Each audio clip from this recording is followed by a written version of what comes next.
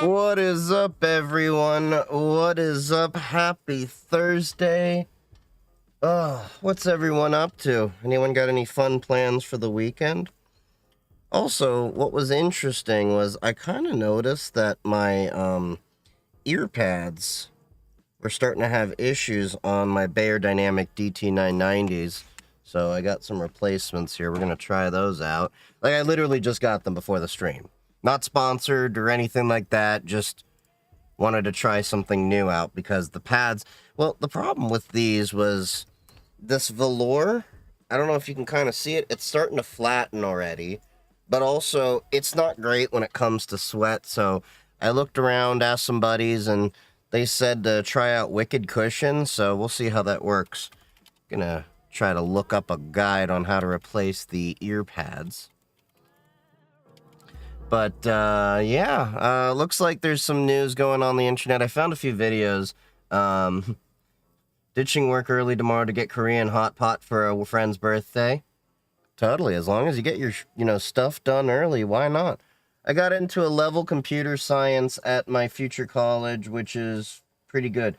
What do you mean a level computer science? I'm not following what you mean by that. Maybe it's something specific to your region or that. I'm just not familiar with that terminology. Bayer Dynamic DT990. Okay, so I guess we'll just pull up a video here. They have like a shorter video. Like, I feel like I don't need a whole 10-minute video for figuring this out. A-level. Oh. Yeah, I remember my British ex told me about when she had to get her A-levels and all. It was kind of weird for how things are, but I guess it's perspective because we don't do that. I never did the SATs or ACTs or any of that. I'm just trying to look at how to replace my headphones over here. So the Bayer Dynamic DT990s, I love these things. I've had them for a couple of years. I have the 770s as well. The only difference is this is open back. I like open back, and then you have the closed back. But like I said, the cushions are starting to wear out after a couple of years.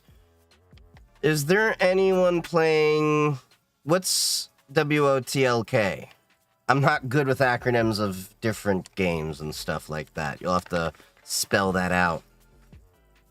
These feel nice. So these are like gel-filled.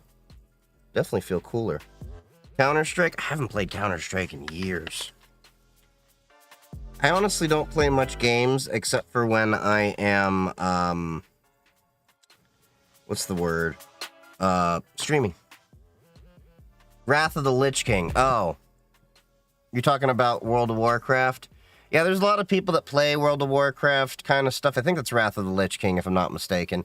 But, I have not really gotten much into, World of Warcraft since I tried that out, like, in high school or something like that. So, yeah. So, let's see.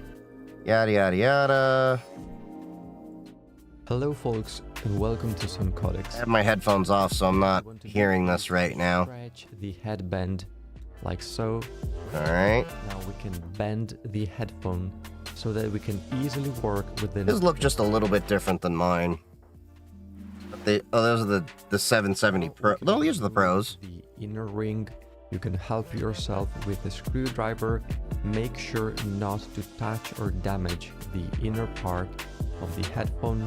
Okay. This foam material. Get on Counter-Strike with me. I don't know. We have Your thoughts on the latest Windows 11 update causing storage drives to corrupt and shortening the lifespan of a drive? A similar Windows 11 update happened last year, now again this year. Put a pin in that for a sec. Let me just replace the pads in my headphones, but we will get to that because that was something I wanted to talk about. Okay. Hold on. Now we can remove the foam material. And with a Hold on, wait, what? What did he do? Make sure not to apply any pressure on that spot. Oh, so he took the ring off. We have the and not ring. so that we can easily work within this area. Now we can remove the inner ring. You can help yourself with a screwdriver. Make sure not to touch or damage the inner part of the headphones under this foam material. Underneath, that's pretty straightforward. the membrane of the headphone, so make sure not to apply any pressure on that spot. Now we can remove the foam material. How's your ham radio test going? Actually, with a brush we can remove some dust or dirt that got so he removes the whole membrane and everything. That's interesting. and the speaker. Now we can place the new foam, and I highly... Oh, he's replacing the entire foam and everything. I should probably do that later, but that's because I might have different acoustic properties. Consider buying only original parts. yeah, buy only original. Yeah. Fairphone got easy to repair headphones and earbuds. Well, yeah, I know about Fairphone, but they're a little bit harder to find in the US. In between those new parts are hard, so you can put your finger in between this fake leather. It is made out of rubber, so that we can soften the edge, and it will be easier for us to place the ear pad, the ear cushion in its position. These are the old ones. Probably should get these, the new ones. Positioning the ear pad, and Oh, okay, it's pretty straightforward. your thumb to keep everything in position. Then, But yeah, my ham radio test, that's fine. I was using GMRS and stuff when I was at DEF CON. That wasn't much of an issue. Okay, yeah, it's more straightforward than I thought. I thought there was going to be some magic trick to it. But it's just as simple as wedge these guys in, get it wrapped around, similar to what I did to my V-Modas a few years ago. Actually, I think my V-Modas may have been a little bit more involved. And that's another thing. I really miss V-Moda. I think they had really great headphones and earbuds, but I think ever since Roland bought them out, they've kind of gone downhill. Just in my personal perspective here. On one hand, I wish they would make these a little bit easier to replace, because you know people are going to be replacing ear pads at some point. But I guess not a lot of people actually do that, because more people are accustomed to throwing their headphones away rather than trying to do the whole right to repair thing. Kind of annoying. But I think once you spend like more than $100 on headphones, you probably should at least try to keep them alive a little bit longer. Should have that. Tweezers should help. They have this like little fake pleather in here. Well, I mean, pleather is fake, so it's kind of a redundant term. But I mean, I've had these headphones since actually longer than 2 years. I think these headphones are going on like closer to 4.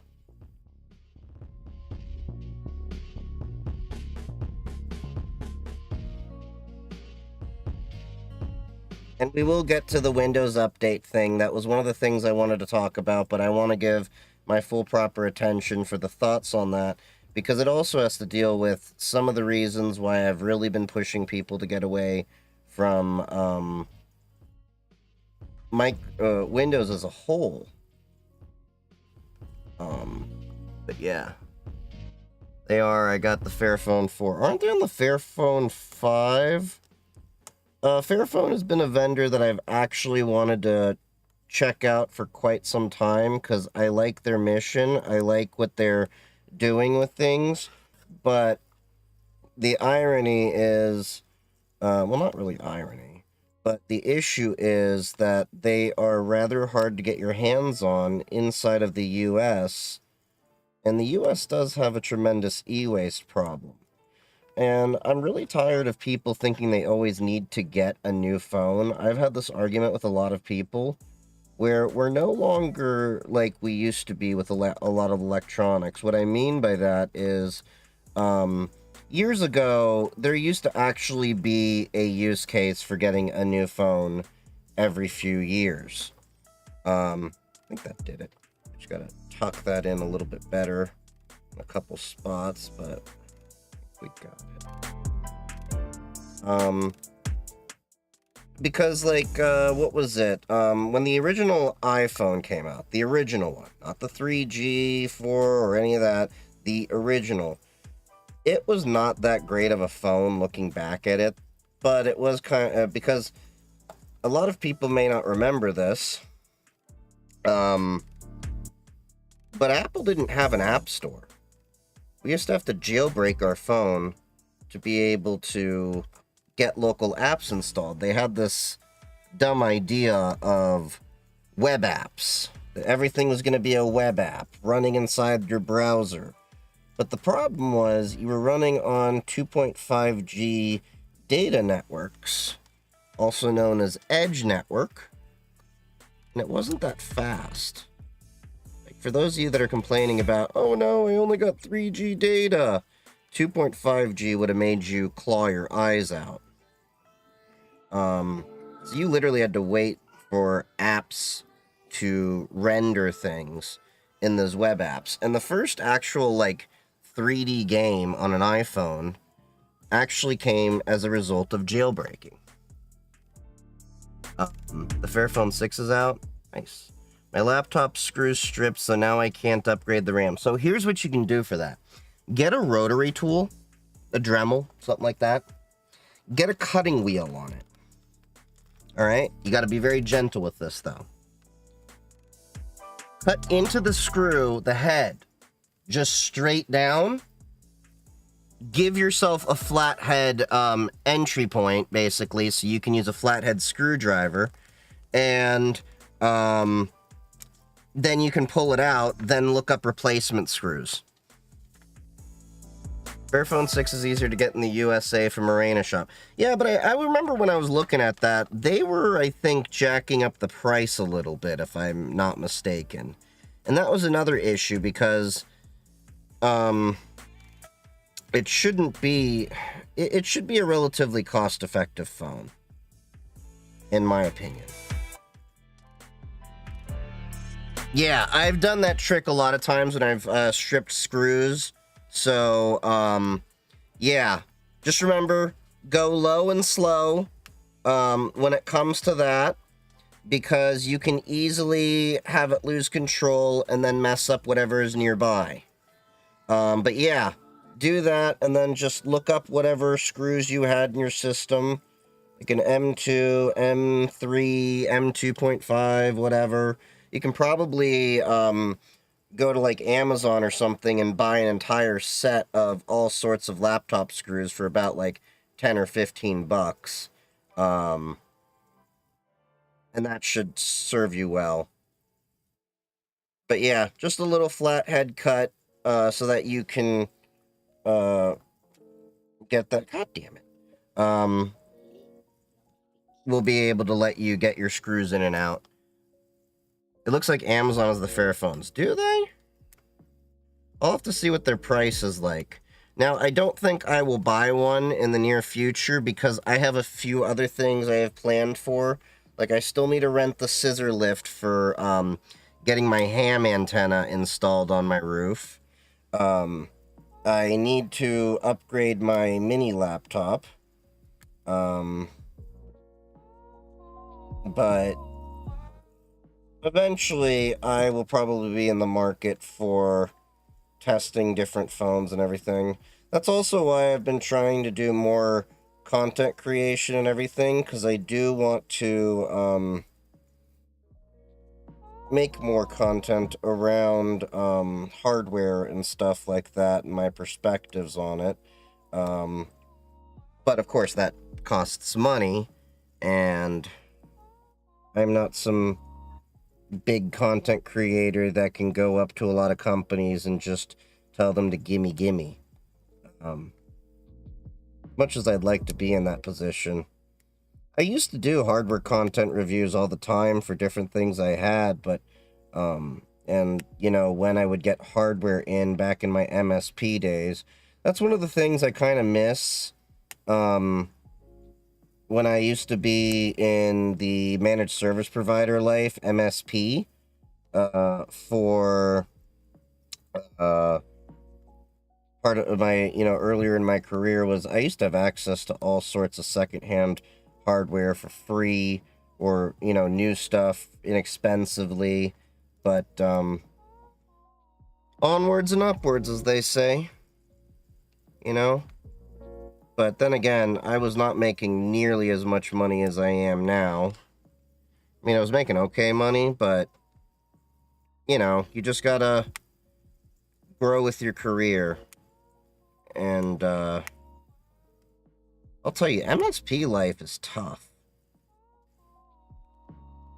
It was pretty stressful because I never could, like, yeah, my job is kind of stressful now, but I at least know every day I'm working on the same environment and different things, whereas in the MSP life, I would probably have, no joke, 10 to 12 different clients with different environments and demands and owners and stakeholders I had to talk to and different priorities, and you had to stay on top of all of that. So it was definitely quite a stressful endeavor in many ways. But it's thanks to that time that I got the most amount of experience that I did. Alright, let's see if we can make sure that's good. Check the other side again.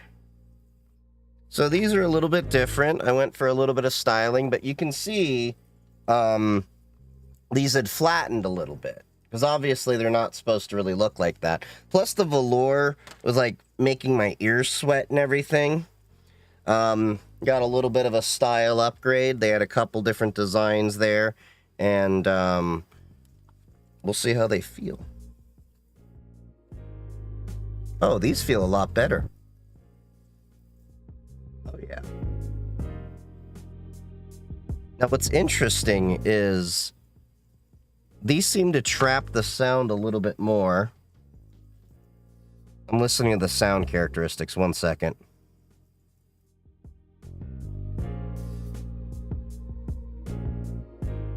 It's more or less the same, but the bass response is slightly different. So let's catch up on the chat now that I got the headphones in. Well, I think part of the reason is it feels like it's sealed a little bit more, but that might have been because these pads were wearing out. Now, these apparently have gel in there to cool it down. We'll see how it feels. Maybe I'll order new stock pads and go from there, but we'll see. Anyway,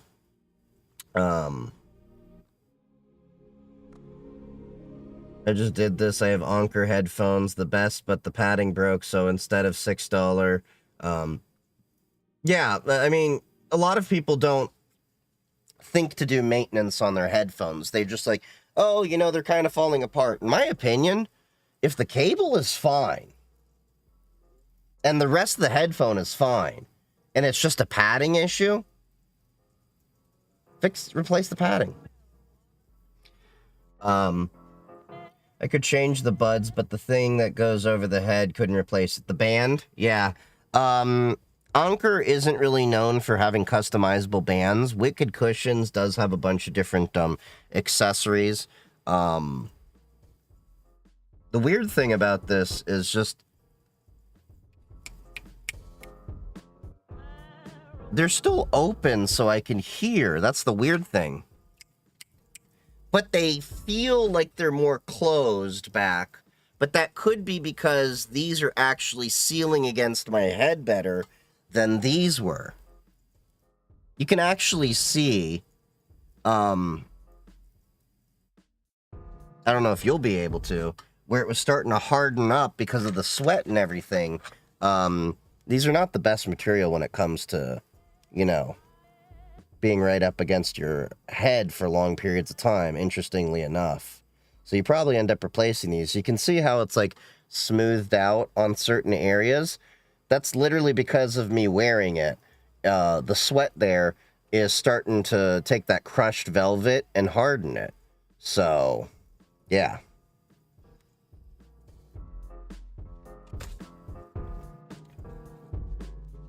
Yeah, these feel a little bit more comfortable.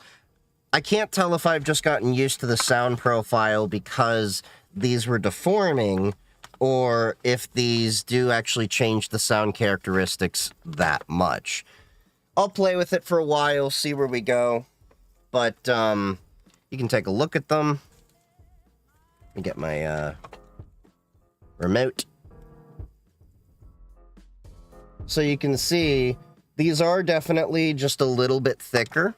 See if I can pull one of these out for comparison.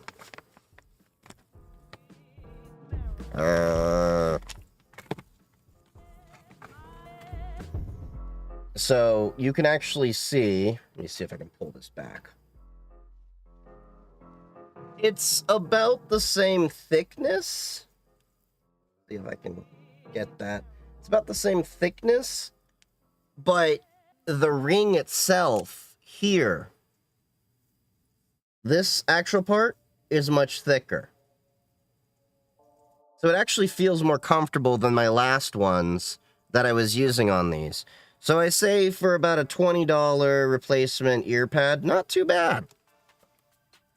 I'll have to try these out a little bit longer, see how I feel about them, but we'll go from there. Where'd you get the material for that? So I got them from Wicked Cushions. Not affiliated. Just look them up. Google Wicked Cushions. I think they got them on Amazon as well. It may have been actually where I bought them. They have all sorts of ones for different headphones. These just happen to be the Beyerdynamic DT770 Pro to 90s. So these will work on your 770s, your 880s, and your 990s. They're all the same, except 770s closed back, 880s semi-closed back, 990s are these. These are open back. I prefer my open back headphones because they give me a greater sound stage.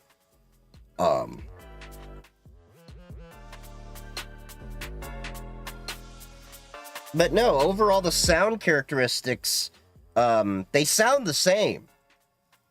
Sometimes earpads will change the characteristics of your headphones because your headphones are designed to respond a certain way. There's little differences I notice, like with the bass response, though. So that's not as much of an issue because when I do editing of videos, I'm using my monitors over here. So I've got JBL monitors and a monitor sub over here to give me reference audio. They're not room shakers, but I have them tuned. I used a sound calibration meter. The head is here somewhere for it. Yeah,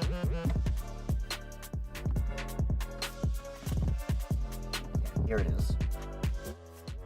So I have a little inexpensive sound calibration meter. So if you ever do a you're tuning your speakers, if you ever notice when you have reference equipment, like on the speakers, you'll have that gain knob on the side, on the back or side. So you don't actually want to turn that all the way up. What you want to do is you want to play pink noise. It's called pink noise. And you're going to want to tune this where you're sitting to position the audio. And basically what you do is you run pink noise, you turn off one speaker, you have that one tuned to the level you want. I think you need to get it to 85, 87 decibels, if I'm not mistaken. I could be wrong on the numbers there. And then you do the same thing on the other speaker. You do the same thing on your subwoofer. But then what you do is you have them all come together, and then they should equal around 90 to 93 decibels. You want it just above there, just below 100. And then from there, that's when it's at unity, and then you can adjust from there. There's some guides and stuff if you ever are interested into that. But let's go back to the question, who was it? So all modern GPU have backdoors? No. CPUs, but not GPUs. Let's go back to the question. So Hans had a question. Thoughts on latest Windows 11 update causing storage drives to corrupt and shortening the lifespan of the drive? A similar Windows 11 update happened last year, now again this year. So I have Windows 11 Enterprise, recently upgraded from Windows 10 Enterprise. I'm not using Home, I'm not using Pro, I am using Enterprise because it is the less bloated version. I don't have Candy Crush or anything pre-installed. That is literally what businesses are buying for volume licenses. I have to use it for the Streambox because of Elgato hardware and everything, and I haven't really spent the time on, what's the words? I haven't really spent the time to figure out getting everything transitioned to Linux, and I know I'm going to have to get new capture cards and everything like that. Anyway, so with the Windows 11 upgrade, and this is why I've been telling people for years, Windows is not the operating system it once was. Microsoft is not doing the in-depth testing they once did. So for those of you that are not aware of what I mean by that, you know how you're talking about, like, oh, I'm on the Windows Insider program, so I can have the unstable version of the operating system with the latest bleeding edge features, which I don't recommend people do on a production system that you actually rely on. Well, Microsoft is using everyone as the guinea pigs, the beta testers, the alpha testers for their software because they don't want to expense the money on the rigorous testing that they once did. So what I mean by that is back in the day, I think they stopped this around Windows 7, maybe 8. I could be mistaken here. Microsoft used to have warehouses of automation tests with computers of all sorts of configurations with different software and hardware loadouts that anytime Microsoft actually released a new update, they would actually do a bunch of testing before it got into production. Microsoft doesn't do that anymore. So as a cost-cutting measure, they sold this whole idea of the Windows Insider program, or whatever they call it, that you basically get the leading edge updates so that they don't have to spend the money on that, but now you are the tester. Because, you know, there's a bunch of schmucks out there that are going to, you know, put, you know, unstable software on the machines that they're actually using daily when it's really meant for people that are trying to test out things and see how it works with their environments and all that. Like a lot of developers have to do this for, you know, their software they're selling, things like that, to make sure there's no hiccups as things come out.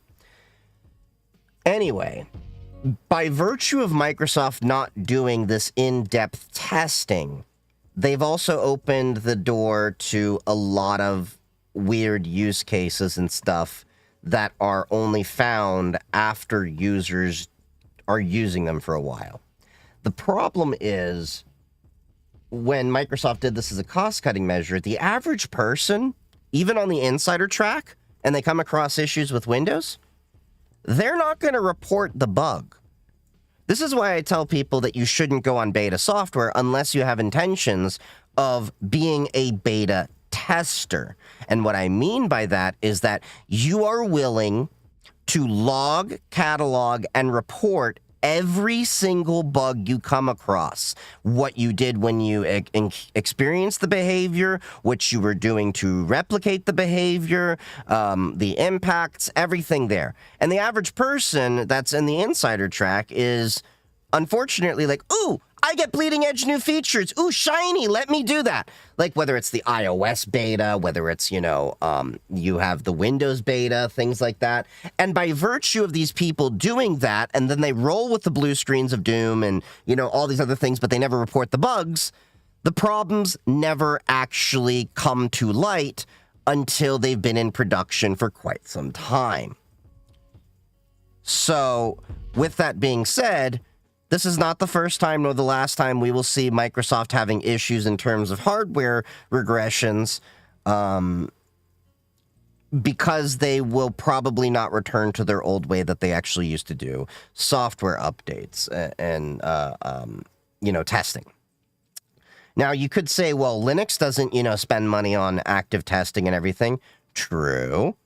But this is an open source thing, and the understanding is that we communally work together. But I will tell you this, from firsthand experience, Linux users on average, and open source people on average, are more willing to contribute bug reports and issues and let know about issues and work through them and see how we can resolve them than non-open source and Linuxy people, because it's actually ingrained into our culture that we are a community. We have to thus work together as a community to establish good software. But by virtue of also, Linux being this open sourcey thing, the kernel at least goes through some rigorous testing. Not all software packages necessarily do, but there are a lot of companies out there that are doing rigorous testing and investing the resources in there. Like Valve puts a lot of money into enhancing the ability to test and upgrade systems. They put a lot of money into Arch, for a lot of their automation paths and things like that, and Proton, all of this, so that they could get it to this mainstream capable system. So, yeah, unfortunately, Microsoft is going to keep having these issues. They're not an open source company, and they don't want to expense the resources that are required to make sure that we can test for these hardware regressions. So, that's the situation. And for those people out there that are like, well, don't install this Windows update or anything, I mean, yeah, you can say that, but the reality is at a certain point, you're going to have to install the updates for compatibility and security reasons. So it's a damned if you do, damned if you don't situation. And Microsoft, unfortunately, isn't going to really improve over time. It's only going to get worse from here. So you may as well start embracing your open source overlords and install Linux and get comfortable with it. And if your argument is going to be, well, I can't play this certain game, well, it's probably because it has a kernel level anti-cheat that is just unethical and you shouldn't be embracing that anyway. So there's thousands of other games you can go enjoy. Now, I do understand the argument of I have to run a business and there's this specific line of business software that I need that doesn't work on Linux. Fair enough. But I will not buy the argument from people that keep saying, well, I have to game. No, you don't. There's thousands of other games you can spend time on. Trust me, I do it on many streams. So anyway, that's the situation when it comes to the Windows 11 SSD situation. Okay, so let's catch up with the chat. I just did this. I have oh yeah, we talked about that. Doing all right, Katie Moore, over on the green site. Where am I from? A state of denial. I remember that on iPhone 2, Sennheiser headset BTW. Sennheisers are nice. I would like to get, there's a Sennheiser headset I would like to get, but it's like several $100s and I can't justify that for headphones. It looks like Amazon has a Fairphones. I'll have to look at that. Thoughts on Debian dropping 32-bit? So, I don't know if I necessarily agree with operating systems going the way of dropping 32-bit support. I understand why they want to do it. We want to get to a point of pure 64-bit goodness, but the problem is there's still a lot of 32-bit applications. For example, Steam. Steam is a 32-bit application on Linux. Now, the games it's installing may be 64-bit because it's just launching those executables and stuff like that. But there's still a lot of legacy stuff that has to be 32-bit. So if anything, I think we should keep the course of the 64-bit operating systems that we have and then keep what we call the IA32 compatibility libraries. Because you're still 64-bit, you just have to install a few libraries to get 32-bit. But yeah, yeah.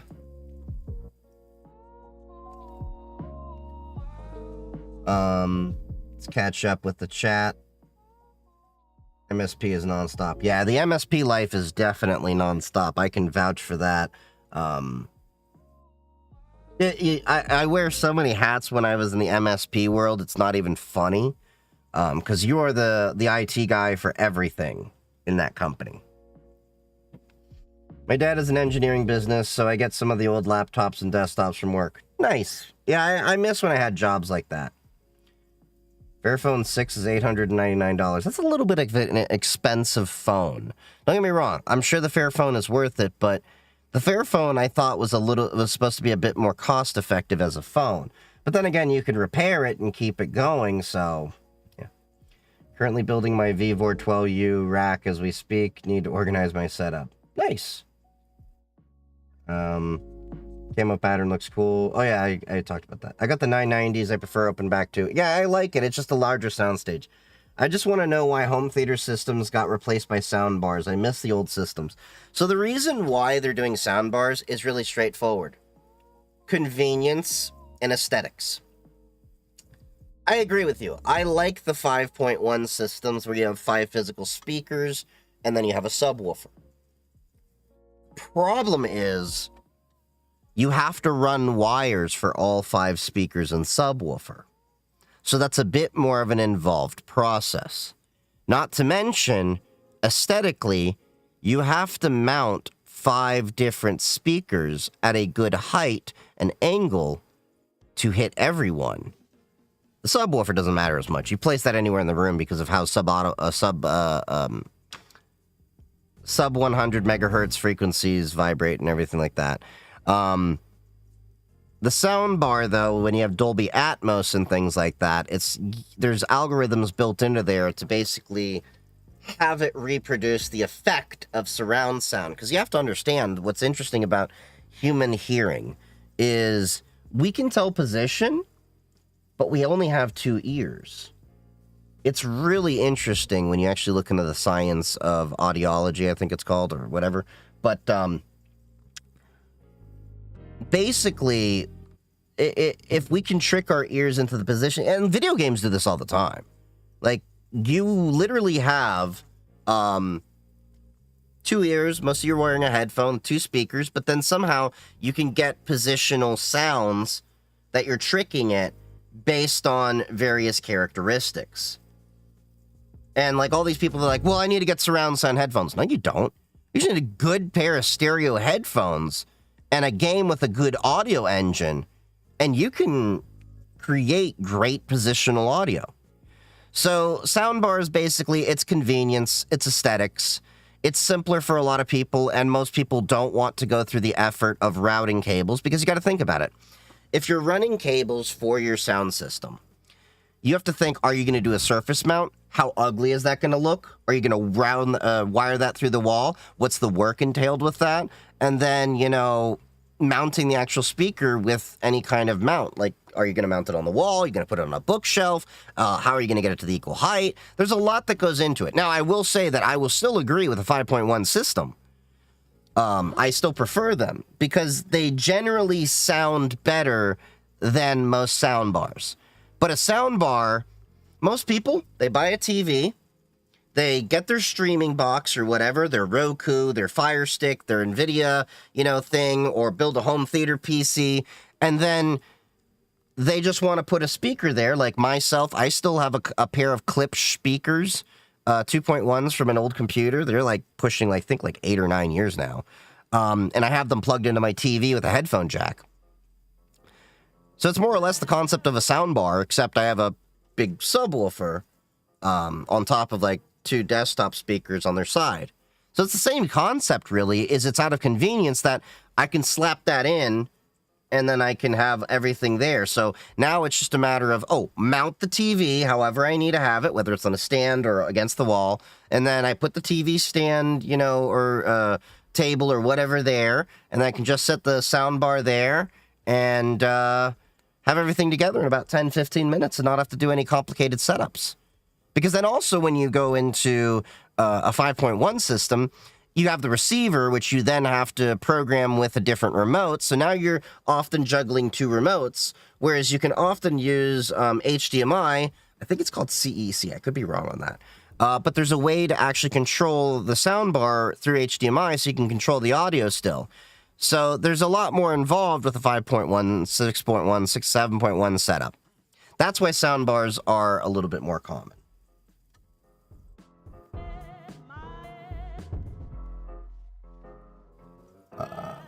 I have the same pattern wicked cushions on my Arctics Pro. Yeah. Boa-Nuote. I don't speak...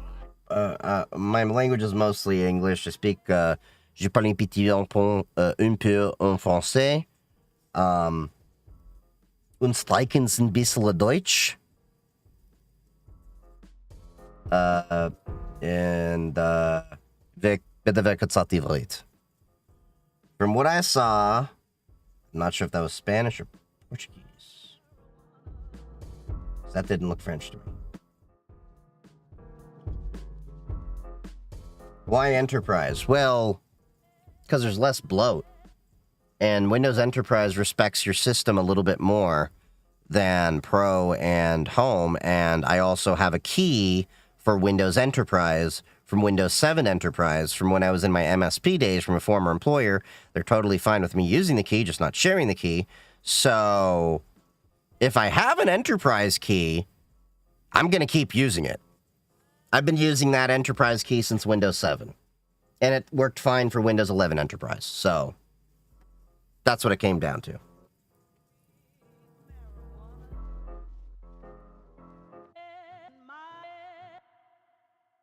I've heard 30% of Windows own code is AI at the moment. I don't know about that. I wouldn't be surprised. I know GitHub is going through some tough times because of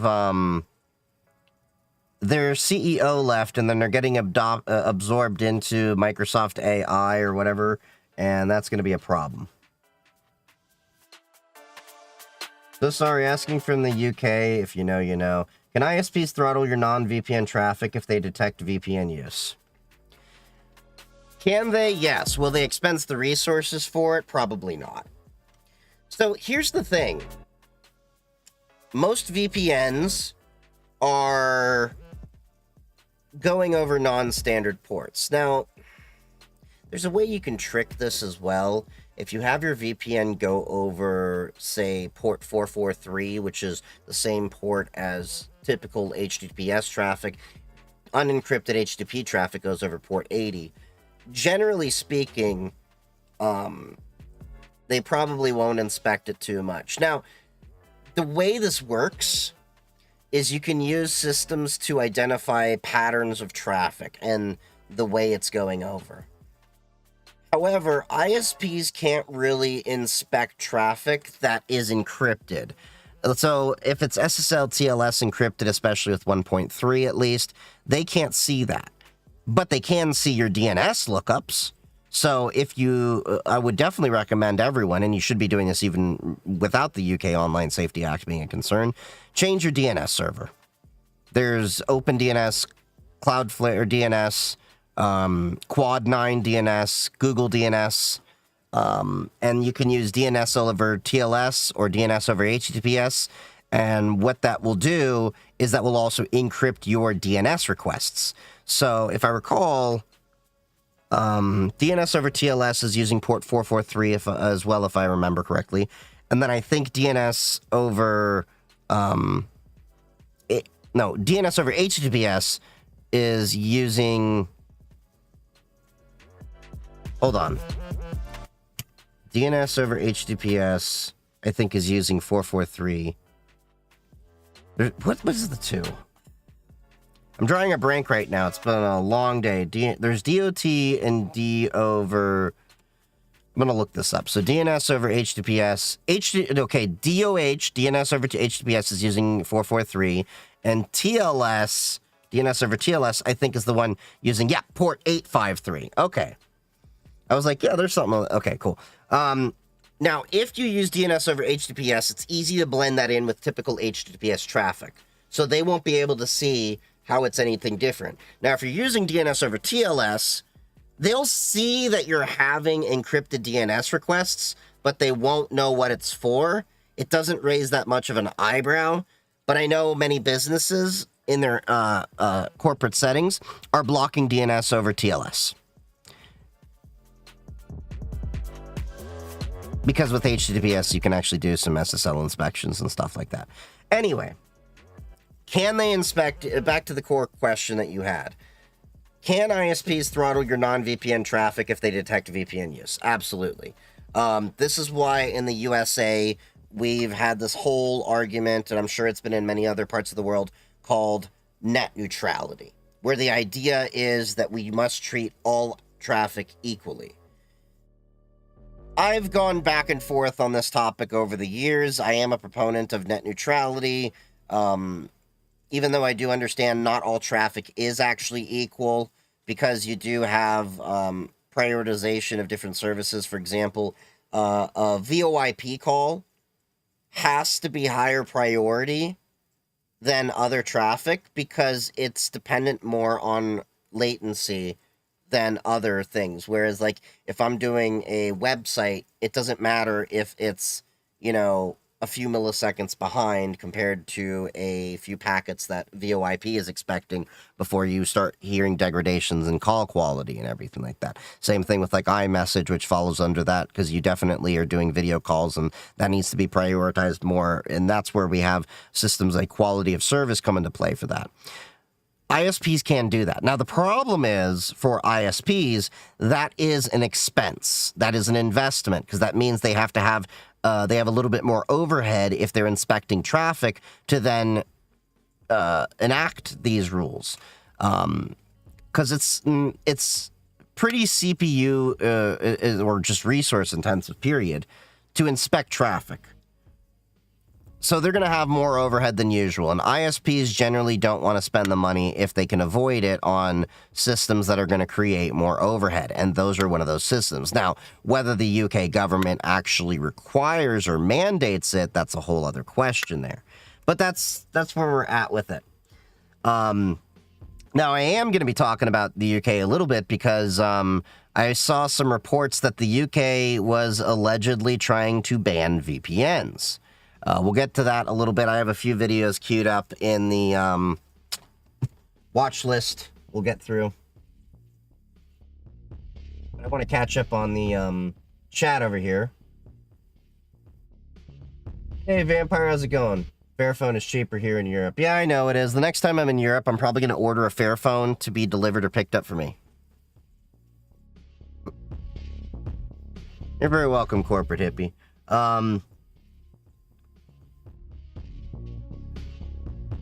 Does titles matter? Like if you're a systems engineer and an MSP offers just an engineer or it really depends on the company, because different companies will call different titles different things.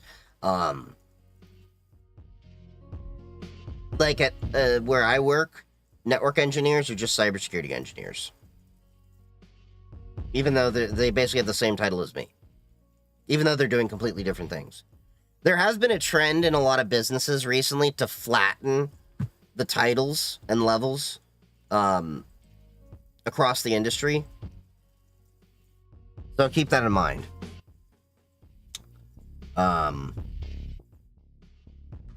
Doing all right, Dassist. Service desk with engineer duties. Yeah, that'll happen quite a bit, especially when you're in an MSP, because in MSP you're wearing multiple hats, you're doing multiple things. I prefer headphones over speakers. I prefer speakers over headphones because I generally don't like things in my head. Honestly, the only time I wear headphones is when I'm needing to use the microphone here. So, calls, like when I'm talking to vendors and reps and all that stuff, I'm using this. Of course, when I'm streaming, that's another reason. Speaker technology is simple. There are even DIY speaker projects. Yeah, speakers are one of the simplest technologies to understand.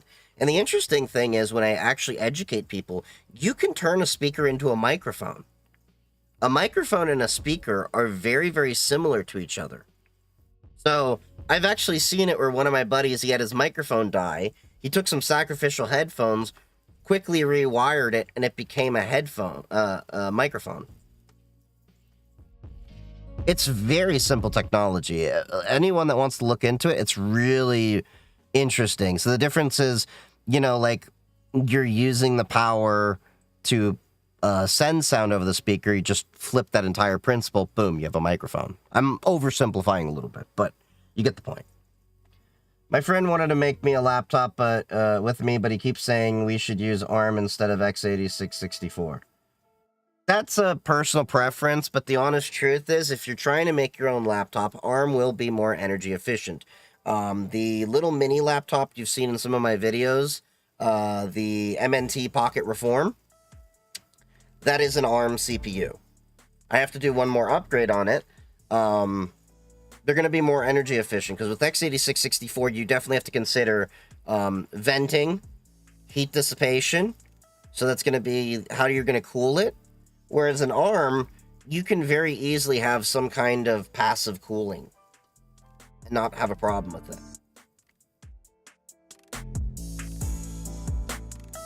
What do you know about radio transmission? I'm a ham radio operator, general class. So middle of the road. I'm not amateur extra, so I know quite a bit. What do you need to know? I'm looking to get into Linux coming from Windows, and I've seen lots of distros. What do you recommend? I recommend you find the one that works for your workflow. So here's the honest truth I will tell you. My recommendations and my preferences may not be your recommendations and your preferences. You go to different Linux people, they all tell you different things. People are so used to companies telling you what you want to experience, whether it's, Microsoft Windows, Apple with Mac, and you are just expected to conform to the experience they give you. Try a few. I'll give you a few names to go out and try, but play with them for a while, see which one jives with you. I personally like Pop! OS from System 76. You see it on my daily driver computers. I like it. I recommend it the most. I think it's got a great amount of polish. It's good for advanced as well as beginner users. And I like the fact that they have NVIDIA prepackaged and they do a lot of testing. There's also a lot of people recommend Linux Mint. The only reason I generally don't recommend a lot to it is it's definitely catering more towards the people coming from Windows to try out Linux. And there's nothing wrong with that per se. The issue is you should really go out there, experiment, and tinker to see what workflow is better, because mirroring the Windows user interface and experience is not a good idea, because I don't think people realize just how horrible the user interface and experience is from Windows. You're just used to it. I'm just going to be honest with you. Of course, you've got people that are going to recommend Debians. Don't touch Arch or Gentoo. Some people will steer you that way, especially if you're new. Trust me on that. And there's a joke about how do you know if someone's an Arch user? Don't worry, they'll tell you. Arch users are basically the CrossFit vegans of the Linux world. I know the Arch users are going to pipe up saying, I use Arch, and I also touch grass. I say that with love. See, I knew it. Stabby said it.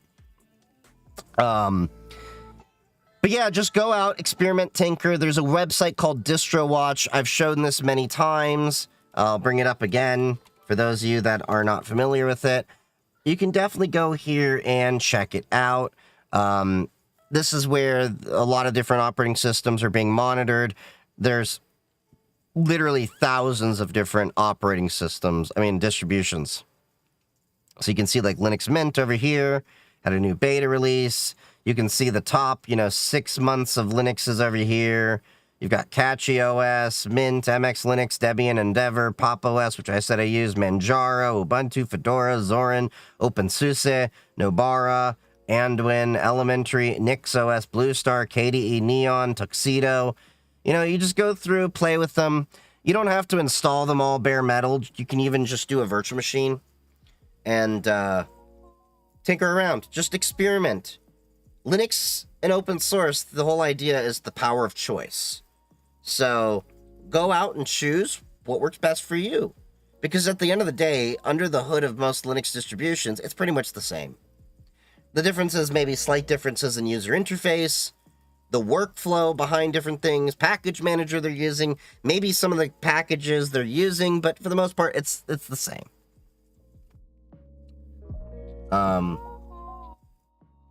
I think it's entirely stupid to use ARM CPUs when most things don't work with ARM.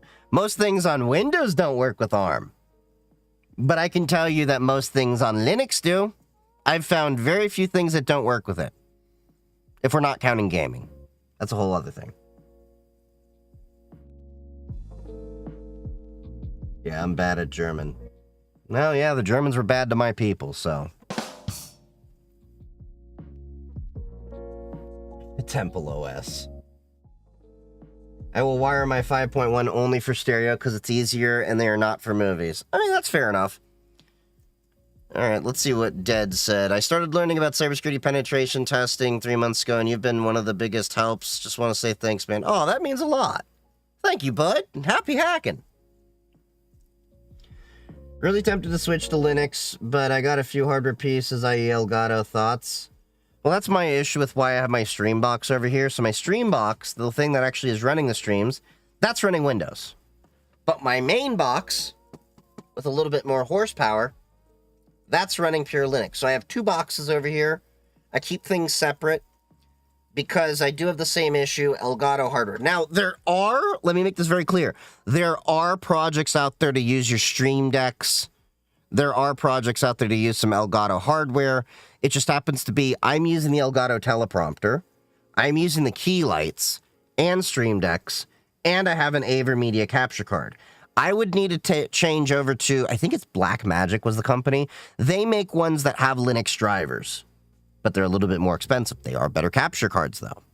Eventually, I'll want to upgrade to them, but not before I upgrade to at least an NVIDIA 5050 on this boy over here, because I want to get AV1 encoding with my NVENC encoders.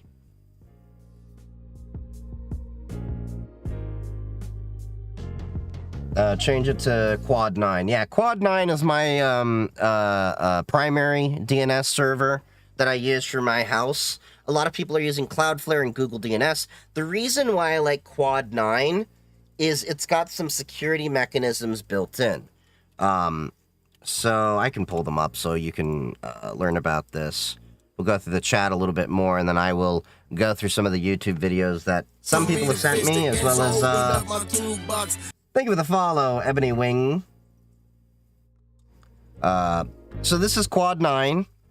They call it Quad 9 over here because, well, it's Quad 9. And then there's your secondary address there. And there's it in IPv6. They do support DNS over TLS and DNS over HTTPS. My pfSense is set up for DNS over TLS.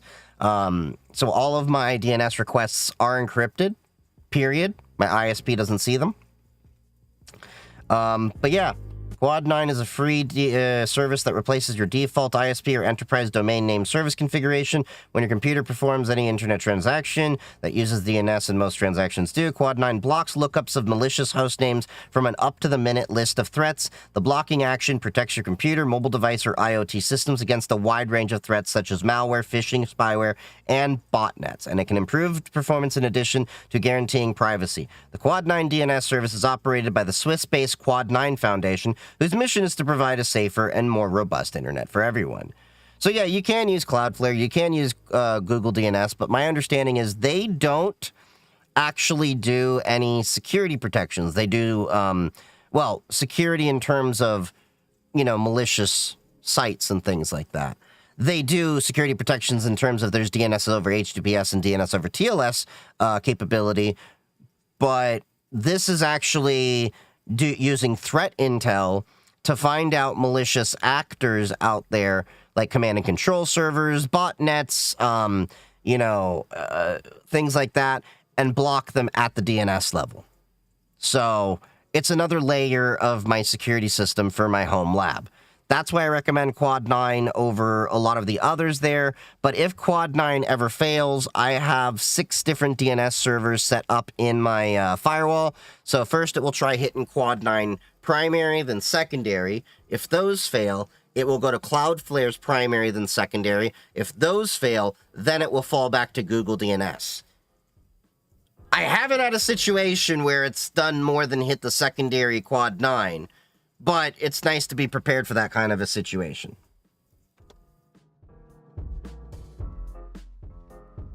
I like your funny word, Magic Man. Made a Pine-Ass with Open Media Vault today. Kind of slow, but good for essential file backups. Well, yeah.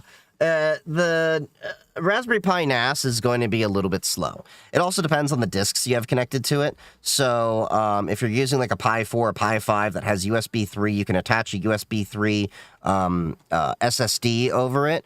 But even then, you'll probably want to get... you can get something like... I know the Raspberry Pi also has the ability to use PCI Express cards, but this is a Rock Pro 64, and you'll notice one thing when I zoom in on this. That's a PCI Express X4 header in here. And what you can do with that... Oh, the other thing it also has... It has eMMC over there. This one does not have eMMC plugged in, so you see that little header over there? That's eMMC. Let me see if my other one here has it, though.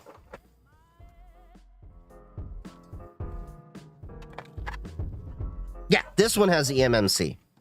So eMMC is essentially, if I remember correctly, SATA level speed. So that little chip right there, that's, I think, a 16 or 32 gigabyte eMMC there. That's what the operating system is booting on. Then what I have it doing, it's kind of hard to see with the sliver there. There's a PCI Express X4 riser with an M.2 in there. So you can then have PCI Express native speeds on an SSD. And this was one of my old Monero nodes. These boards still work plenty fine.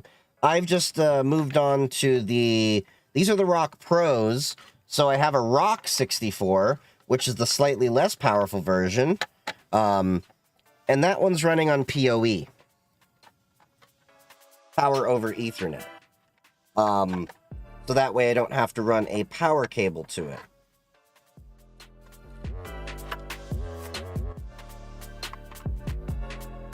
So a lot of the times when you're saying it's slow, it's not necessarily a CPU limitation, but a I/O latency or bandwidth limitation there. All right, moving on to chat. Where'd you come from, buddy? Hey, down, Popper. Hey, down, Popper. Hey, down, Popper. Hey, down, Popper.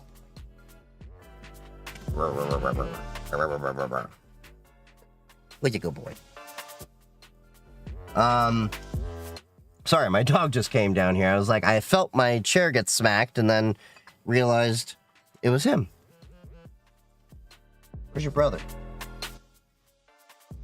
Is he being an old fart? Is he being an old fart of a dog?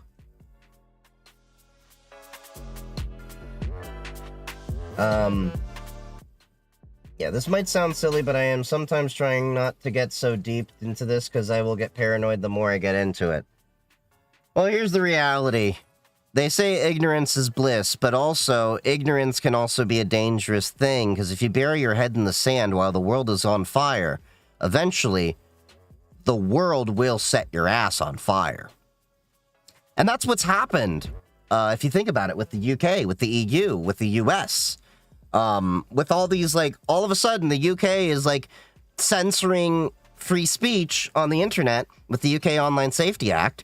The Karens over at Collective Shout are censoring video games and getting payment processors to remove them.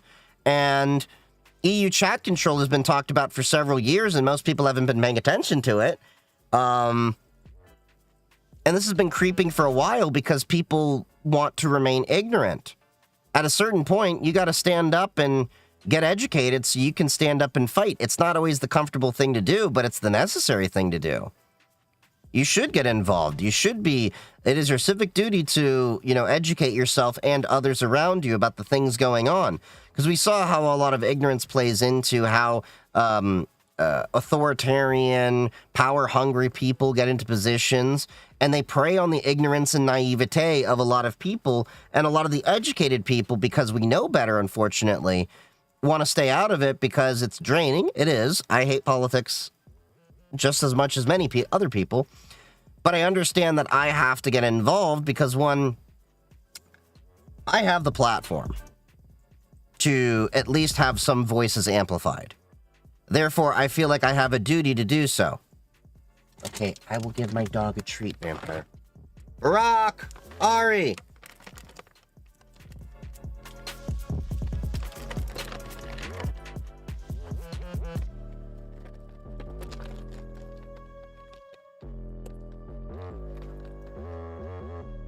Chev.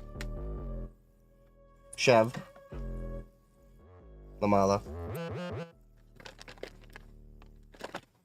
Chev. Chev. Lamala. Good boy.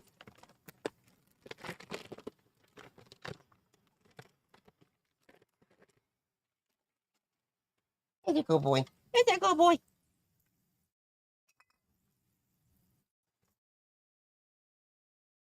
Did I name my dog Kamala? No, I did not.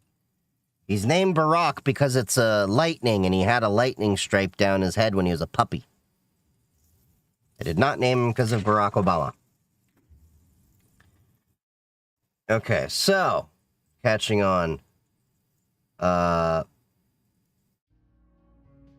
Grab some KFC smokes and watch some HBO. See, I know the letters too. Serious matter, what's up? All I know is if the regressives are trying to kill it, it can't all be bad. All bad. I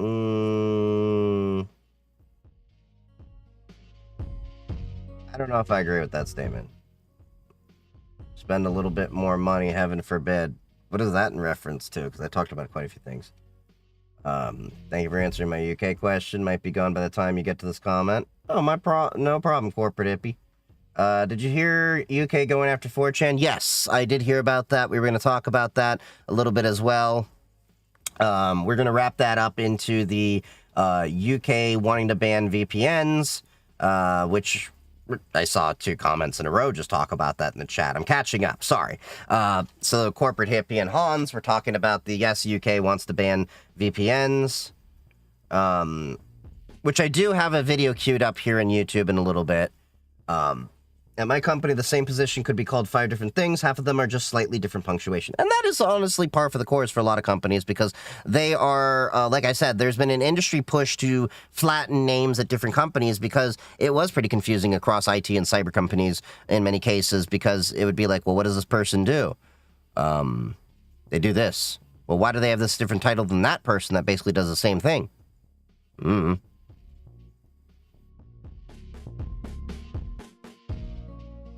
But can they ban it if I pay someone in the Netherlands to build me a server and make a program? Well, I don't know what you mean by that, Cog Tech. You're going to have to flesh out that question a little bit more, like make a program for what? Stuff I think. Why is ARM so much more efficient? So, primarily what it has to do, and I'm going to speak at this as at a high level, because this can get very in the weeds with nuance, and I'd have to look into some other things to get into it. But the high level is you have 2 competing ideologies of central processing units, CPUs. You have what's called CISC and RISC. CISC is, I believe it stands for, thank you for the follow, Sambo. CISC is like an Intel AMD VIA CPU with x86, which, if I remember correctly, stands for Complete Instruction Set computing. Hold on. Let me make sure. That didn't sound right. Complete instruction set computer. Complex instruction set computer. Okay, so it wasn't complete, it was complex. My bad. Okay. So complex instruction set computer.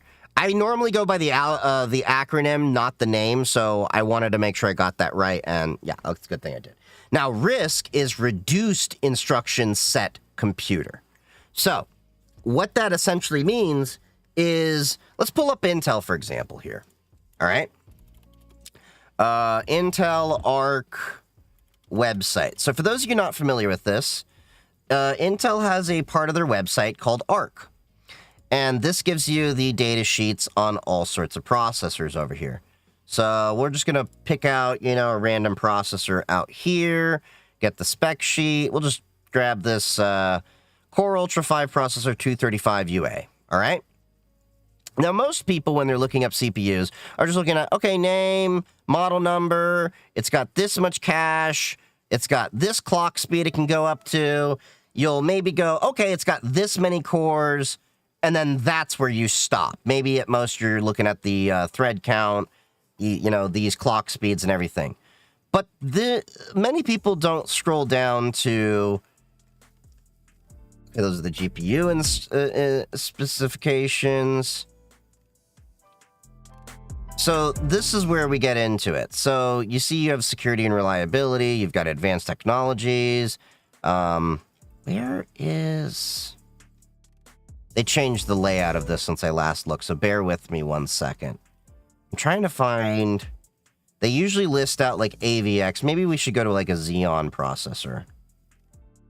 Might be a better... processors. Let's pull a Xeon.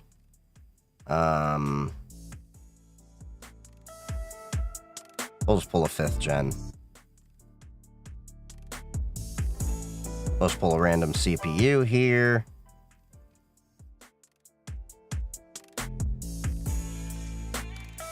Okay, so here we go. Instruction set extensions. This is what I was looking for. Maybe it was on the other page and I was just blind. Okay, so you see how it says like Intel AMX, Intel SSE 4.2, AVX, AVX2, AVX 512. What that essentially is these are instruction sets. These are things that developers can call upon to put into their code and there's certain optimizations, things like that. Again, going at a high level, we're not going to get too deep into this. And these are built into the CPU at a physical level. Okay? So all these instruction sets are built in.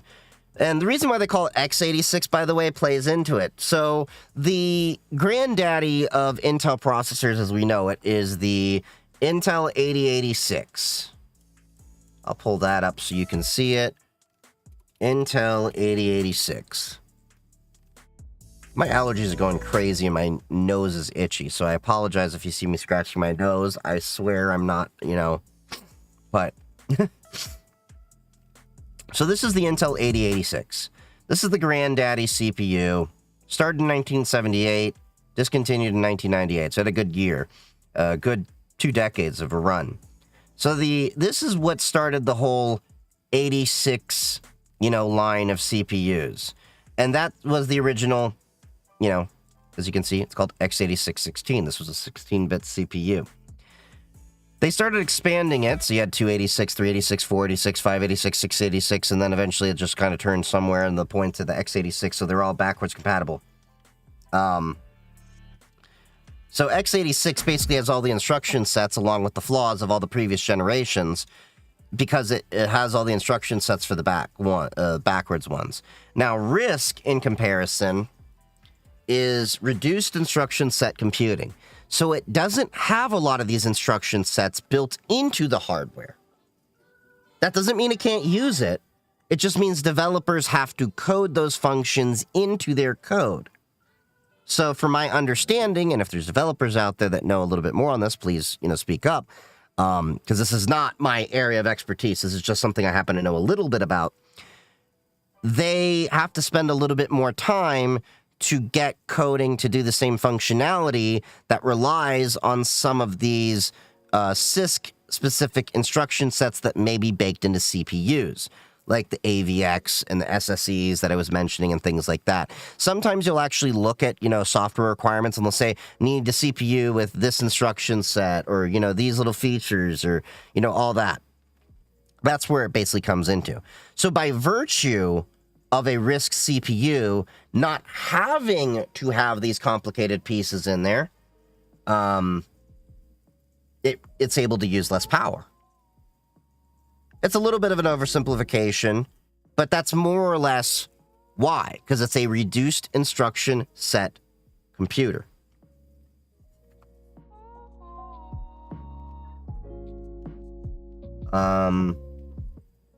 Let's catch up.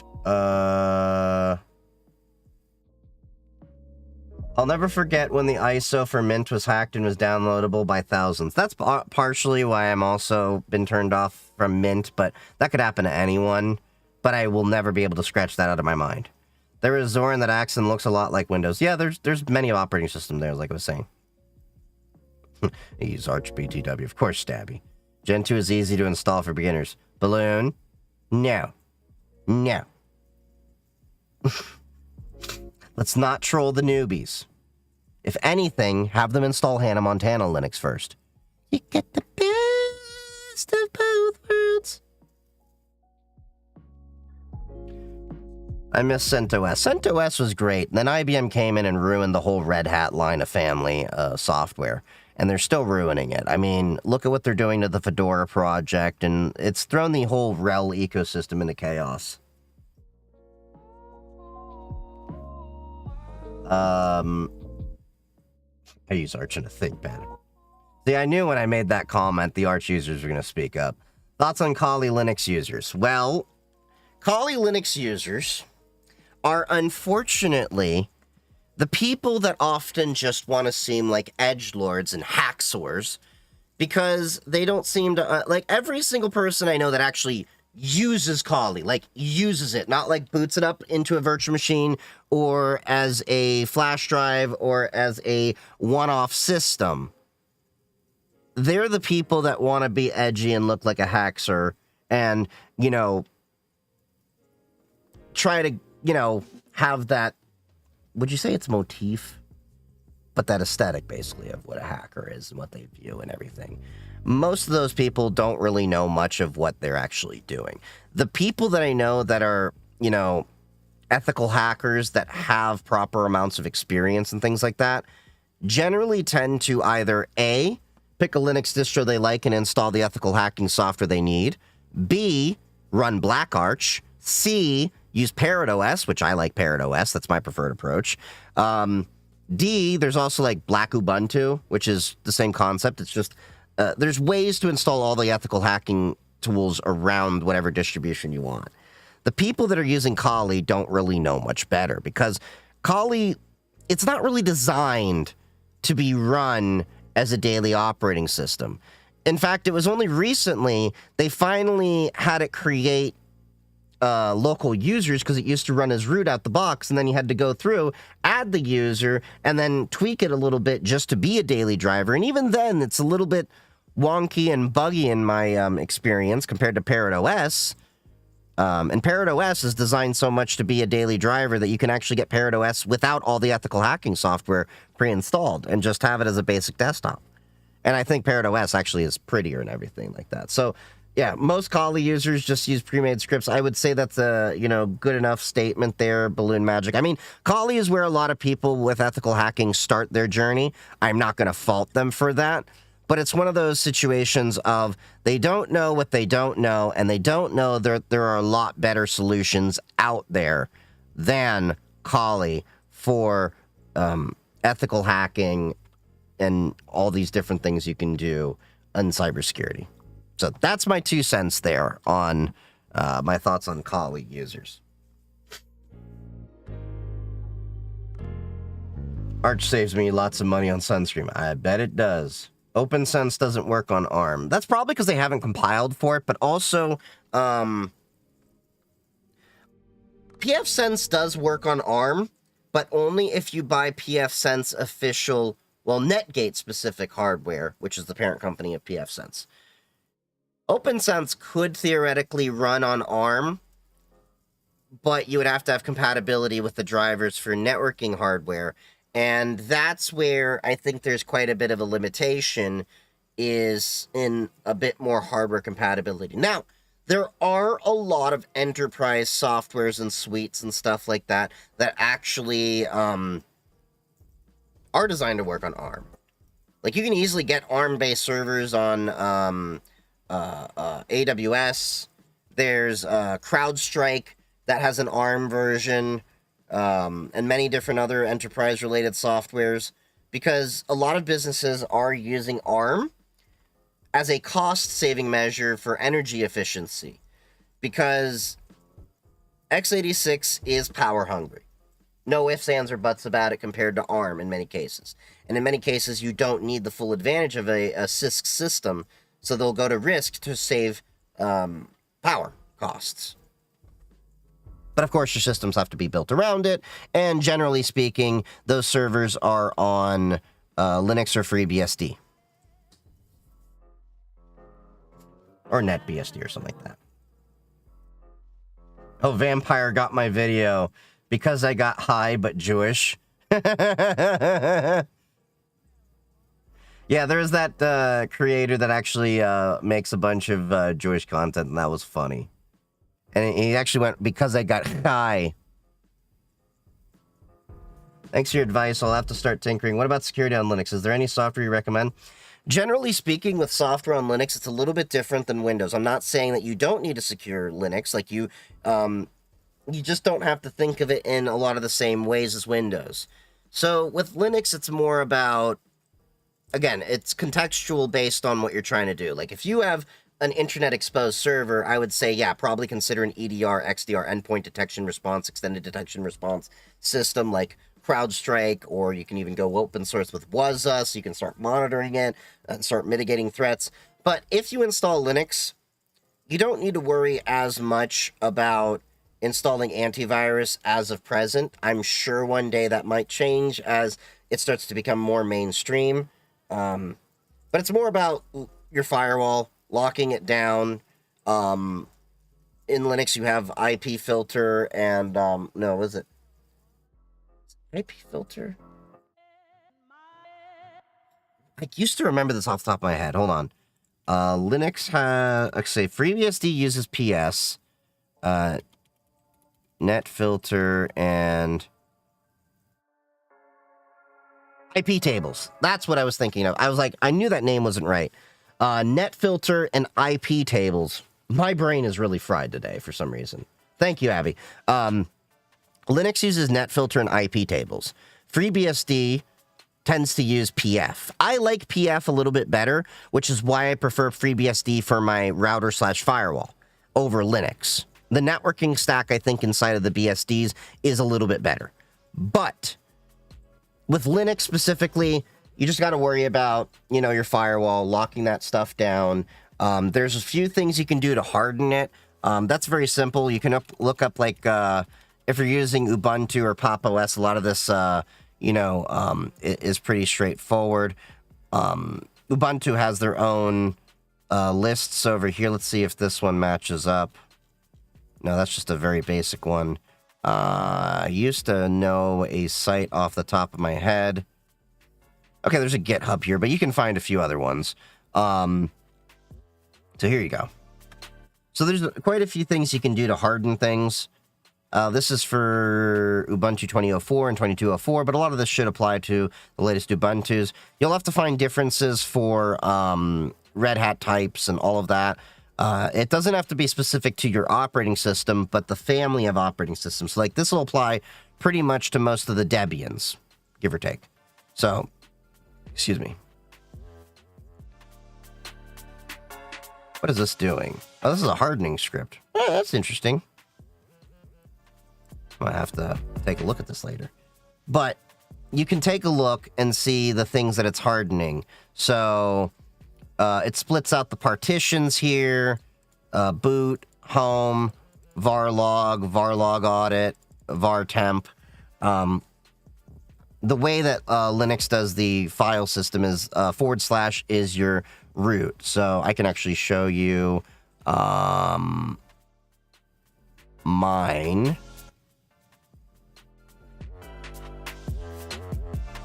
Hold on. Here we go. So you can see this is / this is the top level. So it's a little bit different than, like, people will be like, oh, so this is your C drive. No, it's a little bit different how it's structured. So / is the root, top level of everything.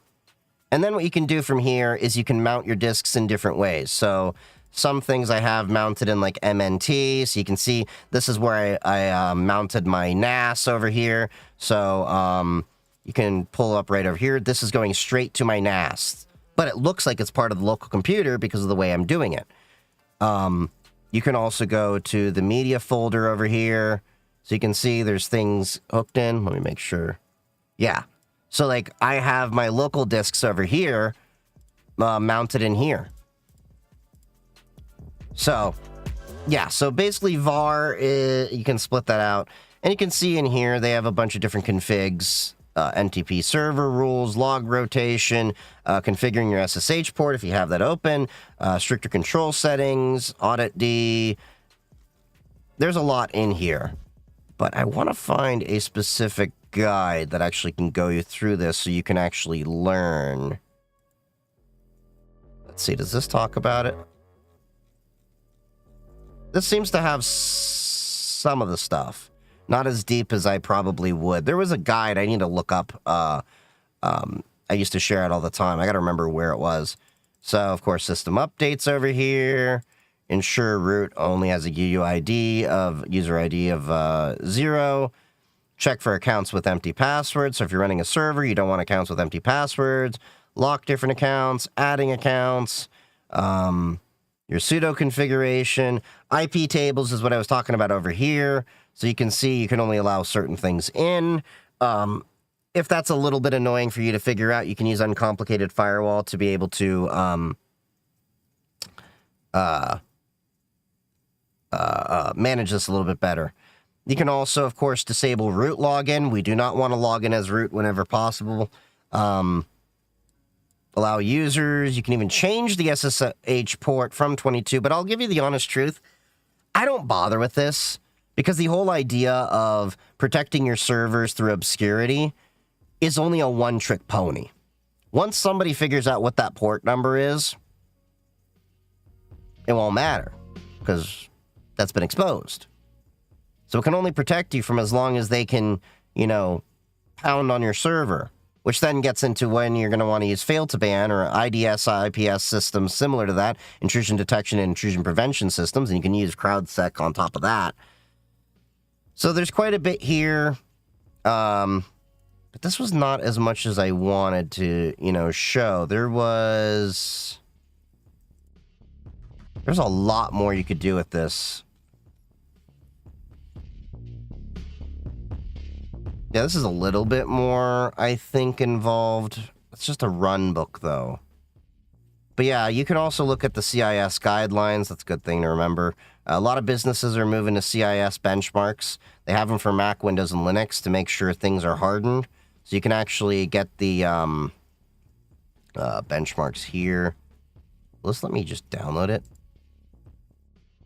Oh, you're going to make me sign up? Well, screw you. I don't want to do that. But you can get these. I know at work we're doing the whole CIS benchmark push too.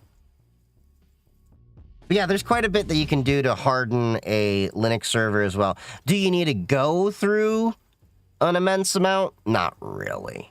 It really depends on the standards you're trying to go for. Okay, I think... Yeah, this is a little bit more of what I wanted to see. Okay, cool. So you can actually see, and you'll want to read up on this. Okay, cool.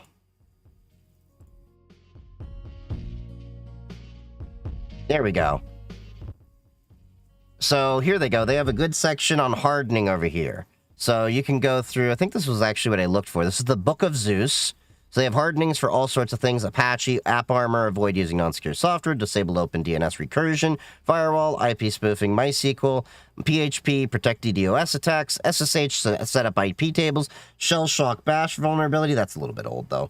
Syscontrol conf. So the system control will allow you to do quite a few things. So we can see don't allow IP packet forwarding, IP spoofing protection.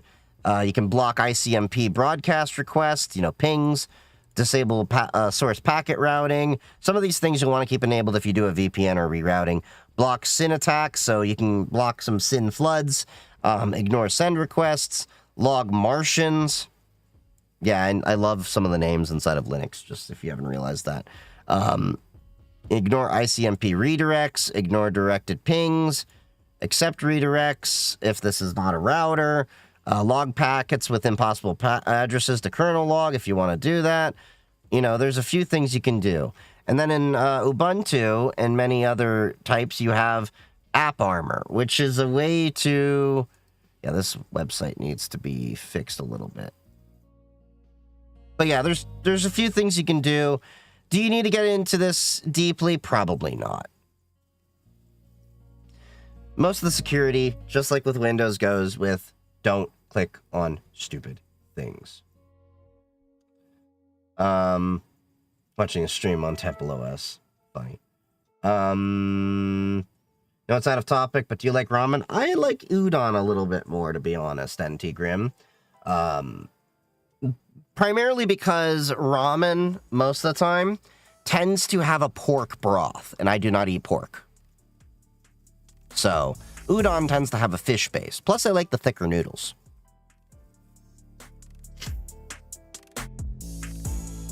What do you think of the Windows bug that apparently breaking SSDs? Talked about that a little bit earlier, Alchemist Rose. So basically it came down to Microsoft is not doing the intense amounts of testing they used to do with warehouses full of computers running automated tests and hardware configurations and all that, which is why you're going to see more and more of these problems, because Microsoft is not expensing the amount of resources they once did and should have to make sure these systems are as stable as possible. Your thoughts on the NVIDIA SBC ARM mini PCs? The ones, the NVIDIA Jetsons and stuff like that, I think they're great. I want to get my hands on some, because I think it'd be really cool to, like, run Olama and stuff locally on these little guys. But they're kind of hard to get your hands on, because they're such in demand.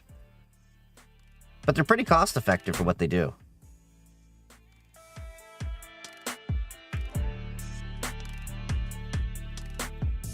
I'm just doing that because somebody told me to hydrate, and it's 91% water. Oh, the big ISP companies. Oh, yeah. Well, yeah. But the thing is, in the UK, there's, from my understanding, not major ISPs with huge amounts of revenue or profit compared to the US. So that's why I don't think they're as likely to do it, but I could be wrong. Fear Chief, they banned the Leaf. Wait, what? Hey, Chief, did you talk to your lawyer after last stream? No, I can't remember what I was supposed to ask him a question about. Thoughts on Electron.js? Don't really use it that much. So I don't really have that much of a opinion. Wait, hold on. Make sure. Oh, Electron. Oh, isn't that the thing that Discord uses to wrap a browser and chat on it? Yeah, that thing. This thing. Okay. I was thinking of something totally different. I was like, wait, that name sounds familiar. So, the problem I have with Electron is, well, you're essentially just running a web browser, if I recall correctly. And while it makes things easy, it makes them kind of bloated. Like, Discord is, I think, a prime example of that, if I'm not mistaken. Yep. Discord. Some of these apps here, they can be kind of big and clunky and all that, but it does allow it to at least be a little bit more portable. Really, Twitch is on Electron. Huh.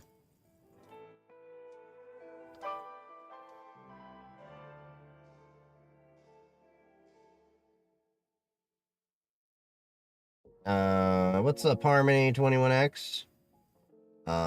What programming language do you recommend one should learn if they want to take CISA Plus? Well, the honest truth is when it comes to cybersecurity, we're not really doing too much in the way of direct programming, unless you're doing, like, some interesting things. You're maybe at most doing scripting, which is a little bit different. The languages I've mostly been using in my career, I heavily do things in Python, but I also do Bash and PowerShell. I'm not as good with PowerShell, though, I will be honest. That's basically what I'm doing almost all of my work with. I haven't really had a need to learn other things, if I were to learn another language, I probably would go between Rust or Go. But my work doesn't really standardize on those, so Python it is.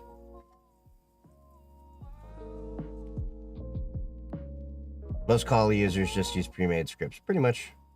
What do you think? What's the best encryption, Lux or Veracrypt? Well, they're attacking two different things. Veracrypt is cross-platform. And Veracrypt can encrypt entire disks, but it's designed to be a more portable form of encryption. Lux can tie into your bootloader a little bit more. Now, I know Veracrypt can technically do that. TrueCrypt, its predecessor, used to do it back in the day when you had Windows XP. I used to have Windows XP with a TrueCrypt encrypted disk. That was interesting. But they're accomplishing two different things. I use both. All of my Linux machines have Lux at minimum. And then I use Veracrypt to have secure containers of things I don't want to have actively open inside my machine, and then I mount them as I need, and then dismount them when I'm done. So they're filling two different purposes. You could use Lux in the same way with a disk and encrypt and decrypt as needed, but yeah. If you recommend another OS, what would it be? Why not Kali? Well, as I talked about, Parrot OS, if you're talking about ethical hacking compared to Kali, Parrot OS is just designed to actually be a daily driver and has a lot more polish. But I generally use Pop OS in my daily stuff. Or Debian.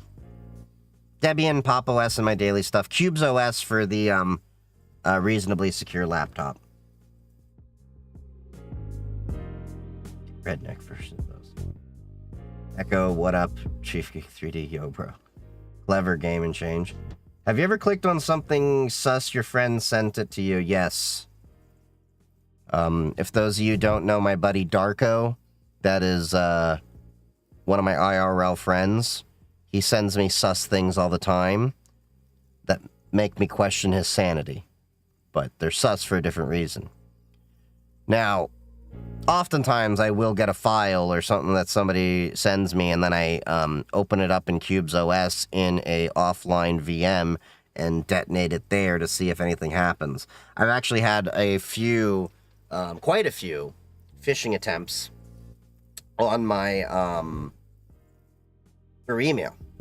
I get fake vendors all the time trying to phish me, and my email system catches a good 90, I want to say like 95, 98% of them, but there's a few that slip in.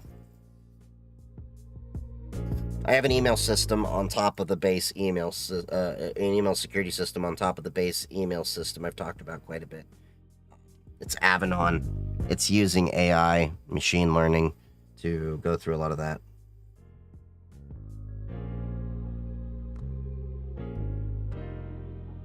Why would you generally use a Kali as a daily driver? Because you don't know any better and you're probably a skid? I'm just being honest. Oh, see, you said only skiddies do that. The real hackers named 4chan use pigeon carriers. Ah! Good old, what is it? RFC 2549, and I want to say 1149?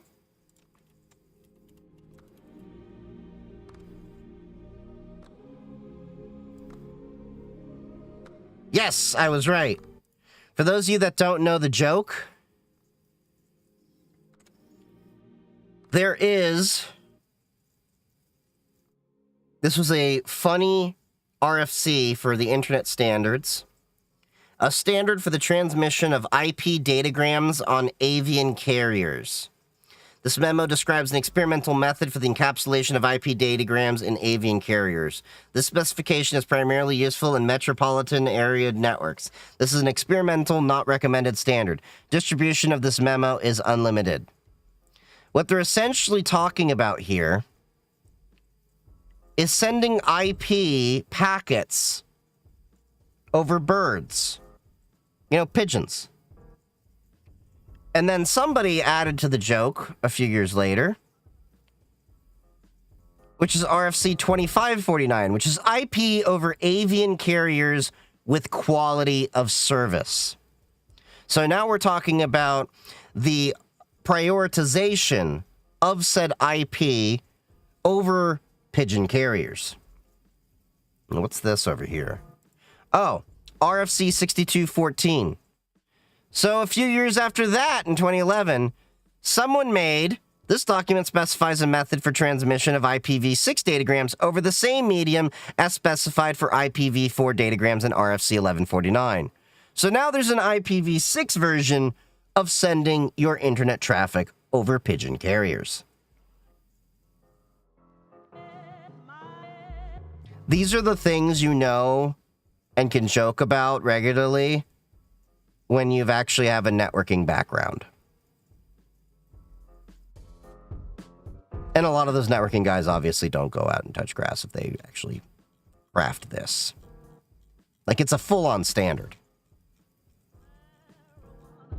Referencing other RFCs and everything like that. What about ClamAV? So ClamAV is an open source antivirus you can install on Linux. But the honest truth is, in my experience, Linux is more vulnerable to what we call rootkit hunters. But of course, there's other ways to attack a system, everything like that, which is why you want to look at intrusion detection and intrusion prevention systems like fail to ban, maybe set up tripwire for a honeypot, things like that. But when it comes to ClamAV, I've primarily installed those on Linux systems to look for Windows exploits, because they're attaching to Windows machines, so like a NAS. A lot of times I'm putting antivirus on a Linux machine. It's to protect the spread of Windows malware and viruses and stuff. That could change at any point in the future, but that's primarily why.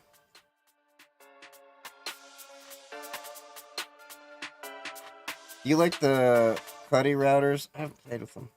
What's your distro? I use Arch BTW. I use Pop! OS myself. Of course, you use Arch.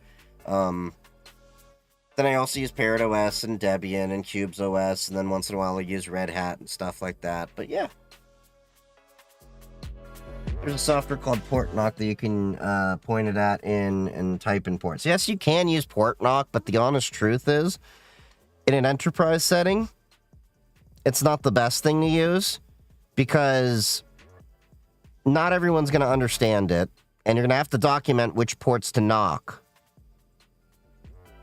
So, in many cases, what you should do instead is have an SSH key with, ED25519 or RSA, and use that for authentication. I'd recommend doing that over port knocking.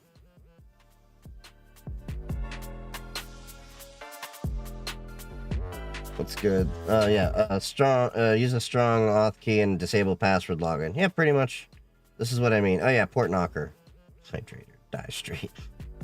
Stream info, gotta bounce. Time to grind some Overwatch with the boys. Have a good stream and a better weekend. Thank you, Hollow Games. That's a Chromia. You got ads for the German military? You met another Arch user IRL on, what was that, CSD, Counter-Strike? Interesting. Did you all touch grass together? All right. So, let's look at my playlist. I had some stuff, videos queued up. All right, I gotta clear out my playlist of a few things. So I had this. I haven't watched any of these videos other than a few seconds, and I'm like, let me wait for these to be on stream. So we have Now the Government is Coming for Your VPNs. The Online Safety Act is already having problems. Collective Shout just tried to frame Madam Savvy for violence. This is probably going to get moved up. That's Cyber Waffle. That may be the same video from Hero Hey. I'm trying to avoid people that are trying to do too much commentary on it, because I don't want to comment on react to a React video. We also have ghosted. New laws fine employers $100K. And this was an interesting one that I saw pop up.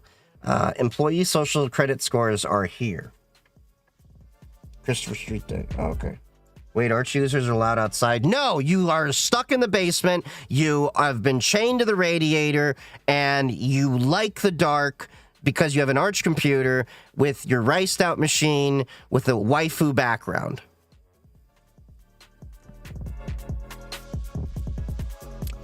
All right. So let's turn off the background music here. No, I wish this was some. All right, so this is Cyber Waffle. Obviously, I haven't subscribed to this guy. This video just came up. It was a few hours ago. Popped up while I was perusing, and I was like, let's make this a thing that we actually watch together. All right, so y'all got audio, right? Make sure, hold on. No, I wish this. Okay, so you got audio. So, as we know, the UK Online Safety Act has been an atrocious idea written by people that definitely don't understand how the internet is operating or functions, from politicians that probably even today believe the internet is a series of tubes. So it's been causing a lot of problems, and a lot of people have found an easy way around the UK Online Safety Act, just like many people in the States have figured out with the, what is it, about 18 states that are now blocking adult content sites of just use a VPN. So, VPN or Tor. So I've been hearing that the UK is actually wanting to ban VPNs. I've heard it a little wishy-washy, like, no, they're not. They thought about it, all that. Yeah, it popped up when he was on the can. Look, I wasn't trying to be that obvious about it, but... Okay.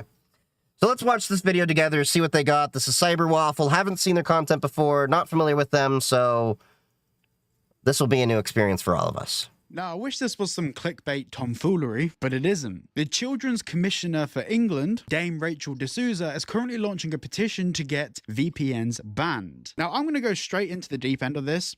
What's actually happening here is straight up corruption, and, well, let's just dive into it. Brits call for VPN ban for minors to curb the Online Safety Act loopholes. That's the title of this article, which, by the way, isn't correct at all, but we will get to that. A majority of Britons believe that children under the age of 18 should be banned from using virtual private networks, VPNs, following a recent surge, a survey has found. Research from YouGov found that 55% of the public supports a ban for minors, while only 20% think that they should be allowed to use them.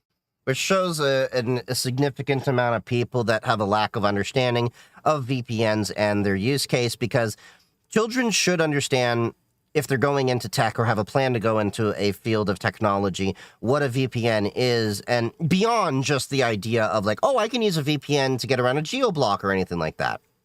They're used by corporate networks and everything like that. So my job actually uses a VPN. Well, it's technically zero trust network access, but it's like a VPN with extra steps. We'll get into that another time with app segments and how it's doing conditional access reinforcements. ZTNA is a little bit better of a more secure approach, but I digress. But there's just so many ways they can get around this, and how are they really going to go around blocking VPNs? Because there's so many ways to mask that you're using a VPN in the first place. This comes as the UK's online safety blah, blah, blah. You know about the Online Safety Act, and if you don't, Jesus Christ, get back on the internet. The Children's Commissioner for England, Dame Rachel D'Souza, has called on the government to close the most obvious loophole in the new regime. Yep. Definitely sounds authoritarian when you say the word regime, which they are being authoritarian about. That feels about right. Urging ministers to compel VPN providers to implement highly effective age assurance to prevent children from accessing naughty content on the internet. Now, the problem with this is most VPN providers don't collect that much PII. Well, at least the ones that I deal with, the reputable ones. Like Proton doesn't. Proton at most will collect your payment information, and then beyond that, doesn't care. You can pay them in Bitcoin. Never give any PII. Molvad, another one that I recommend, and I am affiliated with Proton VPN, just getting that out of the way, transparency, all of that. And of course, you can use their services, and I recommend them if you want to support the channel. But Molvad, I am not affiliated with. I still recommend them.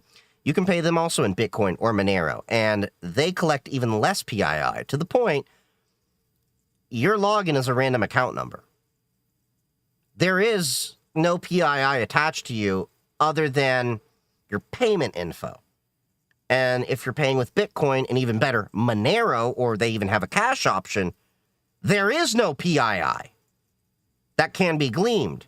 Now, Bitcoin is pseudo-anonymous, so if your Bitcoin address happens to be leaked and tied to you in another way, then they can actually trace that, you paid MOLVAD. That's a whole other thing. But I just want to get that out there. Quickly, I want to actually have a look at the YouGov poll. So we can see from the YouGov poll that 55% of people that have done this poll, which is only, by the way, 4,000 people. So when they say Britons want it to be banned, what they mean is a very small sample want it to get banned. Now, this poll... Hold on. What did you say the sample size was? Want it to be banned. Have done this poll, which is only, by the way, 4,000 people.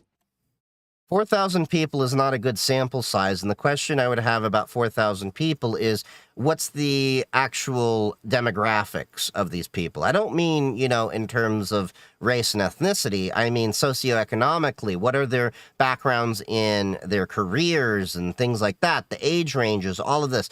A lot of that information can skew the understanding of a VPN and the audience that they're actually surveying. But let's continue on.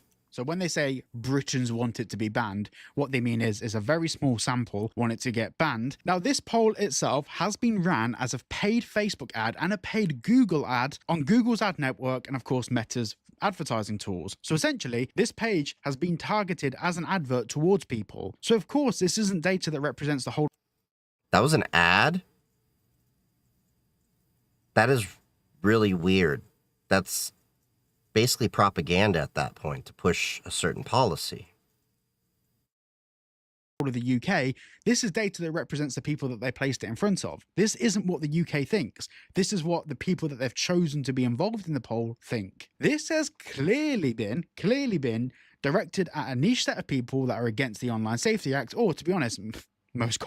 Oh, there you go. Look at these terms they had. Directed... How to protect children online and ban VPNs. So they're targeting based on that. Because I'm going to guarantee you, I will bet a whole Monero coin on it. If you had a survey with actual tech experts, not politicians that claim to be good with tech. I'm talking about my peers, whether they be data analysts, cybersecurity, networking, your MSPs, actual tech professionals. You're going to get overwhelming sentiment that they don't agree with banning VPNs, let alone the UK Online Safety Act. Because I'm going to tell you, I went to DEF CON, 35,000 people there. Everyone I happened to grab an ear for about this, it's a travesty. It's horrible. Can't believe they're doing this. Talking against the idea of the US COSA, EU chat control. There's not a single person I know in cybersecurity that agrees with these policies. We agree with that we need to protect children, but we believe that these are actually going to do more harm than good. So here, I'm going to move over the camera so you can see what he's saying. He's kind of all over the place. I'm going to try to move my camera. But yeah, how to protect children online and ban VPNs.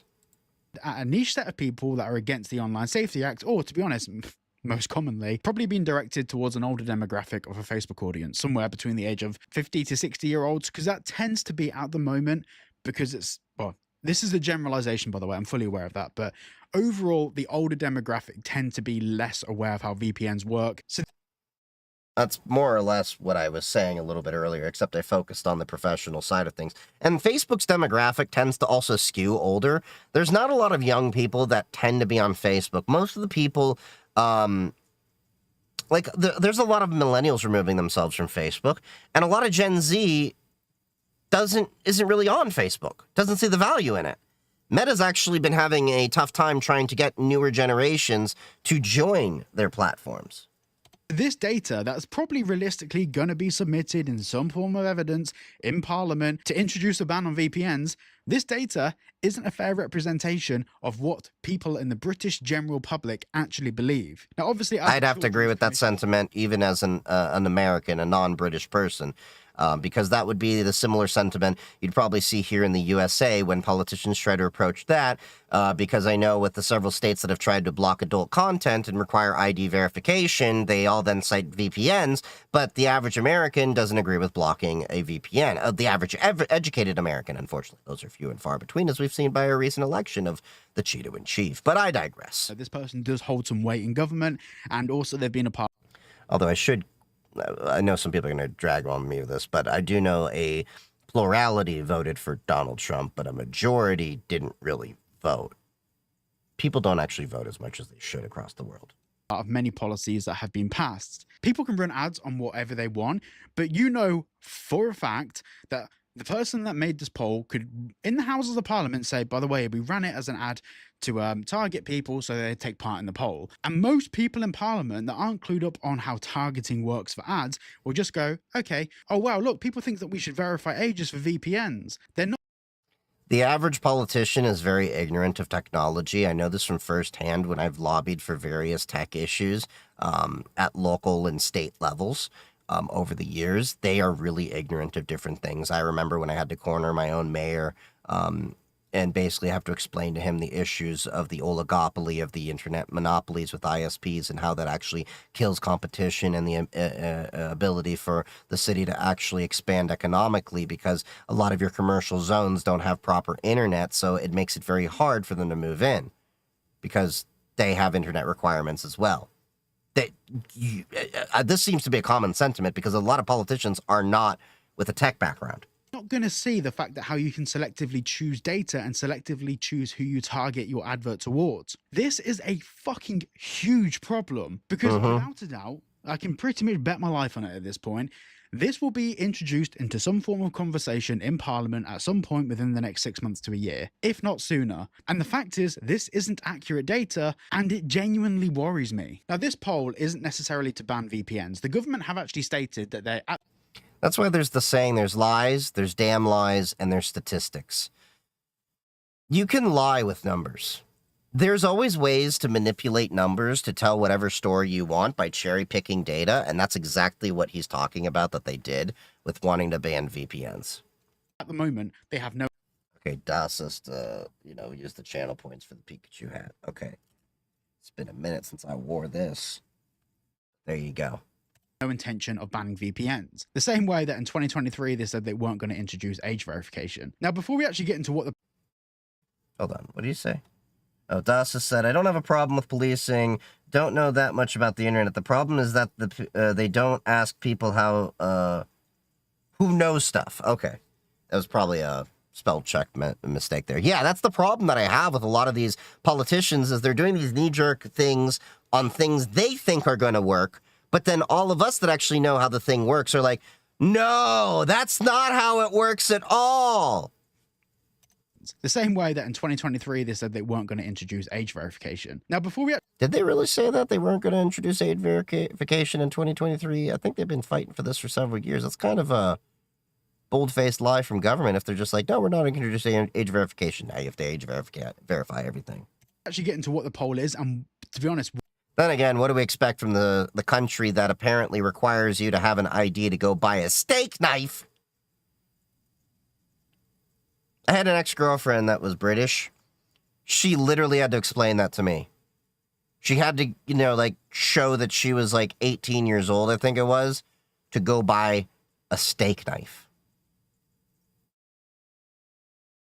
Why the poll is actually so dangerous, and also how they've tactfully worded it. I just want to say a brief thank you to private internet access, VPN. Sorry, but... Okay, I'm just going to say, not a fan of PIA. They used to be good. They got bought out by a company that actually, I gotta look this up now. Who was the company? Who bought private internet access? Cape Technologies. The same company that owns ExpressVPN and CyberGhost. The problem is, I think they were actually caught.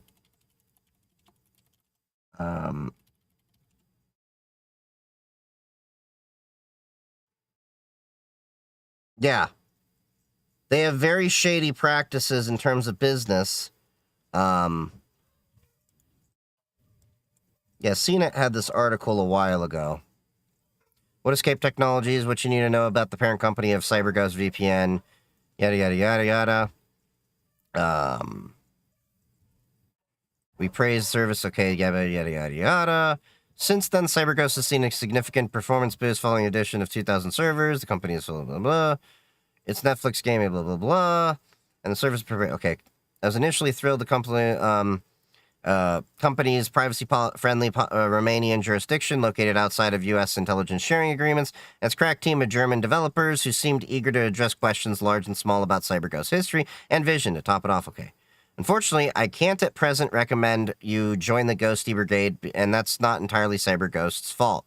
Sure, CyberGhost gets my side eye for the excessive amount of trackers on its website and app, and yes, its ad blocker is almost wholly impotent and uses an untrustworthy method of traffic manipulation no VPN should touch. Okay, yada, yada, yada, yada. But the real thing holding me back from recommending CyberGhost is the sordid history of its parent company, Cape Technologies. So... they go into this. This is actually, it looks like a pretty in-depth article. But yeah, Cape Technologies has been known for kind of shady things as an entirely holding under Cape. It's worth pointing out that as of late of 2018, Crossrider was still listed in CyberGhost terms and conditions. Crossrider may cooperate with public or private authorities as its sole discretion as provided by law, blah, blah, blah. But basically, long and short, without commandeering the reaction to the other video, Cape Technologies, not exactly a good company with a great history. They own CyberGhost, they own ExpressVPN, and they acquired private internet access. So, without further ado, let's move forward. So, for example, I've said it also has other uses, but we can't talk about that. But if you want to save yourself the channel, and it also resists against stuff like this, because if you get a VPN now, this is less effective, and we'll get into that very shortly. So the title of the poll states, a VPN, a virtual private network, is a tool that hides a user's internet activity. Now, that's not strictly true. With private internet... I'm glad that he called that out because it's right. It is not strictly true.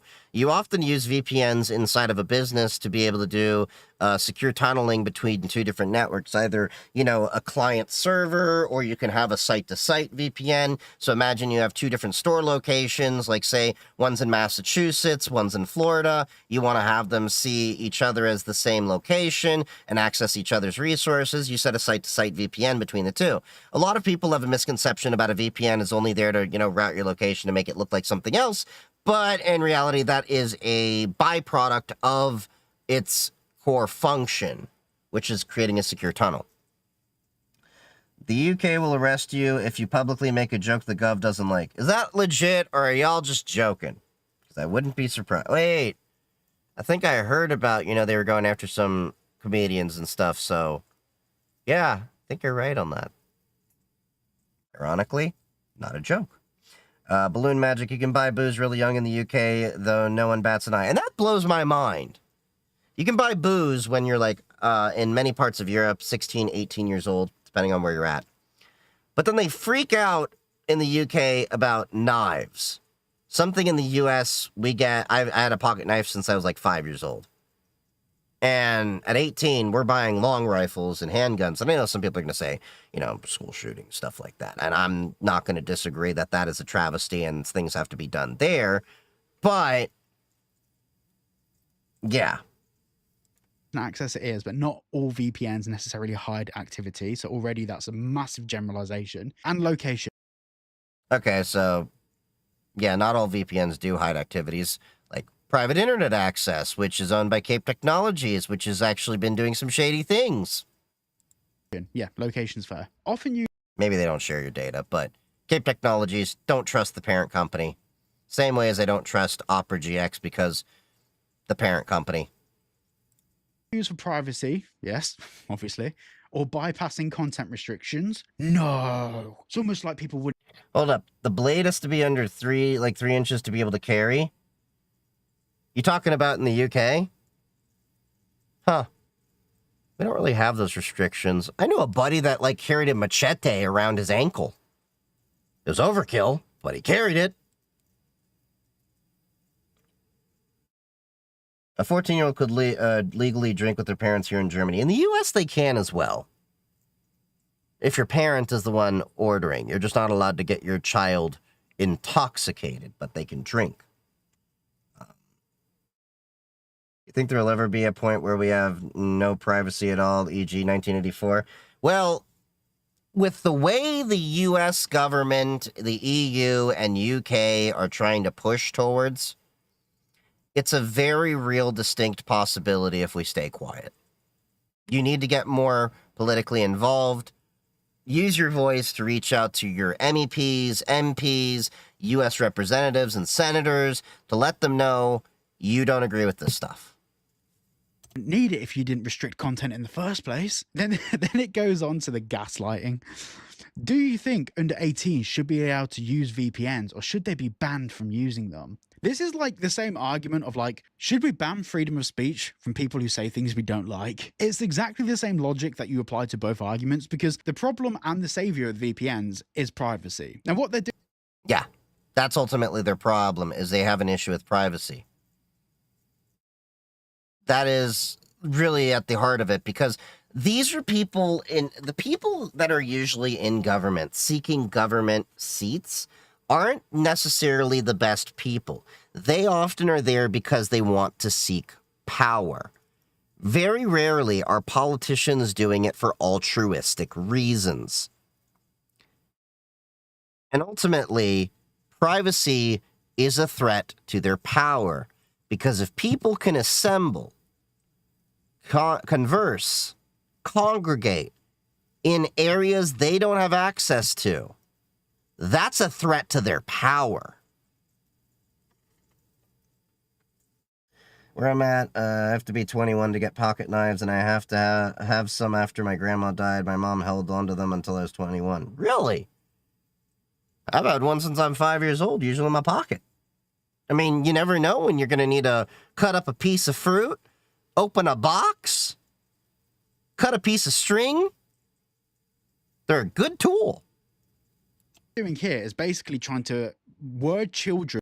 In fact, my knife actually has a glass break and a seatbelt cutter built in on top of the regular knife blade. Into the use of VPNs. Most kids aren't really bothering with VPNs, and the ones that are because they're now being driven to do it due to the Online Safety Act. Now, what this is basically calling for is age checks on VPNs, and this is a monumental issue because this goes direct. So he basically hit the head on the nail, which is that most children don't really gravitate towards VPNs. And I see this problem all the time as a cybersecurity professional from kids. You've seen this often if you've been in the comments of my content, especially on TikTok. I have a vested interest in privacy. Everyone has a right to privacy. It's part of the human rights and dignities we all should have. But anytime I talk about privacy, encryption, that I encrypt all my computer's drives by default, things like that, I often get people that are like, oh, we should check his hard drive. And I'm like, what? To see my tax documents? To see my budgeting sheets? To see my SSH keys? My passwords? That's the problem, is they're viewing it as, because these children, they don't really know better. They've been ingrained with the idea that if you want to be private, you have something bad and you must want to hide. And that's not always the case. Against the Online Safety Act. Now, a VPN isn't a website host. They're not hosting illicit or dangerous content. They're acting as a tunnel to get through to the hosted website. But the way that they're phrased... In the case of you're using a VPN provider to route your situation, like we talked about, yes. But if you're using it in a business sense, you may be doing, as I discussed, client-server, site-to-site VPN. You can have a split tunnel where only certain traffic is going over the route. I just always feel like I have to qualify that because people mistakenly believe VPNs only have the purpose to get around a geoblock. This is that they think that VPN should be bundled into the Online Safety Act as a website host, because that's the only way that they could actually really reiterate what they've said in the online. Wait, what did you say? Hold on. Let me make sure I just didn't mean to hear something. If there is a point where we don't have privacy at all, I'll stop using the internet altogether. I probably would stand at that point too. or I would severely reduce my exposure to the internet if we get to that point. As much as I like creating content and sharing information with all of you, if it's at the point where I have to prove my identity, put myself at risk, knowing how crazy people are on the internet, I'm not going to bother with it. Especially if it's government, and government doesn't like half the things I want to talk about in terms of privacy and security. Let's be honest. Yeah, there's lots of nice crime in the U.S., so they're really strict. Well, in the U.S., we don't really have that because we're shooting them.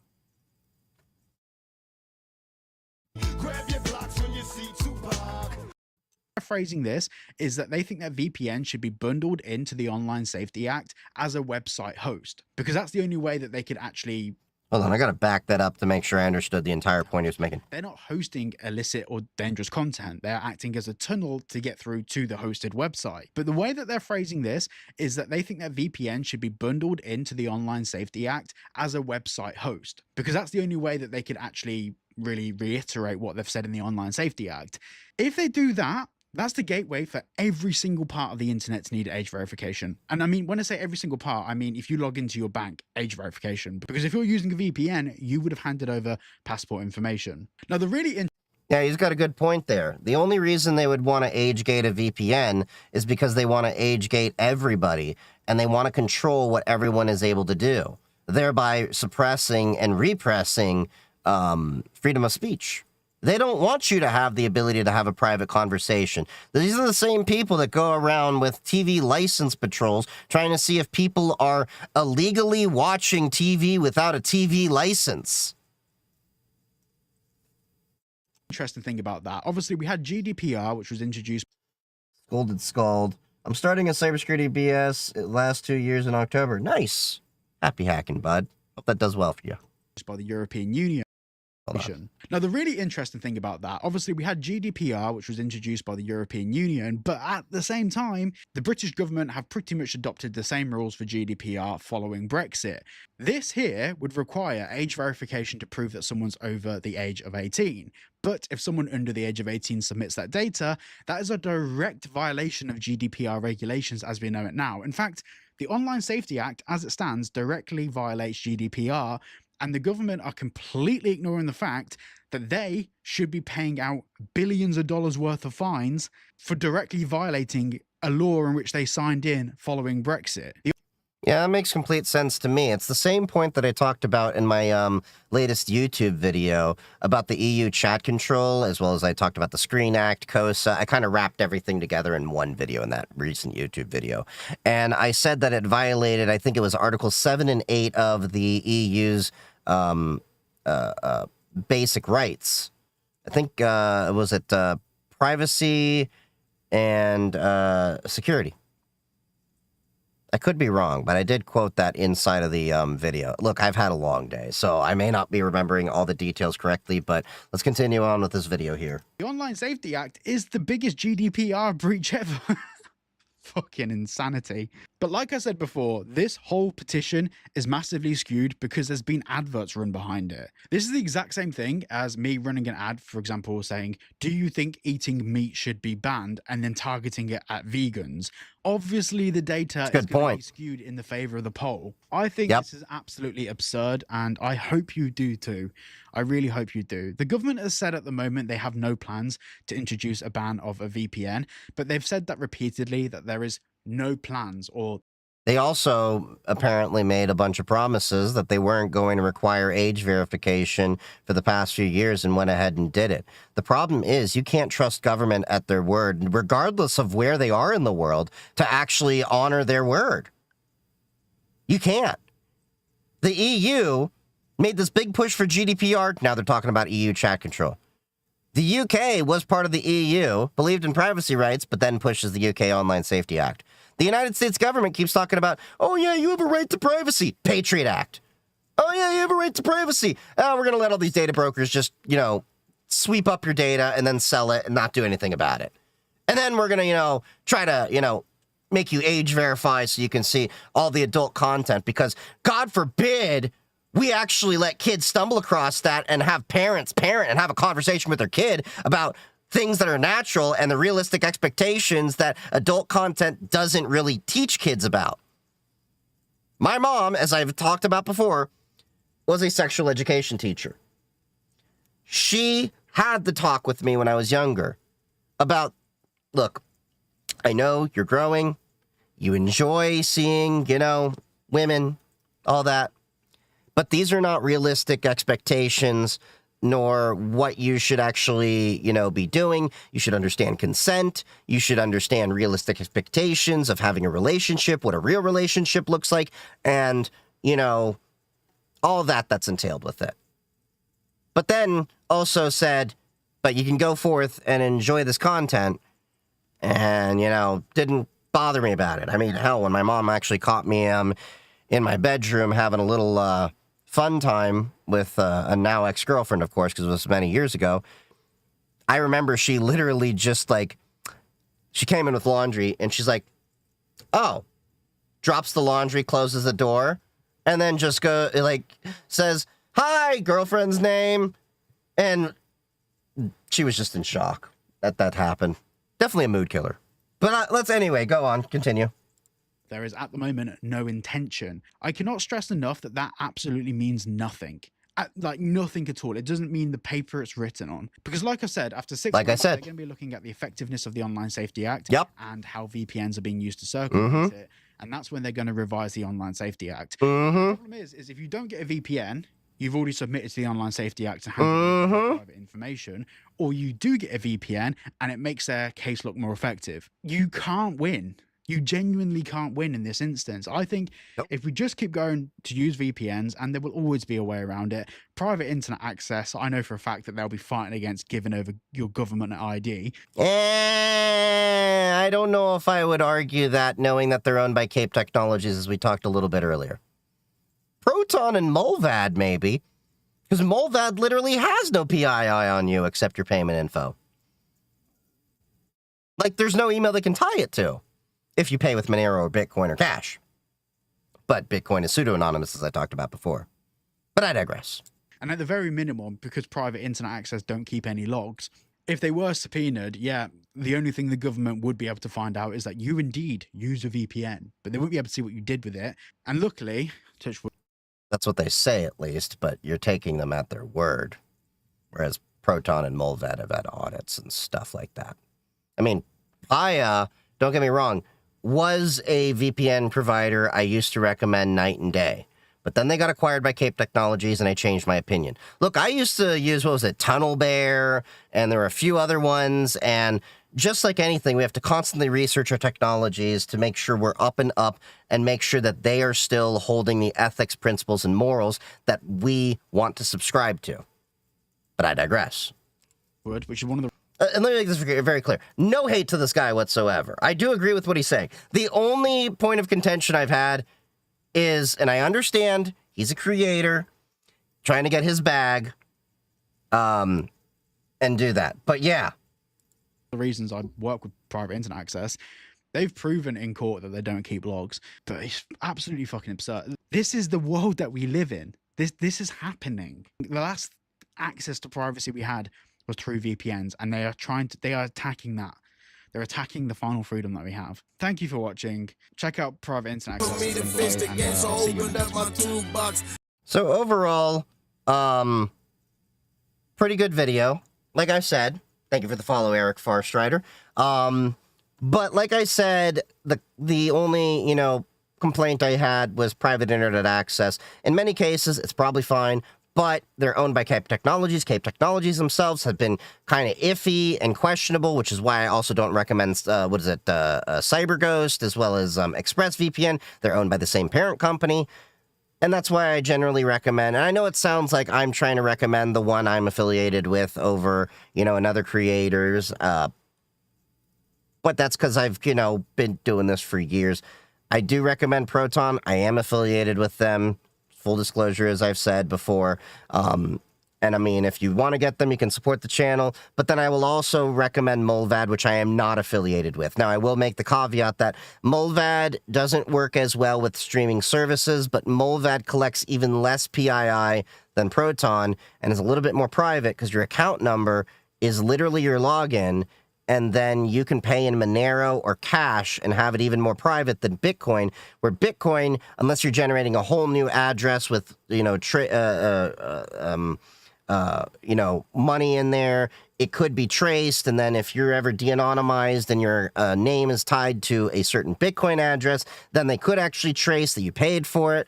So keep that in mind. So I always like to make sure you guys get the full story when looking into different technologies as best as possible. And of course, if I am ever wrong on anything, y'all are, more than welcome to call me out on my BS. Because, look, I'm human, I'm fallible, I'll make mistakes too, I will admit that. But moving on, we got another video here, which is pretty much the same thing. Now the government is coming for your VPNs. We'll see if this more or less has the same sentiment. So yeah, as expected, politicians want to... Okay, so this is a creator. Was it Hero Hey? I've seen them pop up here and there. They're one of those commentary people that has a VTuber avatar. I've only seen this guy's videos a few times, so I haven't seen his catalog of content. I have a job and a life, so I don't live perpetually on the internet, contrary to popular belief. And we will see what they have to say. Come for your VPNs next. And this is something we all saw coming. The rhetoric went from, please don't use VPNs to get around the Online Safety Act. Please don't do that. Won't you think of the children? To, if you're trying to get around the Online Safety Act, you're on the side of predators. And now they're trying to further regulate VPN. That is such a, 0 to 100 statement. Now, I've seen some rumblings through Blue Sky on InfoSec side where, yes, Wreck-It, I have a life. You met me in person. You know this. We had tacos. But yeah, so that is such a 0 to 100 sentiment that, there's no in between there. Either you support, that taco place was great. I will admit that. Either you want to protect children or you support predators. That is a 0 to 100. I don't think it would be... What is your logical fallacy definition for... Hold on. I need to look this up. Because it's not a reductio ad absurdism, reducing it to the ridiculous proportions. It is... I gotta find this. Hold on. Your logical fallacy. So this is a great thing to learn when it comes to logical fallacies. There's all these types of... This is the... Okay, so we got straw man, false cause, appeal to emotion. It could be an appeal to emotion. It could be an ad hominem. The fallacy. Yep, this would be a two quack. So, there's a few, logical fallacies that can fall under when you're trying to say, yeah, you don't want to protect kids, you're a predator. And use trying to have age verification on VPNs, and of course, at some point down the road, they would probably escalate that. I'll need to be back, but I'm loving this topic. Okay, Wreck-It. Hasty generalization, possibly. What's this website? The website that I pulled up? That is...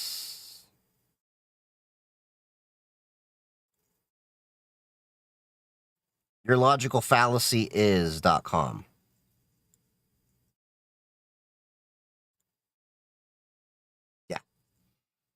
Further to just an outright ban on VPNs or something of the sort. And before we take a look at the new clip, which I had on screen a moment ago, it's 20 seconds long. We'll get right back to that. Let's have a very quick refresher on You're welcome. UK's Peter Kyle and the guilt-tripping stuff as mentioned in this 48-second clip that I think most of you have probably seen, but if not, you definitely want to see this. And okay, I haven't seen this. For those who are already familiar. So he had said, these Online Safety Act protections are the biggest step forward in child safety since the internet was created. My words on bullshit breakfast this morning. And here we go. This is the biggest step forward in child safety since the internet was created. There is, since Friday last week, children and parents will notice the difference in the experience that children have. Most children do not go looking for harmful and dangerous and pornographic content. Most children actually have found that the content has come to find them. I agree with the children don't go looking for content. And when you talk about the content coming to find them, I want you to think about this. You know the saying sex sells? Why don't you go look at most of the ads that are actually targeted to people to buy fashion and things like that? It's definitely sexualized. Look at the video games. You know? I'm not hating on video games, make this very clear. But a lot of the characters in there, we joke about the boob physics and stuff like that. But you get what I'm going at. I would say yes, the content happens to find the children, but that's not been something unique to the internet. That's been something that's been happening as long as media has existed. That's why we've acted so decisively in this. And for everybody who's out there thinking of using VPNs, let me just say to you directly, verifying your age keeps a child safe, keeps children safe in our country. So let's just not try and find a way around. let's just not try to find a way around. Just prove. How does proving one's age protect children? I'm just not understanding that. Because if you're saying kids are not actively seeking this content out, then why would you need to age gate the content to be verified in the first place if they're not seeking the content out in the first place? That logic doesn't work with my brain. Yeah, parental controls are there for a reason. Well, I'm not giving Collective Shout a bullet. Don't worry, Vampire. I'm just saying. Prove your age, make the internet safer for children, make it a better experience for everyone. That's surely what we should aspire to in this country. Yeah, and then it got... This is not going to make children safer. This is not. There are ways you can protect children from getting access to certain content. So, I want you to think about this for a second. Now, my US followers here, you'll know what I'm talking about, possibly. There's some recessed memories in your mind probably here. I remember when I was a little kid, I was watching Cartoon Network, Nickelodeon, and Disney. And we would get ads, you know, like every other TV programming thing would. That's how they pay their bills. But a lot of these ads were not particularly for children. Like, I remember there were lingerie ads. There were ads for, you know, certain adult products that kids are not involved, you know, should really not be too aware of. And I remember there's this faint memory I have where I talked to my parents about this. And I remember George Bush, and I think the government that he administrated over that time, now bear in mind I'm a little kid at the time, so things might be fuzzy. George Bush actually took it on to restrict those type of ads from being on kids' networks. And don't you remember, we stopped seeing them. I remember this because I remember I had a conversation with my mother and father about this when I was, I think like, I want to say like 11, 12 maybe, about how I'd be watching Dragon Ball Z and then we'd get ads for lingerie and Victoria's Secret. And, you know, there was even ads for medications for adults. So this has been happening long before the internet was really, you know, around there. And there are things that can be done to control what kids see, but kids aren't seeking this stuff out. But, like, let me put it this way. if I'm a kid and I'm watching, Cartoon Network or, Netflix, or I'm on TikTok and stuff like that, I'm not actively seeking that content out, most likely. But the algorithm may push it towards me, which means it's more on the platform to make sure that if they identify that someone's a kid, they shouldn't push that content to you. But an adult shouldn't have to verify that they are an adult. And if that is in fact a problem, then maybe you shouldn't be allowing kids on the platform? My 2 cents. I don't know. But yeah. I mean, the first thing I got off was from a magazine. Yep. Not even worse, because I still seen them back then in early 2000. I remember Viagra commercials. Yeah, I remember stuff like that.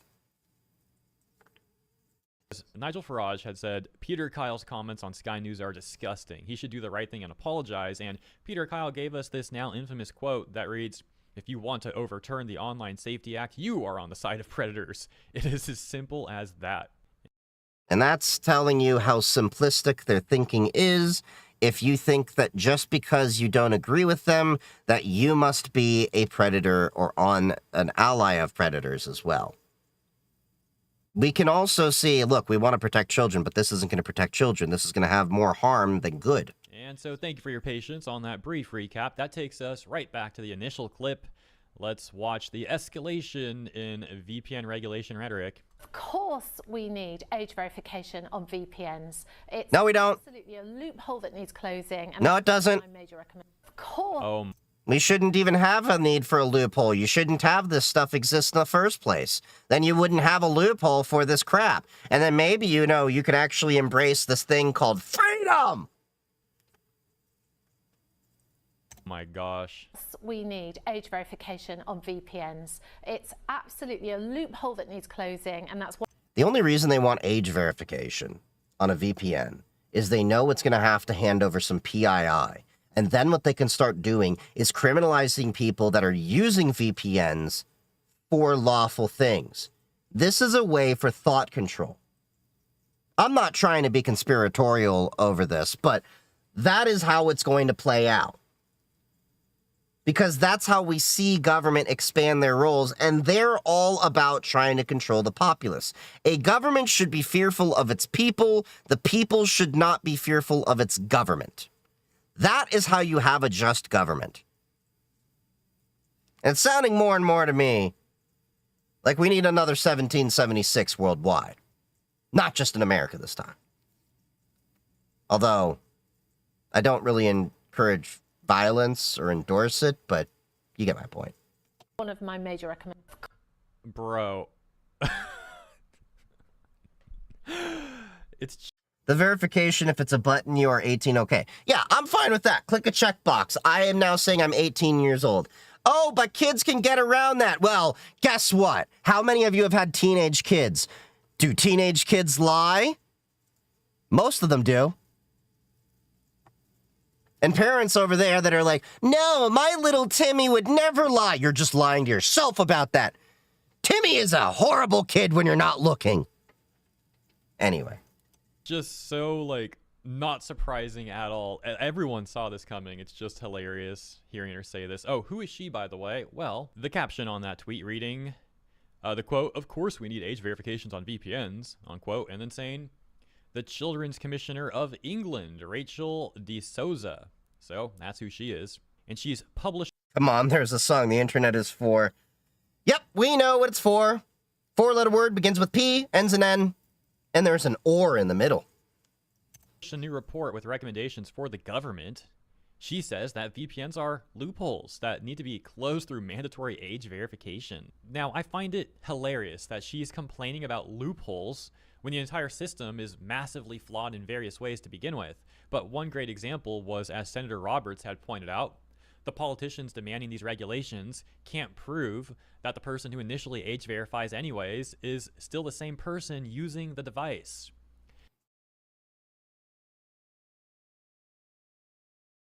I've also been saying this.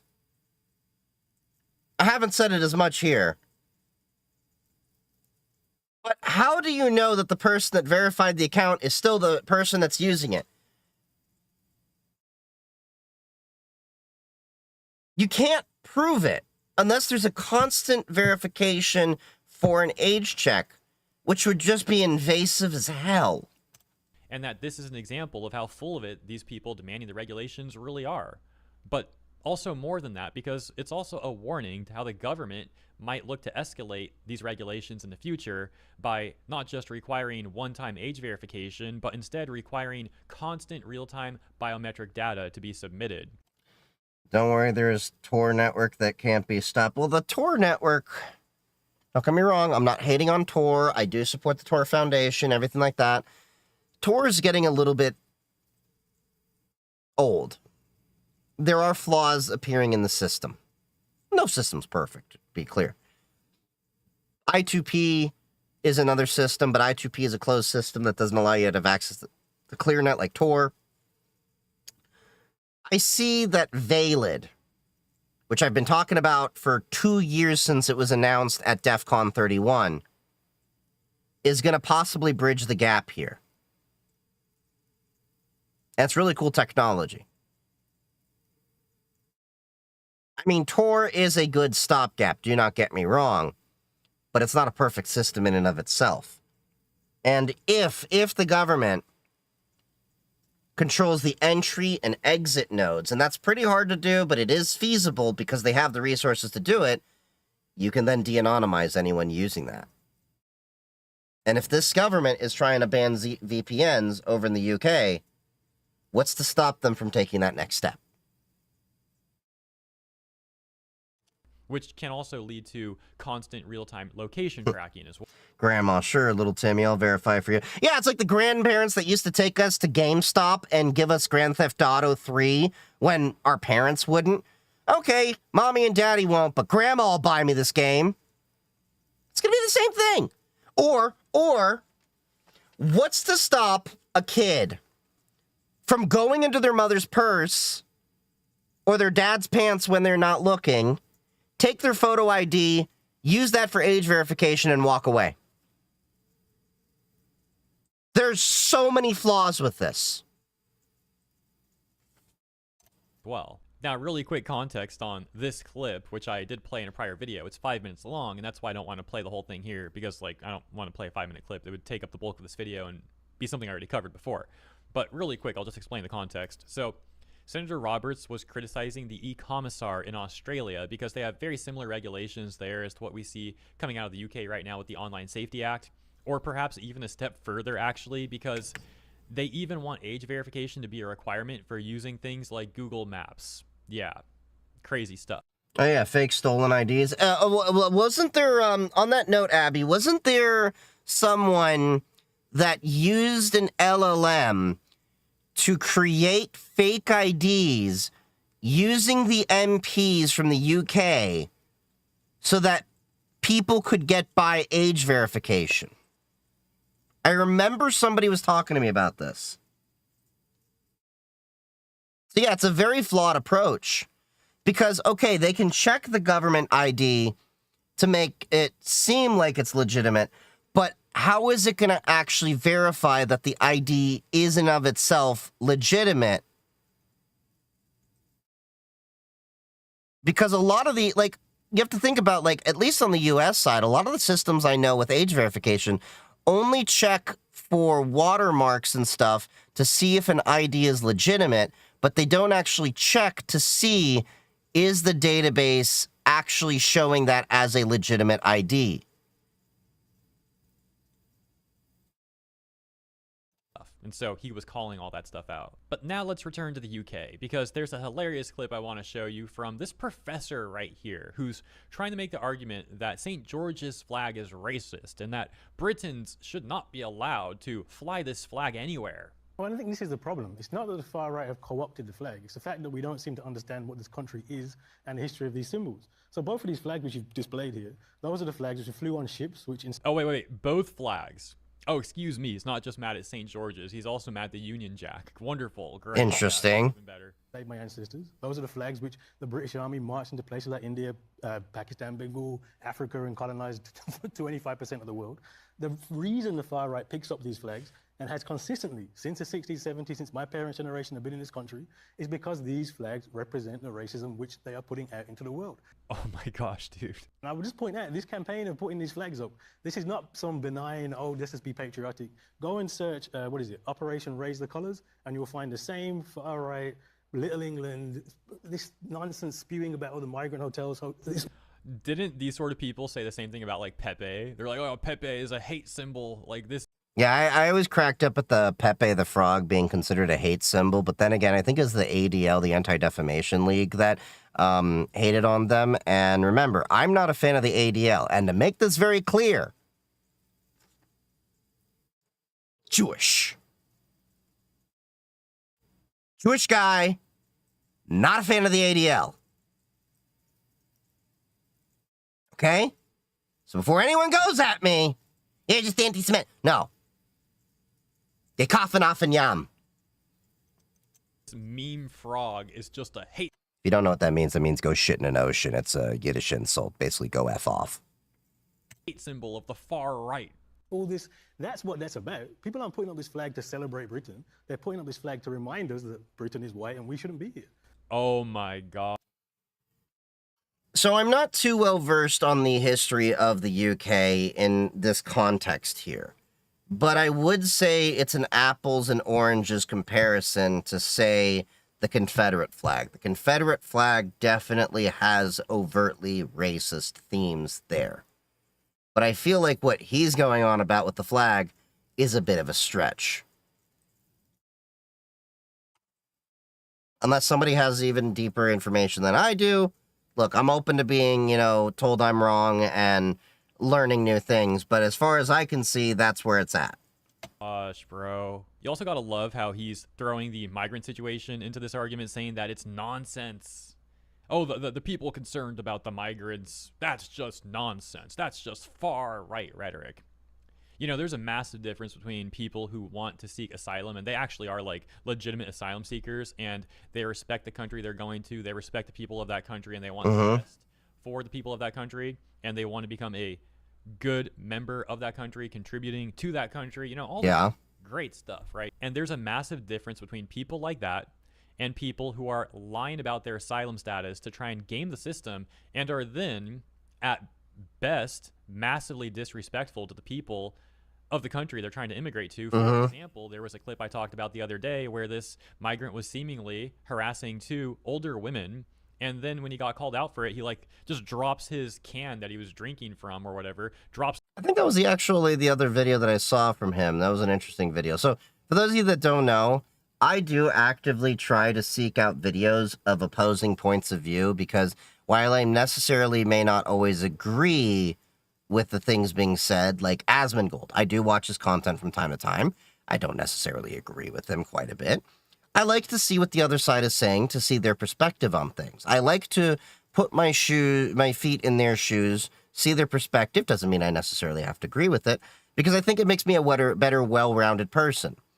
I, as I've talked about before, have the sentiment and view that I don't think everyone is evil for having a different view. There are certain views you can hold that do make you evil, but I think most people have good intentions in their heart. And as they say, the road to hell is paved with good intentions. Okay, Vampire, have a good night. I'll see you later. Thanks for hanging out.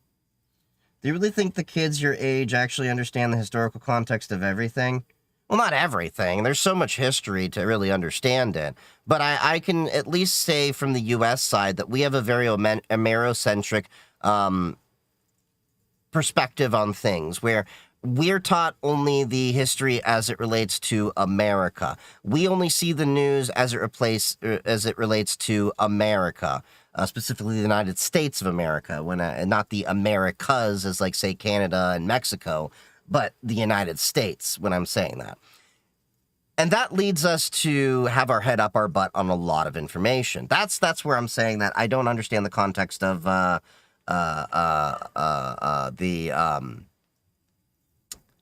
where he's coming at with this. The can on the floor and starts walking away. So dude's trying to immigrate to the country while he harasses the people of that country and then just litters without a care in the world. And like I said, that's like at best. At worst, we have seen horrific things being done to children that some of these people are doing. And, you know, enough said there, man. It's beyond disturbing. This is not a far right talking point. This is literally just facts. And any reasonable person would clearly be concerned about this stuff going on. But then you got people like this trying to say that it's just nonsense and trying to imply that it's just a part of the far right rhetoric, just like flying the Union Jack is. I mean, how are these people that crazy? You really got to wonder, like, what's going on upstairs? Because it seems like it would take a lot of effort to actually be that delusional and insane. But some of these people, they just do it so naturally. It's quite impressive, really, but also disturbing, of course, and funny. I'm not going to lie. I mean, that guy sounded hilarious in that clip. It's like completely insane, but also all you can do is really laugh sometimes at people like this. Now let's take a look at some more information about this whole flag situation. Bit lengthy on that point over there because I was like waiting for him to get on to the next section, and here we are. Let's go. How councils tearing down England flags has sparked backlash across the country. Have you seen the new Kia Boys stuff? Yes, we're going to be talking about that in a little bit. We were talking a little bit about that in the Discord over there, which, by the way, if you're not a member of the Discord already, you should join the Discord. You should join the Matrix servers. The links are in bio. If you're over on the Twitch and Tubes, I can drop it right there for you. I've like kind of heard about this, but I haven't looked too much into this yet. So let's do it together here. From Daily Mail, they say how councils tearing down England flags has sparked backlash across the country. And this is from just a few days ago on the 18th. Even a few short years ago, the prospect of the national flag being ripped down on official orders would have been unthinkable. Yet that's exactly what is happening in our two biggest cities, London and Birmingham. Yesterday, as our pictures show, came the extraordinary spectacle of council workers using extendable shears to remove St. Okay, can I ask the question? Why are we on this long diatribe about flags when the main topic was VPNs getting banned? I'm trying to see where these two are really getting connected, because it's feeling like a conflation of two completely different things. But I want to see if he somehow brings that point around again. Let's continue on. George's cross flags from lampposts in East London borough of Tower Hamlets. The East London borough of Tower Hamlets, excuse me. And as the guy in the clip had shown, some of these people are not just mad at St. George's flag, but also at the Union Jack too, saying that both are racist and blah, blah, blah, whatever else. Now the same battle lines are being drawn in Newcastle, Bradford, Norwich, Swindon, and elsewhere as Britons show their patriotic pride and town halls threaten to provoke fury in response.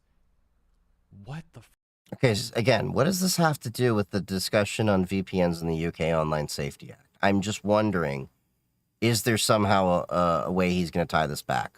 frick? One of the employees who gave his name only as Tyrone told the Daily Mail, I was sent here by my managers to take these flags down. How long is he going to be talking about So this? I've been taking them down and getting abused by people who are telling me to leave it. They ask me, what does Britain become? And say, don't take them down, and tell me the mayor's... Is that the clanker word? Wait. Is he really talking about these flags for the entire time? Because if that's the case, I'm not even really going to watch the rest of this video, because the main reason I came across this was to see, now the government is coming for your VPNs. It seems like there's a conflation of two completely separate topics going on here, and I don't really want to entertain it that much if this is going to be on that diatribe of things. The flags could weaken the structure.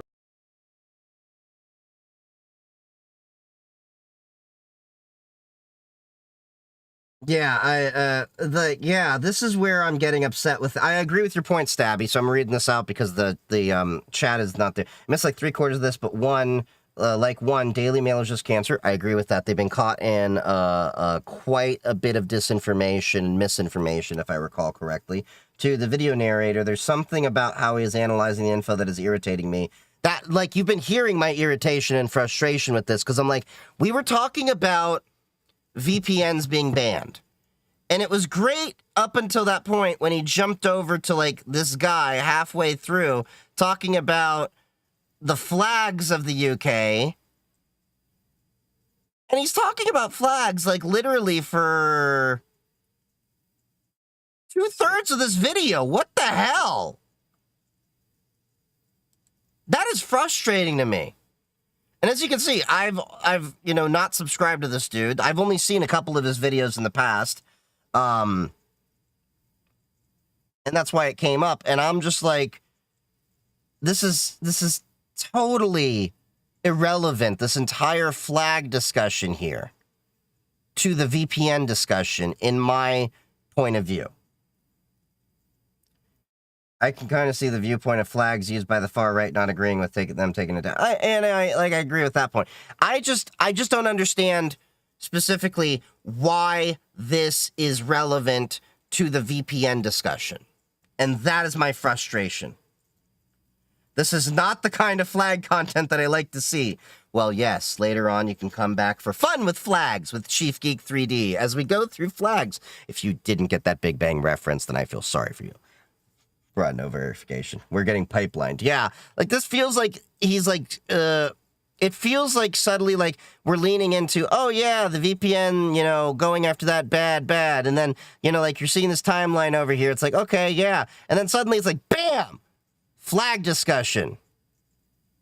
And I was willing to entertain it for a bit, but then it's like, it's only flags for 2/3 of this video. And it makes no sense to me when we're talking in the context of VPNs. So with that being said, I'm not going to finish the rest of this video because it seems to be irrelevant to the main topic of VPNs, and then trying to shoehorn in a whole other idea that should have been a whole other video that you can have on that, and you're conflating two different topics that happen to just be in the UK, and that seems to be the only commonality in this discussion here from those two topics. Moving on. Here's another video. Patient Xena, not seen any other content, just saw it come up. I only saw a few seconds of it, and I'm like, let's go through this together while we're on stream. The Online Safety Act is already having problems. So, like I said, haven't seen them before. We're going to see what she's talking about. I believe it's a she.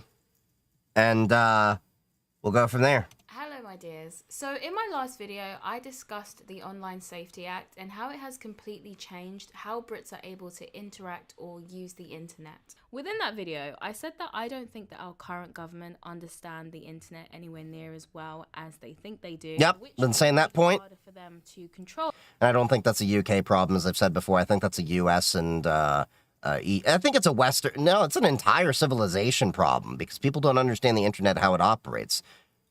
It as much as they would like to. And I also said that because younger generations are more tech savvy, they will run rings around them. And well, I'd question that about Gen Z because there's been a few things I've dealt with Gen Z where it's like, yeah, like they're Gen Z, Gen Alpha, where they don't actually understand how computers work. And I've met Gen Z people that said their first computer they got to actually use was in college, or, other than a Chromebook. oh, so far that appears to be the case, as I have recently discovered all the very interesting ways that people are managing to bypass this new ID verification system. One method that some people have found successful is using video game characters for the AI face verification. Oh my god! They realized that they could use Norman Reedus' character in the video game Death Stranding 2 to trick AI due to the real. Oh, I knew about the MP thing. I did not know they were straight up just pulling them out of video game characters and then being like, that can verify me. That is funny. Of the character's design in the game, AI was unable to tell if it was a computer-generated visual or an actual person. And because people were able to manipulate and alter the facial expressions of the character, it allowed them to end up bypassing the AI verification system. Start face scan. Oh, face scan didn't work.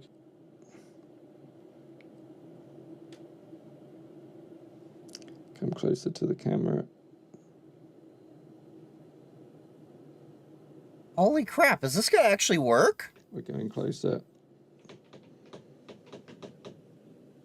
Open your mouth. So we're gonna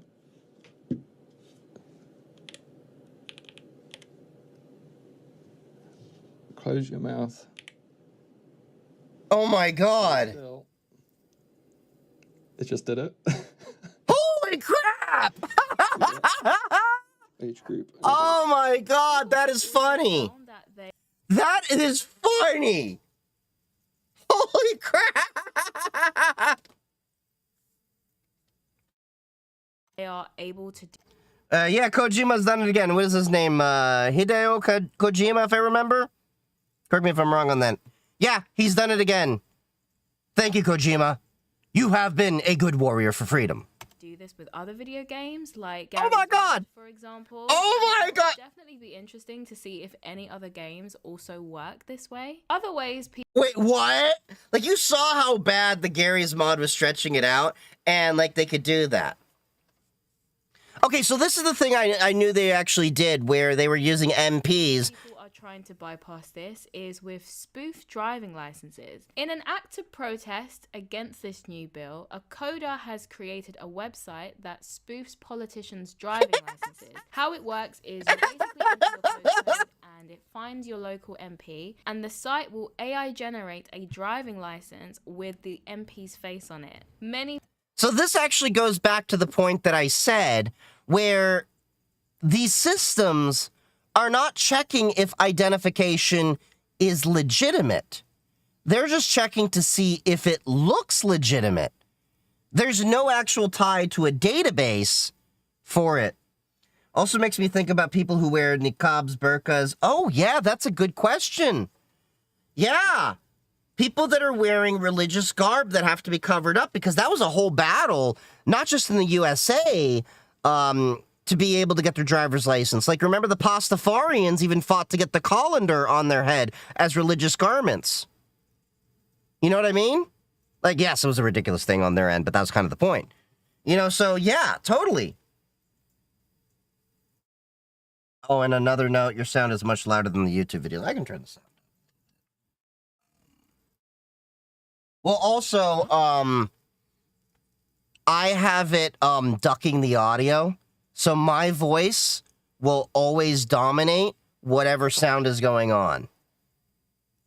People are using Keir Starmer's face for their IDs, which is interesting because I have heard that apparently the government are monitoring I just bumped it up a little bit for you. the age verification system as well as VPNs to see how they're being used.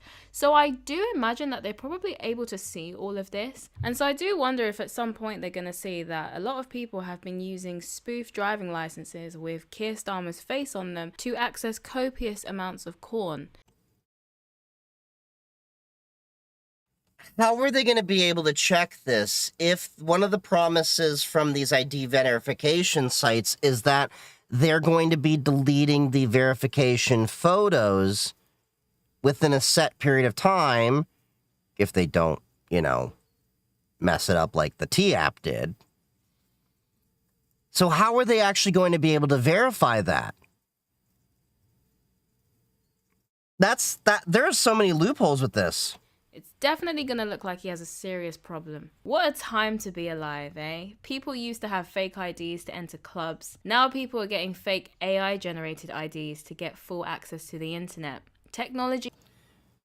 We've gone from getting fake IDs to getting clubs and beer to fake IDs just to be able to be free on the internet.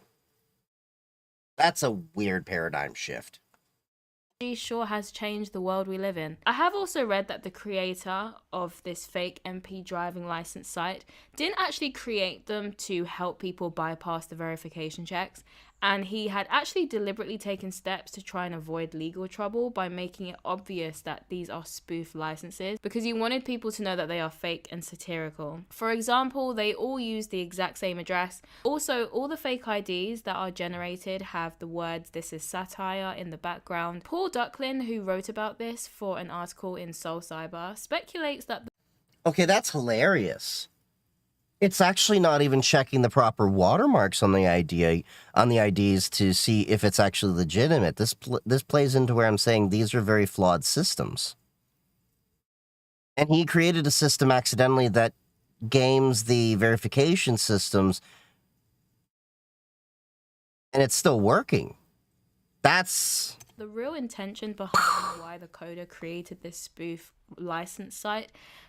They're using things like KID, and there's a few other systems out there I gotta remember what my friends were using for some compliance systems they were building out for their apps and all that. I'll have to find that out. Could have been to remind people who to write to in order to challenge or complain about this new law. Since in order to generate the fake ID, you have to enter your postcode, and then the site informs you of who your local MP is. Face to face, or do I have to face a face, any face? It depends on the system that they're using, but as they were talking about earlier in the video, if you didn't see it, they were actually using Death Stranding, the character, and their expressions to actually bypass the verification, and they were also able to use Gary's mod as well as these fake UK driving license generators.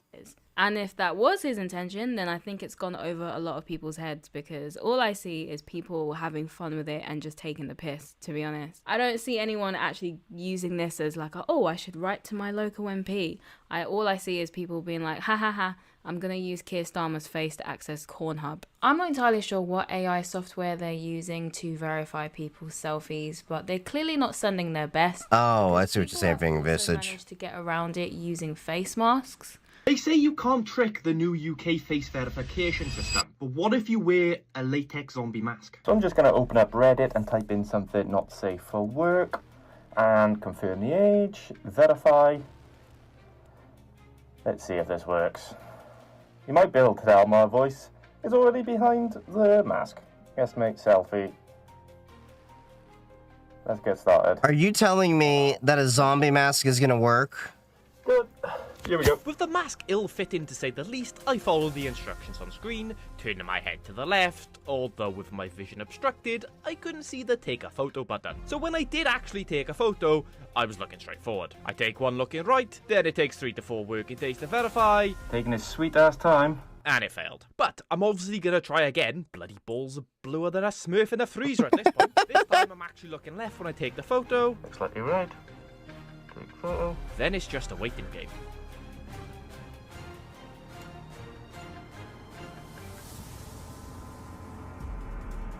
Is this gonna work? There's no way that this is gonna work. Holy shit! What? Fuck off, has that worked? What? Oh. That is just embarrassing! Congratulations, you're done. So, to be honest with you, I would not be surprised in the least if, despite all the extra steps that this coder has tried to put in place to make it obvious that these driving licenses are satirical or fake or spoofs, whatever, I wouldn't be surprised if they are still working and still allowing people to bypass the age verification checks, because the AI at the moment for these checks just doesn't seem to be that great if people are able to bypass it in all of these ways. It can't even tell between a real person and a fake person, so what are the odds that it can tell between a real license versus a fake license? But hopefully these extra steps that he's taken will be able to cover him and help him avoid any serious legal trouble. I hope so too. In recent news, 4chan has now entered the chat when it comes.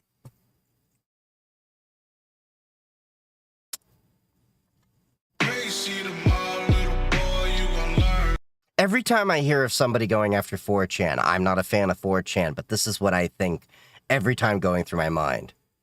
Okay, so let's see how they fafoed. If this is the same issue I think they're talking about, yeah, they definitely fafoed. Comes to all of the American companies who are beefing our government over this Online Safety Act. Ofcom, who are our regulators and are responsible for... Okay, so this is exactly what I thought it was. 4chan a 20 grand fine for failing to comply with the rules of the Online Safety Act. Ofcom claims that 4chan failed to respond to an information request, they did not complete or maintain a proper content risk assessment, and they also allegedly breached safety duties by not taking adequate steps to prevent or remove. You expect 4chan to do a proper, complete content risk assessment? Not only that, I think it was Trump, or at least someone in his administration, that warned not to go after U.S. companies, because, especially ones that don't have an interest in overseas markets. illegal content. And so because of this, they wanted to impose a 20 grand fine. And 4chan responded stating, 4chan is a United States company incorporated in Delaware, with no establishment, assets, or operations in the United Kingdom. Any attempt to impose or enforce a penalty against 4chan will be resisted in US federal court. American businesses do not surrender their First Amendment rights because a foreign bureaucrat sends them an email. I believe we had an entire revolution over the British trying to control our speech and our firearms. And our, taxation without representation. So 2 of those 3 things I just mentioned are kind of in this letter. Under settled principles of US law, American courts will not enforce foreign penal fines or censorship codes. United States federal authorities have been briefed on this matter. The Prime Minister Keir Starmer was reportedly warned by the White House. Reminds me of the Pirate Bay response by DreamWorks. Is that the one when the Pirate Bay told them to go, I'm going to change the word a little bit, but basically, use a retractable baton to have some fun with their booty? Was that the one I'm thinking of? Okay, cool. That's the letter. Yeah, this does actually give me that same vibe.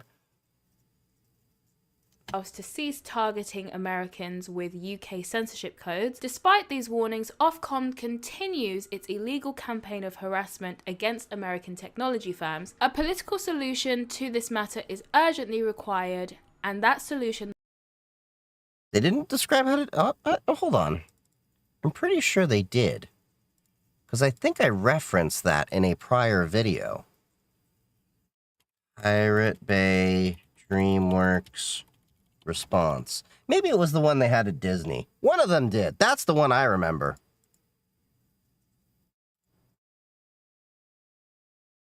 Nope, that was the DreamWorks one. I was right. They did describe it. It is the opinion of us and our lawyers that you are morons and that you should go yourself with retractable batons. Yeah, that was the one. Must come from moving on. Levels. Look, I'm a bi dude. You think I'm not going to remember people wanting others to play with their booty in references? Just saying. Of the American government. So in essence, 4chan basically said, screw you, this is America, and good for them. It would have been better for her at that point to not only put up the flag, but like do that one guy that's standing, in a hurricane holding the flag like America, and then just have the sound of a screeching eagle coming in. That would have been like the perfect effect at that point. Or, what is it? Team America? America! F yeah! We love to see it. I've never actually been on 4chan, but I have heard of it. So for those of you who maybe are also not I have been on 4chan. It was, look, you were all on 4chan when you were in middle school and high school as a millennial. super familiar with 4chan. Don't think eagles screech. They're pretty quiet. The bald eagle screeches. That was probably a horrible representation. That probably sounded like a derpy pterodactyl. 4chan, from my understanding, it's an image board where everyone who posts on it is anonymous. You don't even need an account to actually post, and apparently this is why things get pretty wild over there, because it's pretty much like the Wild West of social media. It's apparently the birthplace of many of the most popular memes that we see on social media or all over the internet, and it is also responsible for many viral pranks, hoaxes, and coordinated trolling campaigns. I saw this clip from Joe Rogan's podcast. What the 4chan guys did was fucking amazing. This is what they did. Shia LaBeouf put up a flag that said he will not... I forgot. I completely remember this entire situation. I forgot about it until it was brought up. Do you know the insanity 4chan went through to track down this flag that Shia LaBeouf had put in, to the point that they are matching contrails from airplanes and trucks going by, blowing horns of the live video stream. Like, it was insane. Like, this was the ultimate hide and seek game. Like, this was not just like hell mode of a hide and seek game. This was like dodeca-tuple secret level deep, like, hide and seek. Divide us, and then had a live stream where you could go and look at the flag as it's waving in the breeze. They found the fucking flag, and the way they found it was genius. And what they did was they found out where it is by stars. They looked at the fucking stars, and they figured out where the area is. They went around. They had one of their members go around with a car and beep the horn so they could hear the horn on the camera. They went to the fucking flag, took it down, put a Make America Great Again hat on and a Pepe the Frog thing up there, and the guy walks up to the camera and goes, "Fuck Shia LaBeouf. These guys are animals." And so that's who Keir Starmer. I remember that whole thing. Now, look, I'm by no means MAGA. I'm not a fan of Trump. But I remember when that happened, I laughed hysterically because that was freaking evil genius level of coordination to figure out where a flag was. Like, yeah. Birds are kind of just various levels of derpy pterodactyls. This is a fair statement. Obama has essentially decided he wants to go head to head with. And from my understanding with the whole Shia LaBeouf thing, 4chan didn't even do that because they particularly like feel passionately about Trump or they're like super MAGA supporters or anything. This is true. They just did it because they wanted to do it for the lulz. 4chan mostly does things for the lulz. They just did it for fun. They just wanted to disrupt LaBeouf's project. That's the only reason why they did it. And because the project was supposed to be anti-Trump, that's the reason why they decided to put the MAGA hat on there. And then they put the Pepe flag on there just to let them know, basically, we did it. Because they're quite well known for that. Is this how flags are related to VPNs? Referencing that last video. This is about the only tangible connection I can see in this discussion, but it's way better than that Hero High video. Like, I should have watched this video and skipped the other one. I didn't like how they tangentially connected two completely different ideas, but going on. From my understanding. So yeah, so they just wanted to be disruptive. They just do this stuff for the bants. And it's a level of dedication to trolling that I don't think I've ever seen on any other side of the internet. So because you don't know Gen X and millennials, we will F with you just for the lulz. You want proof of that? Look how Gen Z got pissed off at the Gen Z stare, and then we just started egging them on even more. it is definitely going to be very interesting to see how this plays out. It will be interesting to see if 4chan users decide to retaliate. And if they do decide to retaliate... They will. Mark my words. They will. I don't know what they'll do, but they will do something. And it will be funny. And it will be for the lulz. Give them time. How they're going to retaliate, I honestly have no idea, but I'm intrigued. It will definitely be interesting to see how all of this plays out, because this Online Safety Act has a lot of enemies. So I wouldn't be surprised if we see even more people inventing new ways to bypass this act as an act of protest. And as technology becomes even more... I like how they're using a hackery screen over there with H-top and just a bunch of little status windows over there. That's just funny to me. Hacker mindset is unique. Not really. A hacker mindset is more of an inquisitive mindset to figure out how to solve different puzzles and challenges. Stabby can, attest, because she's over on the Twitch side of things. We like to just tinker and figure out how to get around things and puzzles and how and why the thing works. Like, DEF CON was mostly all about that. So the hacker mindset isn't really unique. It's just inquisitive. We challenge a lot of the status quo and the notions that people have to see how we can look at the world in a different way. The Gen Z stare as someone just being a single brain-celled organism. No, it's basically when, like, people can, like... You ever gone to a cashier and they don't actually, like, have the, you know, acknowledgement of, like, they're, like, deer in a headlight, not knowing how to socially interact with you? That's Gen Z stare, where they just stare at you. More sophisticated. It's the funniest thing I've dealt with. People will definitely get more and more inventive with how they go about things, so it will definitely become harder for the government to... How many kids do you see doing that these days? Practically none. Oh, I know quite a few. I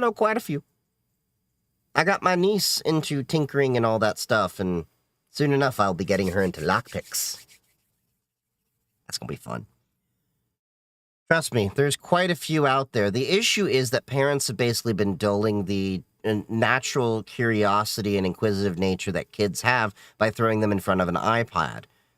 Let them be curious and inquisitive around the world, and don't dull their senses by throwing them an electronic screen because you can't parent. Stay on top of this. You'll see them succeed. They intend to try, so I guess we'll see how it all works out in the end. Hopefully it doesn't get to the point where people experience actual legal consequences for this, because I do think it's crazy to legally compel someone to surrender private and confidential information just for them to listen to a song on Spotify or to access Reddit. The idea that someone could potentially end up being given a prison sentence or being arrested for... That's wild to me. To me would be completely crazy, but not beyond the realm of possibility, considering this is the UK. If you can end up in prison for tweets, then I can't see why you can't end up in prison for something like this at some point in the future. Wait, what? Mother jailed for social media post blocked from seeing daughter. I'm sorry, what? There has also been talks online about how, you know, if it's so easy to bypass these checks with a VPN or with these other methods that people are using, then does it really matter if this law is in place? Yes. Yes, it absolutely does. Because even though you can bypass the checks with a VPN or with these other methods that people have been using, like video games, etc., it's still the fact that this law even exists that makes it a problem. Because classic Opus Trumpet. I'm sorry, what? Parents don't want to do all that work. If they did, why'd OSA, COSA, screen, and whatnot become law? Well, like I've said before, all kids deserve parents, but not all parents deserve kids. There's a lot of parents out there that aren't worthy of being a parent. as I said in my last video, and it's not apparent that these parents shouldn't be parents. It makes us very vulnerable to tyranny, because it makes us very vulnerable to someone coming along and exploiting it. And as I said, even though you can bypass some of these checks with a VPN, you're not supposed to. So we are still yet to see if they will eventually start issuing penalties to people who do use VPNs in this way. And if the government did decide to ban VPNs, it would make it practically impossible to avoid giving up your data. And the whole idea... If the UK bans VPNs, it will be interesting knowing they once criticized the Great Firewall of China and not allowing the Chinese citizenry to use VPNs because the Chinese government did not want them to have unfettered access to the outside world. My, how the turntables. Of compelling people to give up their private data in order to monitor them and watch how they move on the internet. I don't know, it just kind of feels like they are trying to groom us into accepting a social credit system. Yep. And for those reasons... They beat me to the punch there. Trying to groom us to a social credit system. That was more or less what I was kind of touching on. The Western colonial world is filled with hypocrisy anyway. The world entirely is filled with hypocrisy, not just the Western world. People can just keep creating websites and changing names anonymously, etc., etc. Where does it end? Yeah. There's no way to police this. It's BS. Yeah, it absolutely is. Liberties should never be taken lightly, even if it is being done in the name of keeping your children safe. And I do think we should keep an eye on it, because things can go south really quickly. Right now, it's all fun and games because it's early days, but who knows how this could look in years to come. Also, based on the comments I read on my last video, it seems as though this stuff is creeping across different countries. People from Canada say this kind of stuff is being pushed. I've seen people in Australia saying this kind of stuff is being pushed. And I've also seen people in America also saying that they found themselves having to go through some of this age verification stuff. So it could potentially get to a point where even if you have a VPN, it's not really going to mean anything or matter, because if more and more countries are going by the same laws and going by the same rules, what country are you going to eventually be able to pick to bypass it? If they're all asking for age verification, we're all just going to become Nigerian scammers. And all asking for you to submit private information about yourself in order to... My VPN is owned by the Prince of Nigeria. And if you give me access to your bank account, I will give you a few $1 million. Access some of these websites or to access news topics or whatever, it's going to become even harder to avoid this stuff. So I do think sometimes it is easy to just look at what's going on in the UK and dismiss it and be like, oh, that's a UK thing. But it could be coming to you too soon. So yeah, in my opinion, this law is very much a big problem. And so I'm happy to see that people aren't passively just accepting it. I respect the spirit of protest, and so it's nice to see that people are trying to push back on it and trying to make the point that they're not going to just take this. So yeah, so those are my opinions on that. Let me know what you think about this in the comments down below. If you've enjoyed this video, you may as well like and subscribe. Thank you for giving me your time today, and I shall see you in that one gets a like for sure.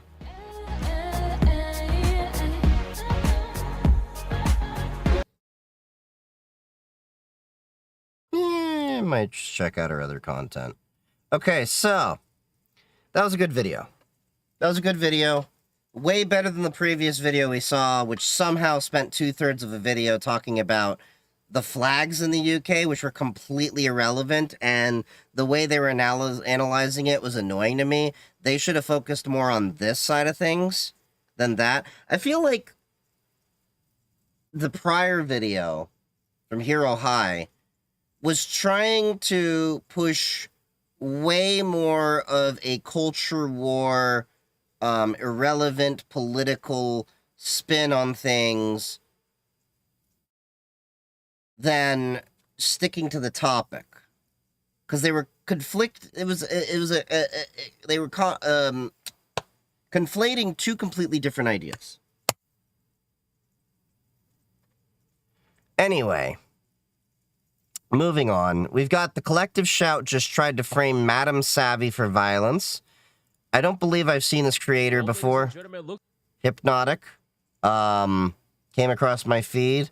So for those of you not aware, what's going on in this context here, collective shout is the Karens that are trying to basically financially deplatform Steam and itch.io by removing their access to payment processors with MasterCard and Visa. They're an Australian feminist group that somehow defended the PDF file movie of Cuties, and also has an issue with women who voluntarily make the choice to create adult content, and wants to protect children from games that may have suggestive themes. And they've been playing victim and crybaby about a lot of things, and they keep blaming men as the only reason for why there's any pushback against their efforts, when there are actually women that also don't agree with a collective shout and what they're doing. So the feminists are on the prowl again, basically. They defended Cuties? Yes! Yes! They defended Cuties! Here, I'll pull it up. Collective shout Cuties.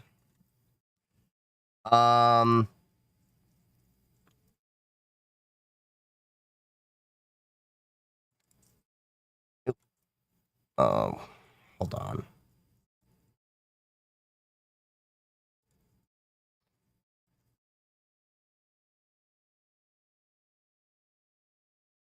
Okay, so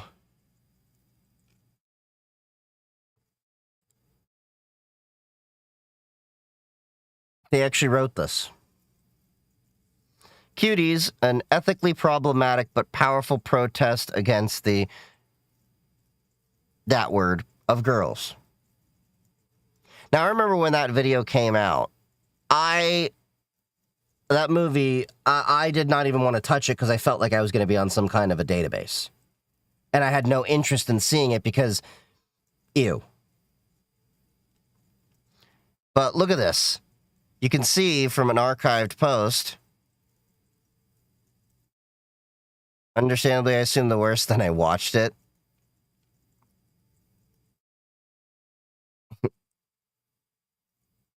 So, yeah. They definitely... Oh, so we only acknowledge it. Yeah. Yeah, they claim to be feminists, even though a lot of their idea... See, like, let me put it this way. I don't disagree with feminism. I agree with a lot of it. I have an issue with feminists. Because there are some feminists that will wield it like a cudgel to beat you over the head to enforce whatever view they so see fit. And they will expand the idea of feminism to fit whatever their agenda is. I agree women deserve equal rights. And yes, there is, you know, what's the idea of basically intersectional different groups and the different struggles going on. I forget the actual term there. I agree with, it's the same thing as like, I don't have an issue with veganism. I have an issue with vegans. I don't have an issue with Arch Linux. I have an issue with Arch users. I will never let that joke go. Intersectionality. Thank you. Thank you. So, like, look, you know, I don't have an issue with these ideas. I have an issue that use these ideas as a hammer to beat people over the head in ways that they don't make sense. If a woman chooses to do whatever she pleases with her body and she's of the age of majority and that she consents to do this, that is her prerogative. No one should go around telling them they shouldn't do that. You may disagree with it, but ultimately, my opinion is you don't have to look at it. You can have other arguments around it, like, yes, there's a stigma around that industry and things like that, but to tell, yeah, that's a whole other diatribe we could get down. But anyway, I don't have an issue with veganism. I have an issue with Ingrid Newkirk and her Demon Army PETA. Yep, there you go. And I have an issue with PETA's kill shelter that ironically killed animals. Well, ladies and gentlemen, it looks like Madam Savvy is getting framed yet again. If you guys missed my last video talking about... So again, not seen this guy before. I have seen her being mentioned because she's been one of the more vocal people against Collective Shout. About Collective Shout and how they were basically caught in a pretty big seemingly lie. It seems as if Collective Shout is trying to frame Madam Savvy by creating alt accounts that are made this month with only 1 or 2 replies and tagging Madam Savvy with every inflammatory reply that is basically attacking Collective Shout and trying to make it seem as if Madam Savvy is the one that's starting it all. That is how it seems. And then when people try to search those accounts suddenly disappear, but hey, Collective Shout somehow managed to get all those screenshots. So let me see if I understand this right. They created a bunch of alt accounts to frame an entire... Wait, what?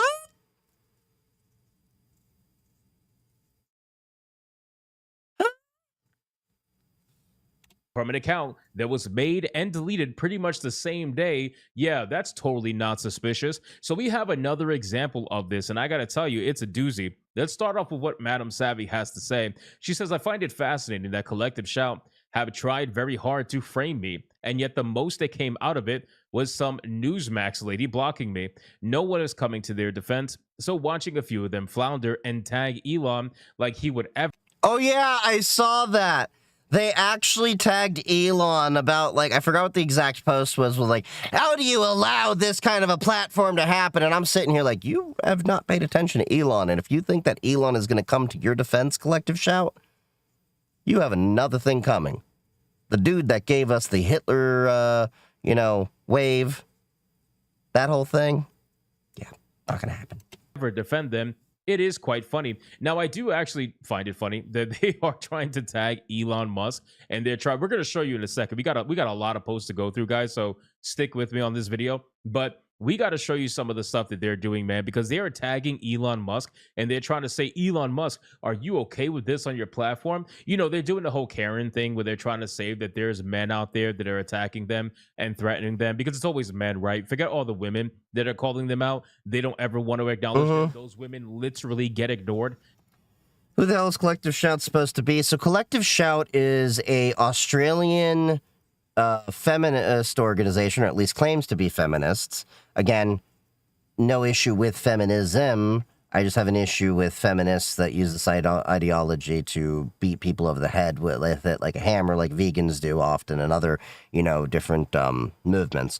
But they basically are trying to go around proclaiming that we're trying to protect video games, children, from these games with suggestive themes, and they managed to get a lot of video games deplatformed off of Steam and itch.io because they had some complaints, went to MasterCard and Visa to basically get the Steam and itch financially deplatformed, and then has also been spreading over to like a lot of Japanese content and things like that.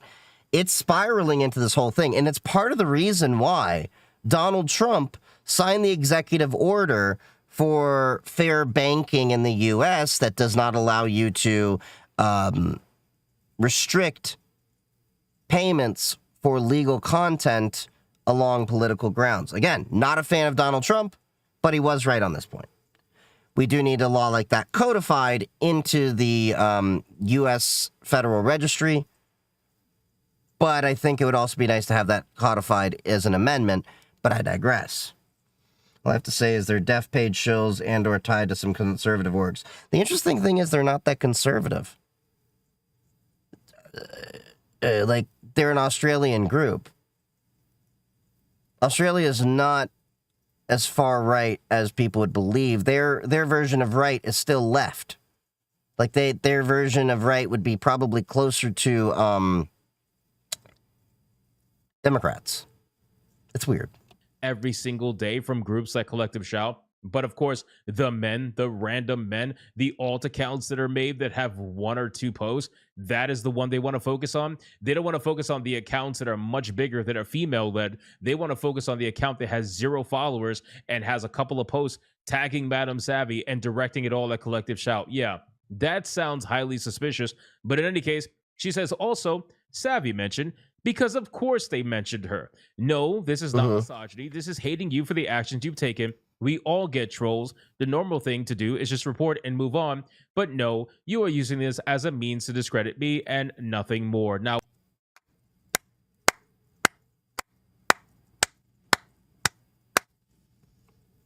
that was very well worded.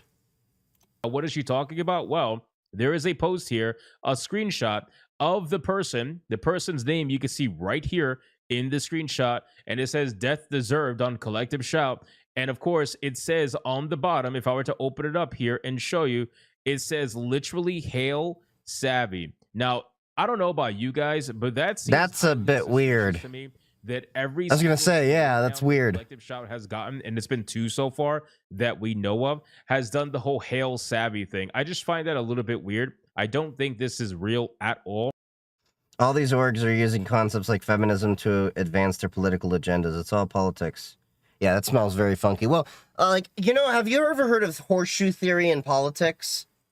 The idea, for those of you that are not familiar, is that politics are not really a line of a spectrum where you're that far apart, but rather a horseshoe.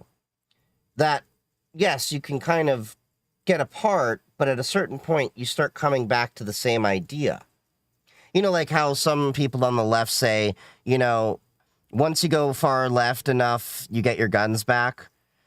I believe it's the same thing when it comes to censorship. Conservatives want to block adult content, just like some of these feminists want to block adult content. It's a weird partnership made in hell. And I really do believe that Collective Shout is making fake accounts, posting inflammatory stuff, screenshotted it, then deleting the accounts and hoping that nobody finds out that they're linked to them. But I believe that is a possible, I believe it's a reasonable hypothesis.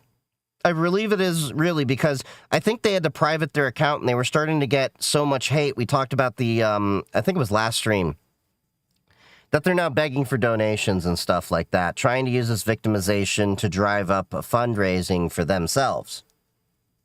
Because there's been a lot of backlash from them. They made themselves extremely public doing these things, and they're encroaching upon U.S.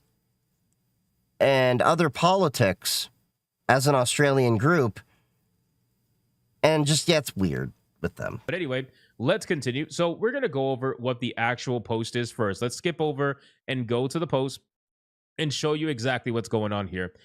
So for some context, Caitlin Roper is one of the people over at Collective Shout.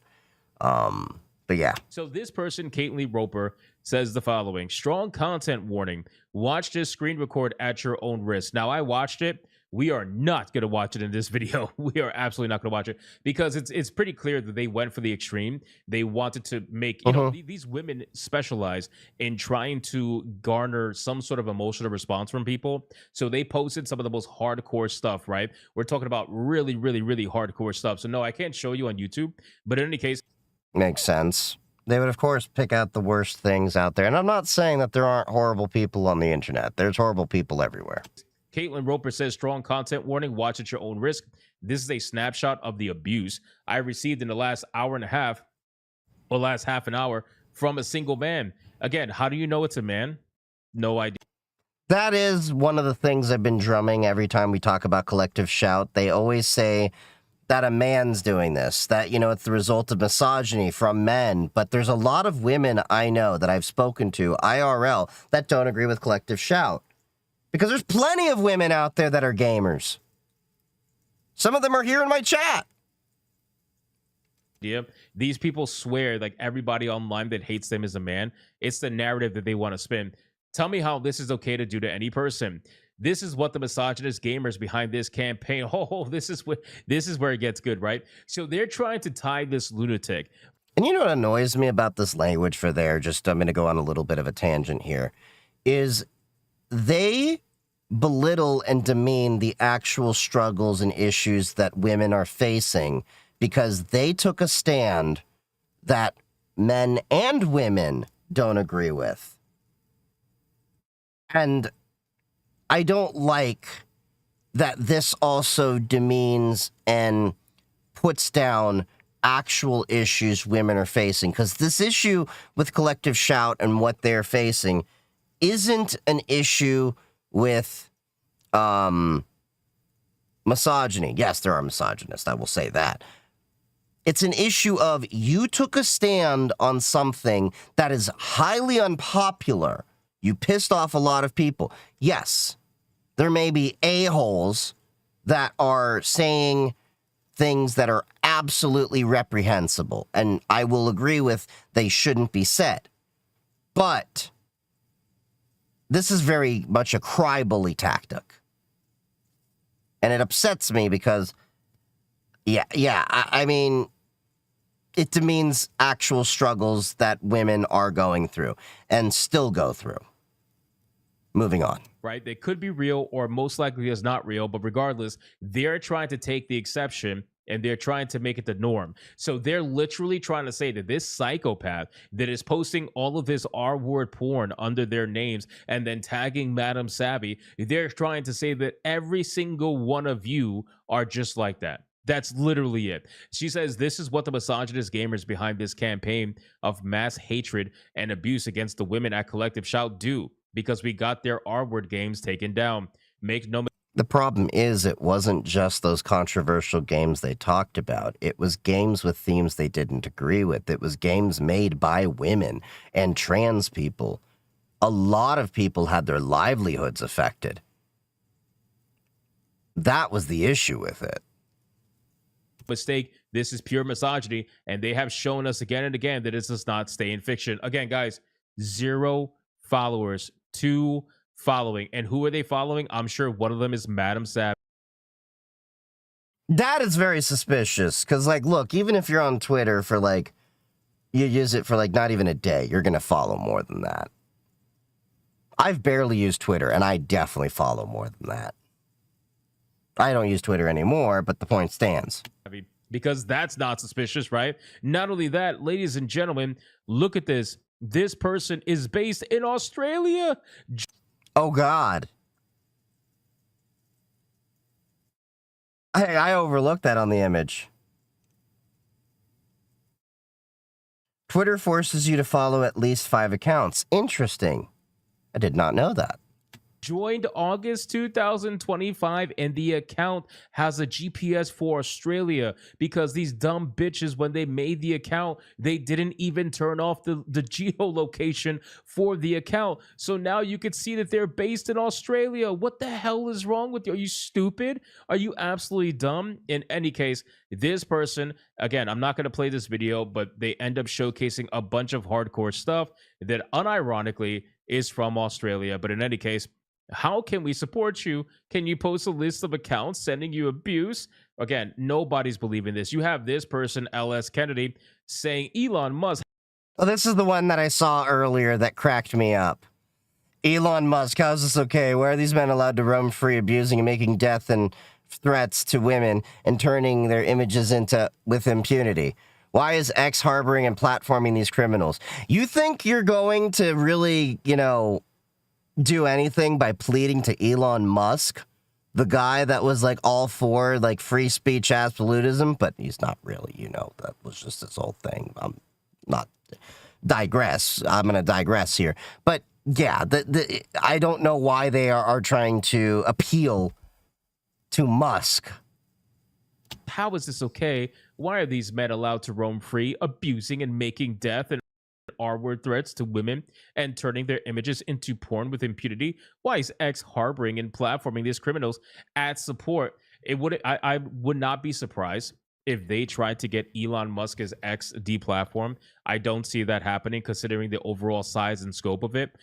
Like a Tesla battery. But you damn sure know that these Karens are not going to go away, and they're going to try to do everything they can to make it happen. So let's go to this post now where Coralie Allison also... What do these people really think, appealing to Elon Musk is going to do? He would probably, if anything, throw gas on this fire and basically call them out. I'm by no means a fan of Elon Musk. Lots of my prior comments and content can prove that. But he's not the ally they think that they have. If anything, he'd probably troll them harder. He'd probably sick his audience on them.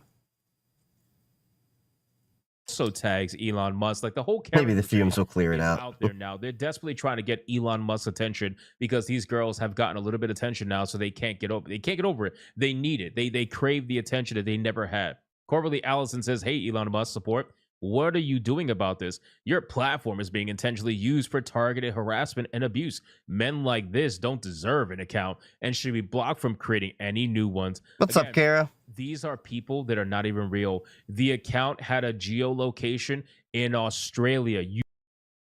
Yeah, the account they were calling out only had 2 accounts they were following, no followers, geolocation in Australia, and the account was created that month. That's suspicious. You really can't make this shit up. You guys didn't even turn off the GPS location when you made the account, you morons. So again, and the hilarious thing about all this is Madam Savvy, of course, posts under this where Coralie Anderson tags Safety and X and says, "Please act to remove those who are using your platform for nothing other than to harass and abuse women." 55 comments, 8 likes, getting completely ratioed. 155 comments, 20. Yeah, no. These accounts that are calling on them apparently aren't fake accounts. It's collective shout, not understanding the very people they're appealing to. Musk is a troll, too. Not a very good one, but he is. 25 likes on the main post. Madam Savvy says, "Cool, hey, why am I still labeled a man on your website?" Oh, that's right. Madam Savvy was the person I thought of. She was one of the, women that was against Collective Shout, and they labeled her as a man because they're having this entire narrative that it's only men that are against Collective Shout and the actions that they're taking to censor Steam and itch.io and the video games and everything, when there's plenty of women in the gaming space who are against them. I can't even get that right. Why should anyone care about you crying to a man you insinuated was a PDF for Grok's Annie? Wait, what? That's right. They did that. Because of the anime little Grok AI thing. Viper says, yes, Elon, please help them. They can't stop making these threats on their burner accounts. The absolute horror of it all. I like how everybody can obviously tell this is a burner account. Everybody except for them. They think they're so smart. They think, yeah, we're going to get them with these fake accounts. We're going to create the entire narrative and we're going to push it and nobody's going to notice. Of course we notice. Red Planet says, hey, Coralie Anderson, when's the last time you got that? You sound like you could use a good ass smacking. Somehow, I feel like that is a burner account, too, to just direct hate.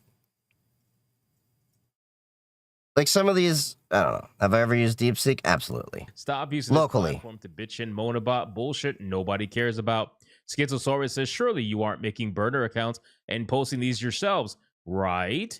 Didn't you defend cuties? We just talked about that in the beginning of the video, that people didn't know they defended that little PDF file movie extravaganza that... You straight up harass the lives of millions, and you actually believe anyone wants to protect you? Reap what you sow and fuck off. You get exactly what you deserve for acting like you can mess with other people's lives, then play victim when people fight back. So at this point, ladies and gentlemen, I think it's pretty safe to say that almost nobody is on the side of Collective Shout. When you look at their posts, they all get completely ratio. There's barely any likes on any of their posts.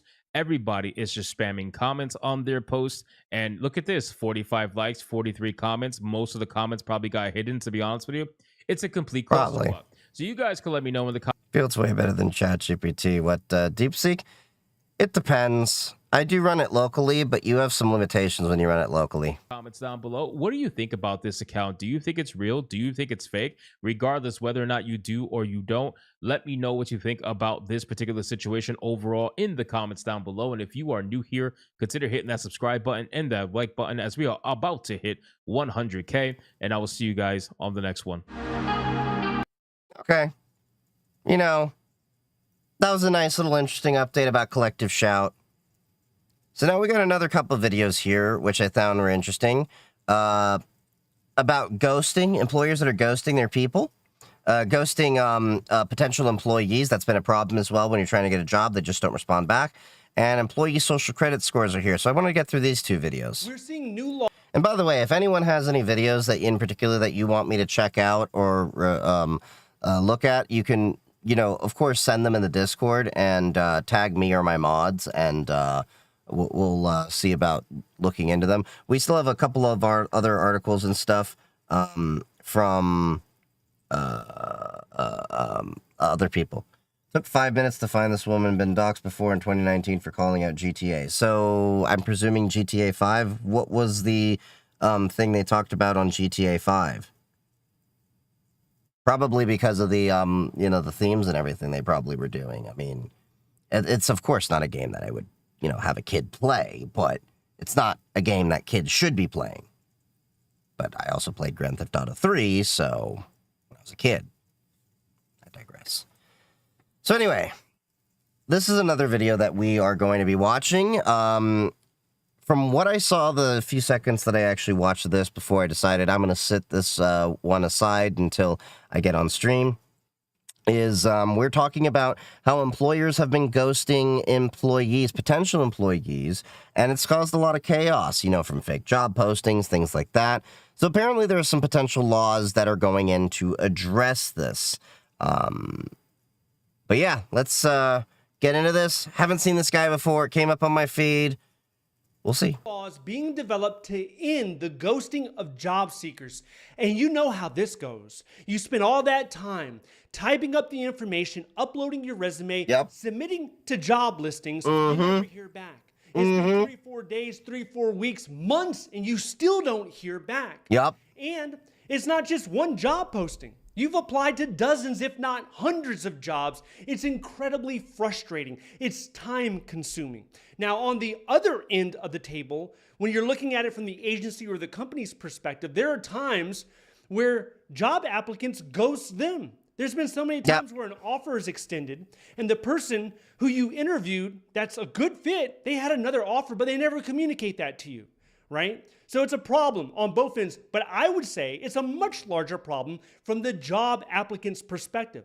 I totally agree with that. I think it's a bigger issue that employers are ghosting potential employees than it is the other way around. Look, it's not my responsibility to tell you that I got a job elsewhere, although I think it is a common courtesy that you should extend if that, look, I got a job acceptance elsewhere, then you should let the other person know because maybe you'll want to come back and apply to them later. Don't want to burn that bridge. Something like 3 out of 4, 75% of all job applicants, they have experienced being ghosted. And I would like to say the number is way higher than that. So we have a few states that are working on laws to prevent this. But you know who's really taking the lead? It's not this country, it's Canada. Really? Canada has a rule that's going to go into effect January 2026. And if a company has more than 25 people and they do not communicate after the interview, if they don't tell you within 45 days what your status is, that company will be fined $100,000. Now, this is Canadian. I like that. It may be potentially a little bit of a steep fine, but I like that. There should be no ambiguity in where you stand in the hiring process. Money, so for USD, that's something like $75,000, something like that. But it's a good first step. Now, what companies will probably end up doing is like creating some sort of automated process where they just hit a button and it'll send out a bunch of rejections. But it's important to close the loop, and this is one step closer to closing that loop. Now, when you're looking at the states, you have California, you have Kentucky, and you have New Jersey. So New Jersey, they have a law being proposed right now where it's only a $5,000 penalty. And this goes into effect if the company, if they have a ghost listing, meaning a job that doesn't exist, a job that's only... Ooh, I like that. I like that. Penalize companies that don't actually have intentions to hire people. We should have that everywhere. I am sick and tired of companies when I am trying, not me particularly, because I'm not really applying right now, but I have friends who are. And they are applying to all these jobs. All of my friends are saying, I've had to apply to like several hundred jobs before I get even like one response. Like, it doesn't make sense that they've applied to several hundred jobs and maybe at best get a dozen responses. That math ain't mathing. Out there to see if it can gauge the interest level. I don't know if you know what I'm talking about, but sometimes companies put jobs out there and they just want to see how many people are interested. They don't have any intention of hiring for that position. Yep. Number 2 is they have to remove the job posting within 2 weeks of someone getting hired. So you can't just have it up there for months, like an abandoned job posting that nobody ever takes down. And then number 3 is actually getting back after the interview. Now, California is doing something, but this is only addressing the fake job posting. So there's going to be a penalty associated with that. Kentucky, on the other hand, they had some ideas, but there was not enough interest among their politicians, so they're not doing anything. So as soon as they figure out some of the other state issues like education, healthcare, I don't know. Kentucky, they ain't that smart. Then they might revisit it. But apparently ghosting job applicants, that's not on their top 5 things to do. Now, employers, they don't like this idea. They're pushing back. They oppose it completely. Stabby the Abbey saying, I think employers are overwhelmed. Of the few interviews that I've had in the past few years, I've been told that thousands of people also applied to said job. Software engineering. That may be true, but... And especially with the advent of AI, sending people's resumes out. Like, I was told by one of the managers, they had AI sending jobs that were so irrelevant that they had dental hygienists applying for software developer and cybersecurity positions. So, There definitely is a problem there. Don't get me wrong. But companies should figure out ways to whittle down the amount of applications that they get. Maybe they need to do additional pre-qualifiers, things like that. Especially employers where they have high turnover positions. So think retail, fast food. People are always, coming and going. At my local Dunkin' Donuts, every couple of weeks, there's new people working behind the counter. It's never the same person. And I've been going there for over 3 years. Throughout that entire duration, I've probably seen 20 to 30 people, new faces. So they have a hard time holding on to their workers. And it's not a surprise. They don't pay them anything. They pay them the minimum wage, if that. And the minimum wage ain't even enough for you to actually properly live off of. And I know people will actually give the rebuttal of, well, a minimum wage isn't meant for you to live off of. It's the minimum, wage. A minimum wage, I want you to think about this. If I work 1 hour, after taxes and everything, federal minimum wage is $7.25. What meal can I buy? Like, I want you to think about that honestly. You can barely buy anything you have like 30% taken out after taxes. Yeah. That's it. There's no benefit. So obviously people are in a dire situation. They're working there temporarily, and as soon as a better job opens up, they're going to jump. And who can blame them? And really, this is one of the big reasons I believe a lot of people stop looking for work. We have over 1 million Americans. They're no longer trying to apply to a job. When they apply online, it's like a black hole. Yep. When I was a teenager, in the 90s, you could just go up into a restaurant. You can walk inside Burger King, fill out the application, and get hired on the spot. And it was this... Yeah, this was an eye-opener when I talked to some of my boomer family members and, family members of friends and everything. When they're like, well, you should carry around your resumes and then go meet the managers, give them a firm handshake and, talk to them. And I'm like, doesn't work that way. They tried to prove me wrong. They literally did that, and the manager wouldn't accept this. They tried it at Staples, they tried it at Costco, they tried it at like all these different places. Managers wouldn't take their resume. Managers would shake their hand and say, you got to apply online. People are really out of touch with this. How many hours of work does it take you to buy a McMeal? Well, yeah, if you're talking about like, say,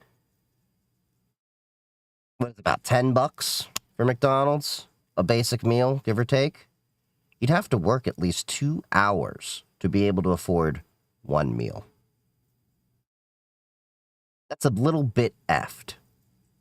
Because then if you extrapolate how much money they maybe make, because they're not going to get full-time hours because, the Affordable Care Act requires if you get full-time hours that you're given, benefits like health insurance and everything, which that's a whole other argument of how your employment shouldn't be tied to your health insurance because there is no social safety net if you lose your job. Like,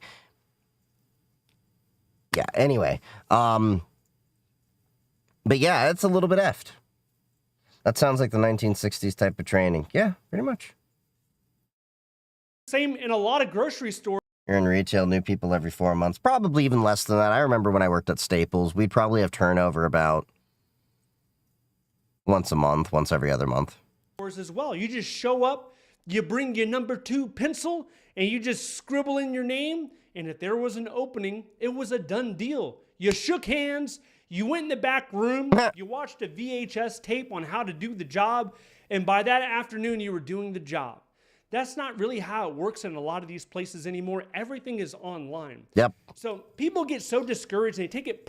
Unless you're finding a one-off mom and pop shop that isn't a chain, it don't work like that anymore. You have to go through an application tracking system. Personal. Like something is wrong with them. Something is broken inside of them. It's not really them. It's not you. It's the system. The system's broken. Oh yeah, it's absolutely broken. So I would encourage those people to continue on. And if you can close that loop that feedback loop where you apply, you express interest, and there's some closure, then I think that would give people more faith and more confidence in the process, and they would continue to apply. You know, I completely agree with this, because at a certain point you get demoralized. I remember when I was applying for my job, I didn't hear back from really any job for like, I want to say close to 3 months, maybe 2 months. It was 2 months. Then I was going through rounds of interviews for 2 potential, well, actually I don't think I went through 4 potential jobs at the same time. But that was after I had applied for, I want to say at least 400 or 500 different positions.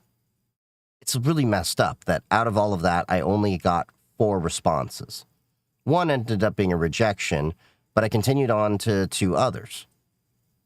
3 others. But yeah, and then eventually one won out because they had the better offer. Dozens of people that have applied for a $60,000 a year job and rejected, like 2, 3, 4 times rejected.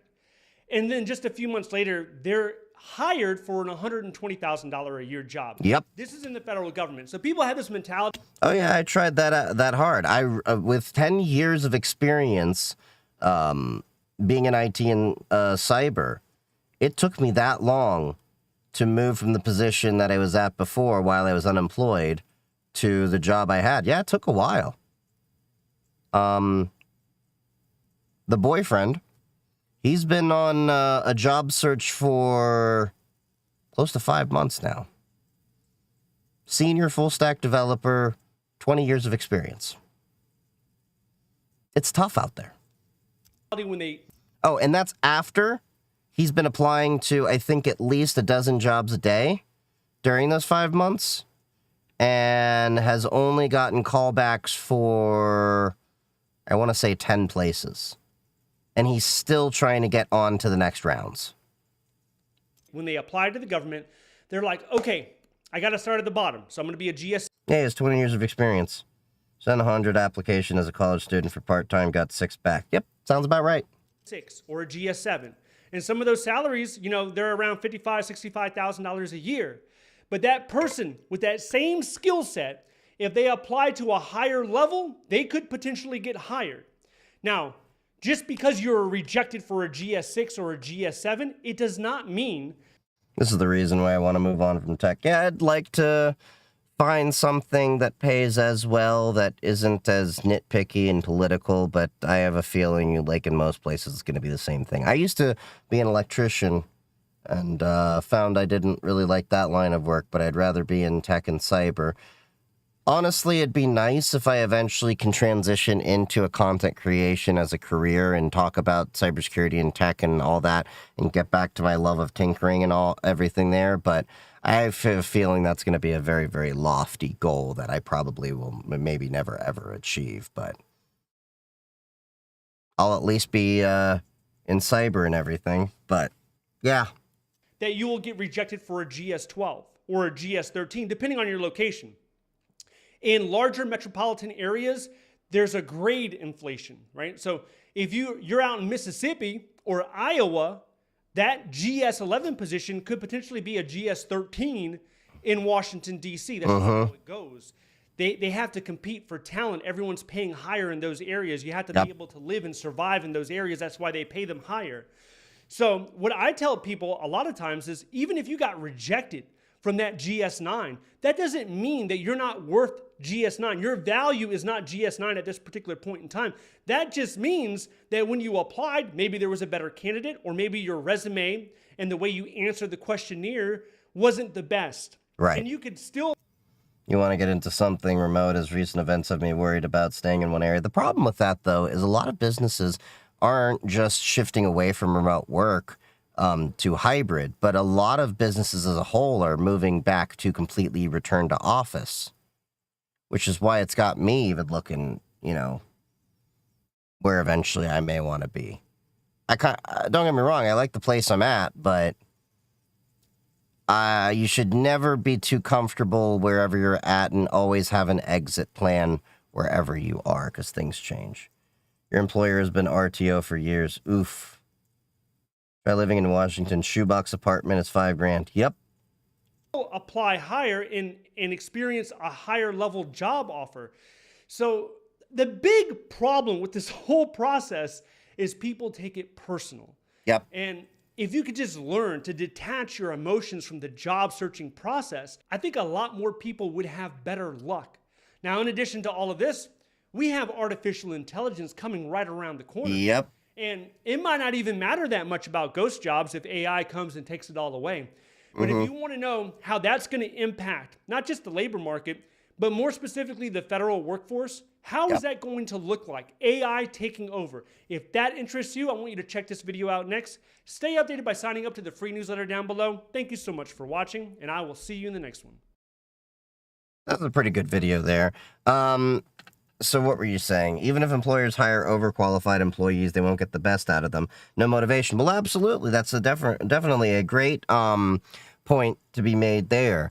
Because at a certain point, if your company culture, morale, politics, whatever that combination is, doesn't incentivize people or make them feel happy enough, or, you know, they feel like they're not getting enough incentive, they're not going to apply their best work. And I've actually kind of experienced that myself where I'm at, where I've, you know, been like, okay, cool. Y'all aren't going to give me the raise I want and everything, then I'm just going to take more of my personal time back. I'm going to do what needs to be done while I'm in the work hours, but don't expect me to bend over backwards and overcommit myself. Because I'm not going to burn myself out if I'm not going to get the rewards and recognition that are deserving of the energy that I put in. Make sense? Exit plans are important and are kind of underestimated in importance. Yeah, totally agree with that. So let's get on to the next video. And then we'll get into a couple of things that were on Discord before we call it a night. Employee social credit scores are here. So again, have not seen this creator at all. Came up on my feed. I was kind of interested in what they were saying. I only saw about 20 or 30 seconds of this video before I decided I'm going to set this into the playlist for us to watch together on stream. But let's see what they got. Your boss can now rate you. Rate me? Yes. What do you mean? Look, there's a new app on the way. And for people with jobs, it's a dystopian nightmare. What's the name of it? Gauge. It's called Gauge. Like I said, it's an app where your boss and your coworkers will be able to rate you. This rating then becomes your Gauge score. In other words, your workplace social credit score, like Yelp, but for humans. Why would anyone This is already sounding bad. want that? According to them, it's because hourly workers don't get recognized. Yes. Yeah. We don't get recognized. So far, you're right. But forget about better pay. Apparently, the solution is a social credit score. That'll motivate us. That sounds insane. Yeah. What a bunch of baloney. What a stupid idea. God forbid we pay our employees more and that will incentivize them to actually put their best foot forward. No, we can't have them doing that. God forbid they make more money. The horror. Yeah. If you're flipping burgers somewhere, you could care less about recognition, especially in the form of a rating. You want money, better hours, not to be yelled at. Is that so hard? Yeah, what the flip, man? But this is not even the worst part. Far from it. The worst part is this. Your profile is gonna follow you around from workplace to workplace. Oh God, no! No! This is gonna be horrible if this actually becomes a thing. Imagine if you leave your job on bad terms. They can now negatively rate. This is getting to be Black Mirror levels if this is, in fact, going the way I think it is. No. In other words, that unfair manager who hates you for some reason, his stupid review is never... What did I just call? What did I just say? I basically just talked about this exact point. Going away. Your score in this app will affect your ability to get jobs. No one asked for this. If you're an hourly worker, you're so cooked. You might as well be put on the menu.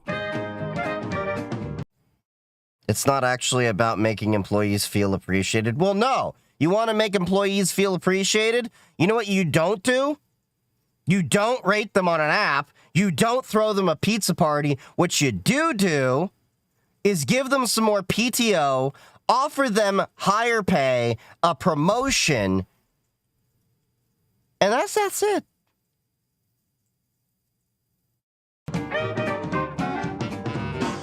Here's their big hypothesis. Hourly workers are quitting or not working hard enough because they're disengaged and unmotivated. Because we're not paid enough.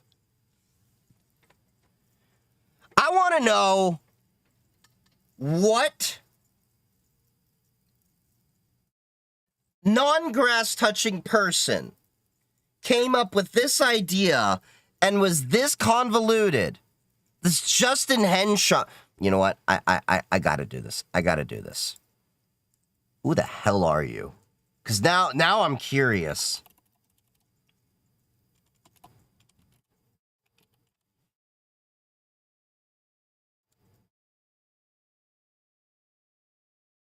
Okay. Got a LinkedIn. I don't want to log in. They have a profile here. Only 2,000 followers. College of Coastal Georgia.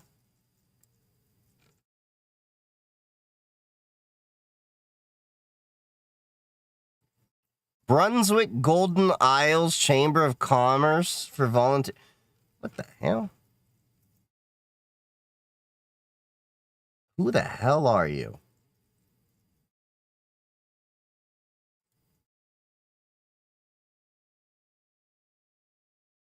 Okay, so Coastal Georgia.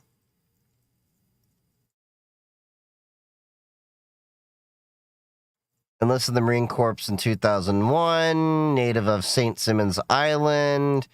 That has me curious. What is St. Simons Island? This sounds like some kind of bougie place.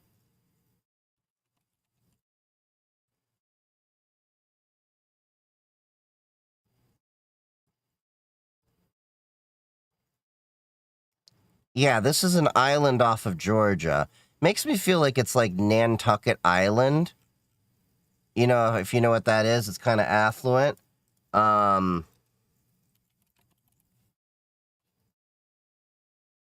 on. I'm curious. Income for St. Simons Island.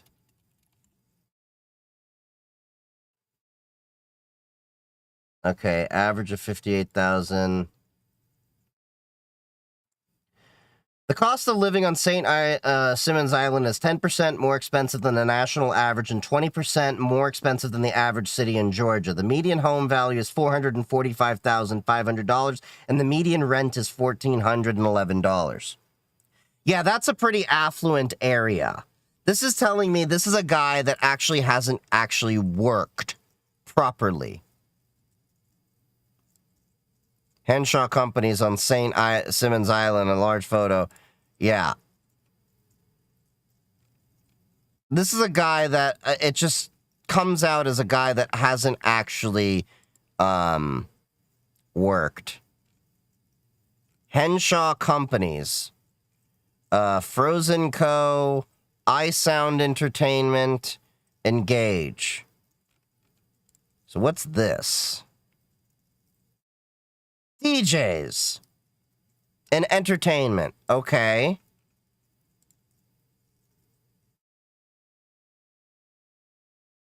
And what's this? Frozen dessert shops.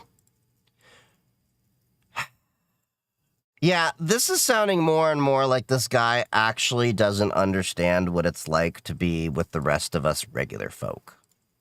Sorry, I had to go down that rabbit hole. Okay, why so? They say so right here. The employees don't care. Thank you for the follow, Halwat. You condescending pricks. You want to know why? You want to know why I'm not flipping my burger enthusiastically enough? Took literal years to get an entry-level job. I could only imagine getting rejected because you don't even have an entry in something like this. Oh yeah, it's absolutely horrible. It's a horrible market. I mean, you have to be more senior to get a job. And once you get senior, everyone wants seniors, but they don't want to hire and train up entry-level people. I can't pay my rent. I can't afford eggs. I can't fill up the tank. That's why I could care less about having a platform, recognition, validation. Who cares? Bruh. We care about food and being able to live.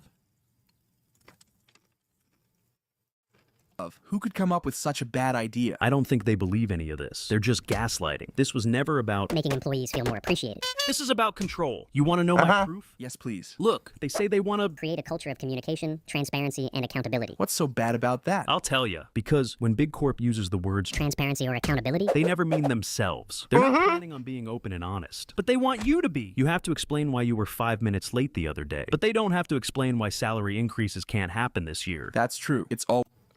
Or why your managers can always have different sets of rules than the actual workers themselves. Always like that. Yeah. You think this culture of transparency and accountability means the company won't lie in the job description anymore? They'll actually reveal the salary, not just call it competitive? No, of course not. They're not going to be transparent, but you are expected to be. You see what I mean? This was never about appreciation. This was always about control. Insert evil laughter.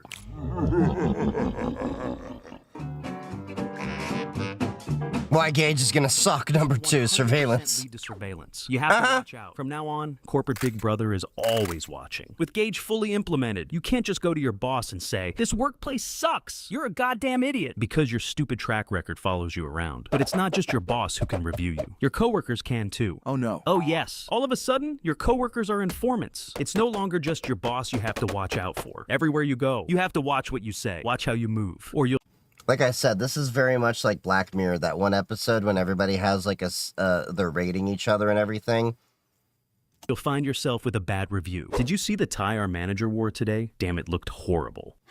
We got a dissident. I repeat, we got a dissident. Reduce score immediately. Or it's gonna be like, so, who wants to come in and work on Christmas? Never. Come on! You completely lost your mind. Remember, this will affect your adaptability score on Gage work. I'm down. This doesn't seem abusive whatsoever. Good. Thanks to Gage's social credit score, I'm able to control you all. What a win for Big Corp. Damn, that's dystopian. Yep, with Gage, you'll be less surveilled having a job in North Korea. This is corporate big... That's a statement right there. Less surveilled in North Korea. Big Brother.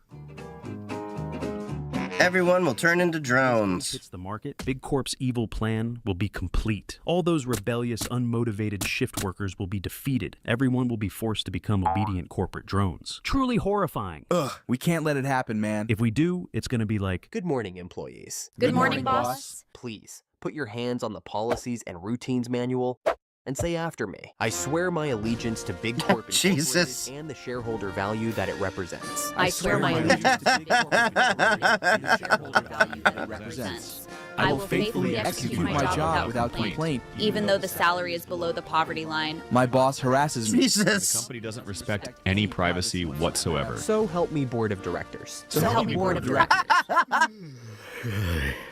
You yawned? Me? Of course not. That's -3 points in your Gage score. No, I'm sorry, I didn't. Go clean up the bathroom if you want to make up for those points. this will be Big Corp's tool for ultimate control. My God, it's dark.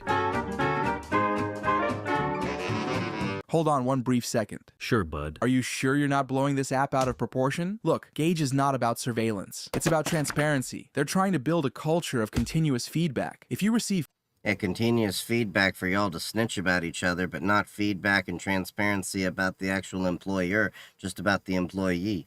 That's what it feels like to me. Especially from the things I poked at on the side that I've been looking at. Feedback on Gage work, that's not negative. That's an opportunity for growth. Through this app, hourly workers will finally get appreciation for their work. This is a win-win for employees and employers. That's what they told me too. Bill? I signed up for Gage a year ago. Big mistake. I do the work of 7 people, but since I'm the office pushover, I never get appreciated. Those good corporate drones out there who play office politics, they have fantastic Gage profiles. They can get any job they want. Me, I keep getting low ratings from my managers. Apparently, I'm not a team player. But that's awful. Now, my Gage profile is going to follow me around everywhere I go. And see, that's the big problem, is that many people leave their job because there is a toxic environment for whatever reason, and they want to have a clean slate at their new job. That could impede that. I'm stuck here, never able to get hired again. I wish I never made an account on that godforsaken app. Wow. That's it. This is ridiculous. Let's go do something about this. Bill, aren't you coming? There's no escape for me, son. Big Corp's grip on me is final. I've come to terms with that. Oh, come on. I'm sure someone will hire you. It is too late for me, son. Then let us get rid of Gage once and for all. I can't delete your score for you, but I can delete the app. Come on!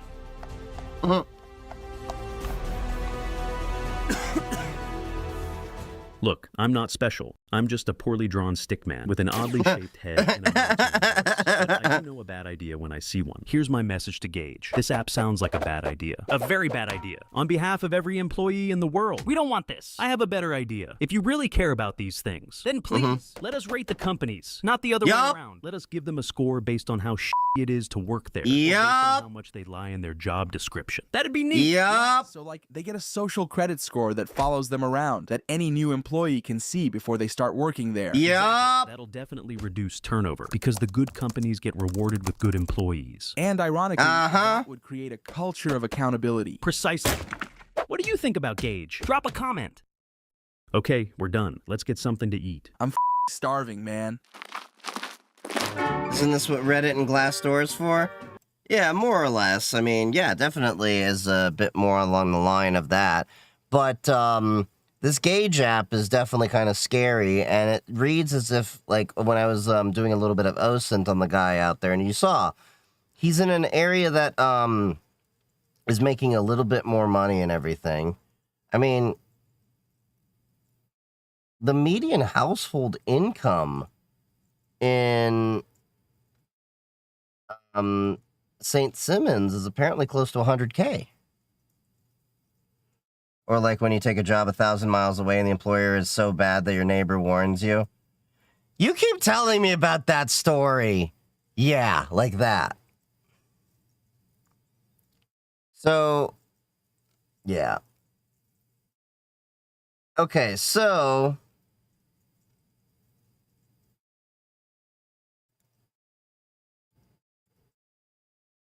Vampire, he's not here today, right now. Sent me a video. We're gonna look at that in a sec. But there was also HBX that shared an article. Okay.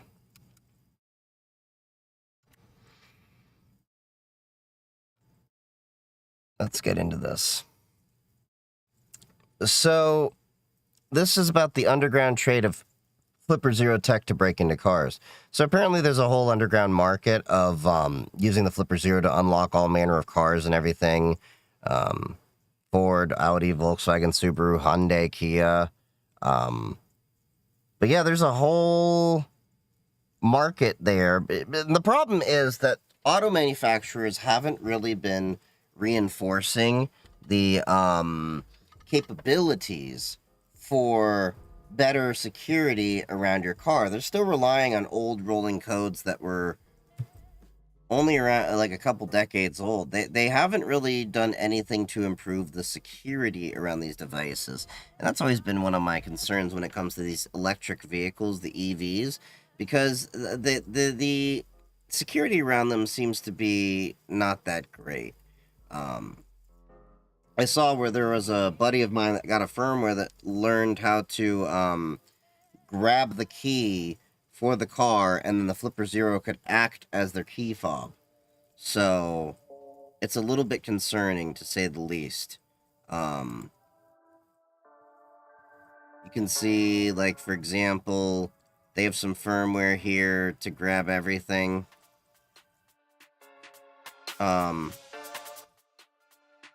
Models up to 2014 for Ford, in development up to 2022. And a lot of these things, unfortunately, won't get patched. Because that would require manufacturers to actually invest. And the problem is that very often, once the car is released and it's in market, production and improvements cease unless there's a recall. And that's the problem with the car, is they don't have a continuous life cycle of improvement. It's just once they're out, then we're working on the next model. The next model is the one that gets the improvements. So that is definitely a point of concern when it comes to these Flipper Zeros and everything like that.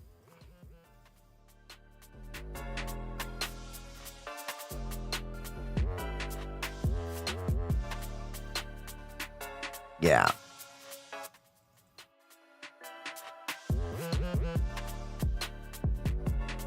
So there are definitely... Yeah, that was an interesting... I'll have to read further into that article. But then we have one last video I want to get into before we call it a night. So apparently YouTube was fined $30 million for violating privacy laws. Not really a shock. Google just got fined $30 million to settle a lawsuit over collecting children's YouTube data. Ooh, COPPA violation. Ooh. That's gotta hurt. Us to give them our IDs, credit cards, and video verifications, and they claim, don't worry, we'll keep your info safe. They got hit with a class action lawsuit recently that alleged that Google collected data from children watching YouTube videos. While this kind of data collection has become common, it remains illegal to... See, I called it. COPPA. Collect data from children under the age of 13 based on the COPPA legislation. They said they didn't do it, but they're going to be settling the case anyways. And up to 45 million people in the United States could be eligible to receive small payments from the class action lawsuit. So now we know why YouTube... $30 million to 45 million people. So Google settled for less than $1 per person. That's why they settled. It was going to cost them a lot more if they went to court. That's a ridiculously low fine for them. YouTube is collecting everybody's IDs because they're trying to show the people who keep finding them tens of millions and sometimes hundreds of millions of dollars. Hey, look, we're protecting kids now. We're asking for ID verification. Their parent company, Alphabet, also agreed in 2019 to pay $170 million in fines and change some practices to settle similar charges by the U.S. Federal Trade Commission. What were the charges in 2019? Oh, they had to pay $170 million because they were collecting data on kids. Oh yeah, by the way, they also had to pay over $1 billion to settle a Texas data privacy in May of 2025. And see, all this UK Online Safety Act stuff and EU chat control and Screen Act and COSA and all that are just going to exacerbate all these problems because you're not really protecting kids with those laws. And they're still going to be collecting information on those kids. What was the lawsuit over? Google agreed to a $1.35 billion data privacy settlement with the Lone Star State over the alleged use of facial recognition, location data, and Chrome Incognito. Facial recognition. Let's go over here to the channel and feature eligibility. Let's go and see what they need if they want us to have advanced features on the website. Oh, look, a video verification, where we have to look up and down to get access to advanced features. Huh, I wonder what they're going to be doing with our data, but it's okay. Say what?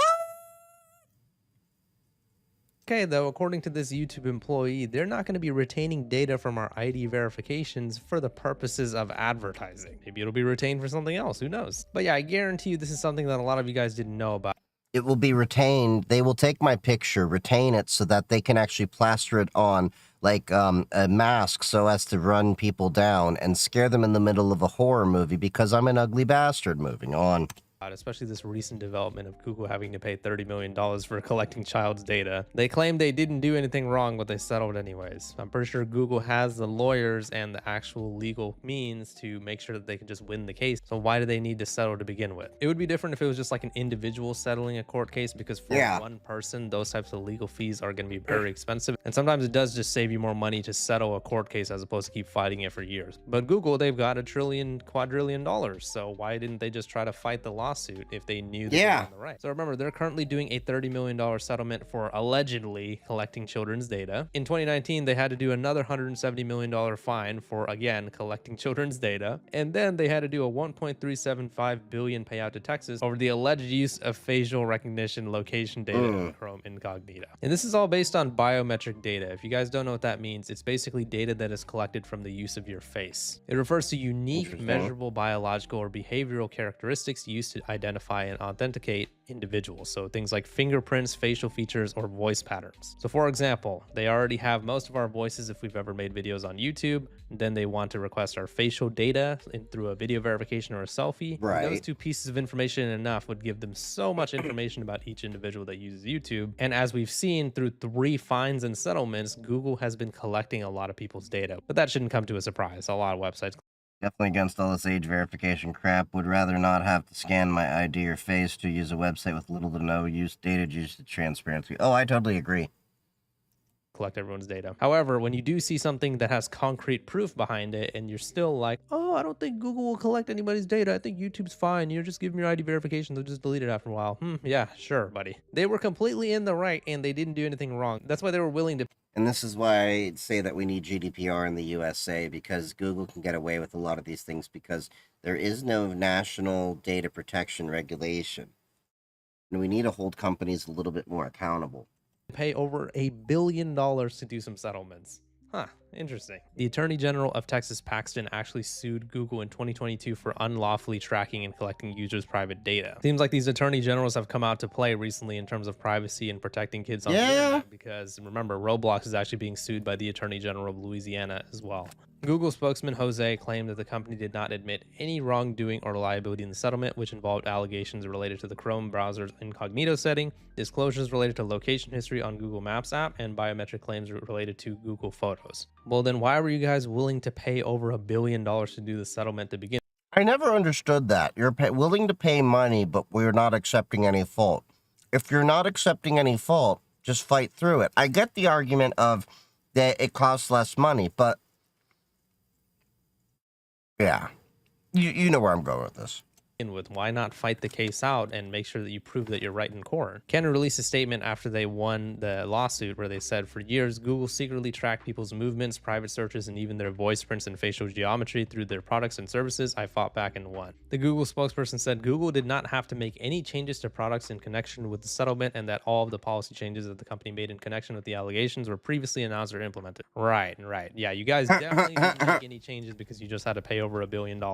You guys just had those changes planned to begin with. Yeah, sure, buddy. Sure. This dude apparently also got over $1 billion from Meta as well, which is the company that I believe owns Facebook. And they were doing the same shit where they ran facial recognition software on virtually every face and contained in the photographs uploaded to Facebook for over a decade, capturing records of the facial geometry of the people depicted. So basically what I'm saying is do not trust Google with your biometric data. Don't submit an ID to YouTube, man. And this is a point I like to keep bringing up because I know not everybody watches every single one of my videos. I've seen a lot of people criticize myself and other monetized creators who make videos about the whole ID verification thing, saying, oh, they already have your ID though, so why are you even talking? They have my information in terms of my first and last name and my bank account and stuff, but they do not have a picture of my face. They've never needed that. They've never needed a video verification of my face. YouTube does not know what I look like at all. So no, they don't have my ID. Remember that any government official Unfortunately, they know what I look like. Of your face, like a passport or a driver's license. That was something that I was never required to provide, and that's something that I will not provide if asked. And one of the reasons why I won't provide it is because of things like this. Google keeps having to pay millions and sometimes billions of dollars because they keep breaching the privacy of children. So why would I trust them to secure the privacy of adults? As you can see, whenever they keep breaching the privacy of children, they keep getting a lot of consequences for it. Now, obviously, when you breach the privacy of adults, it's a lot less egregious in the eyes of the...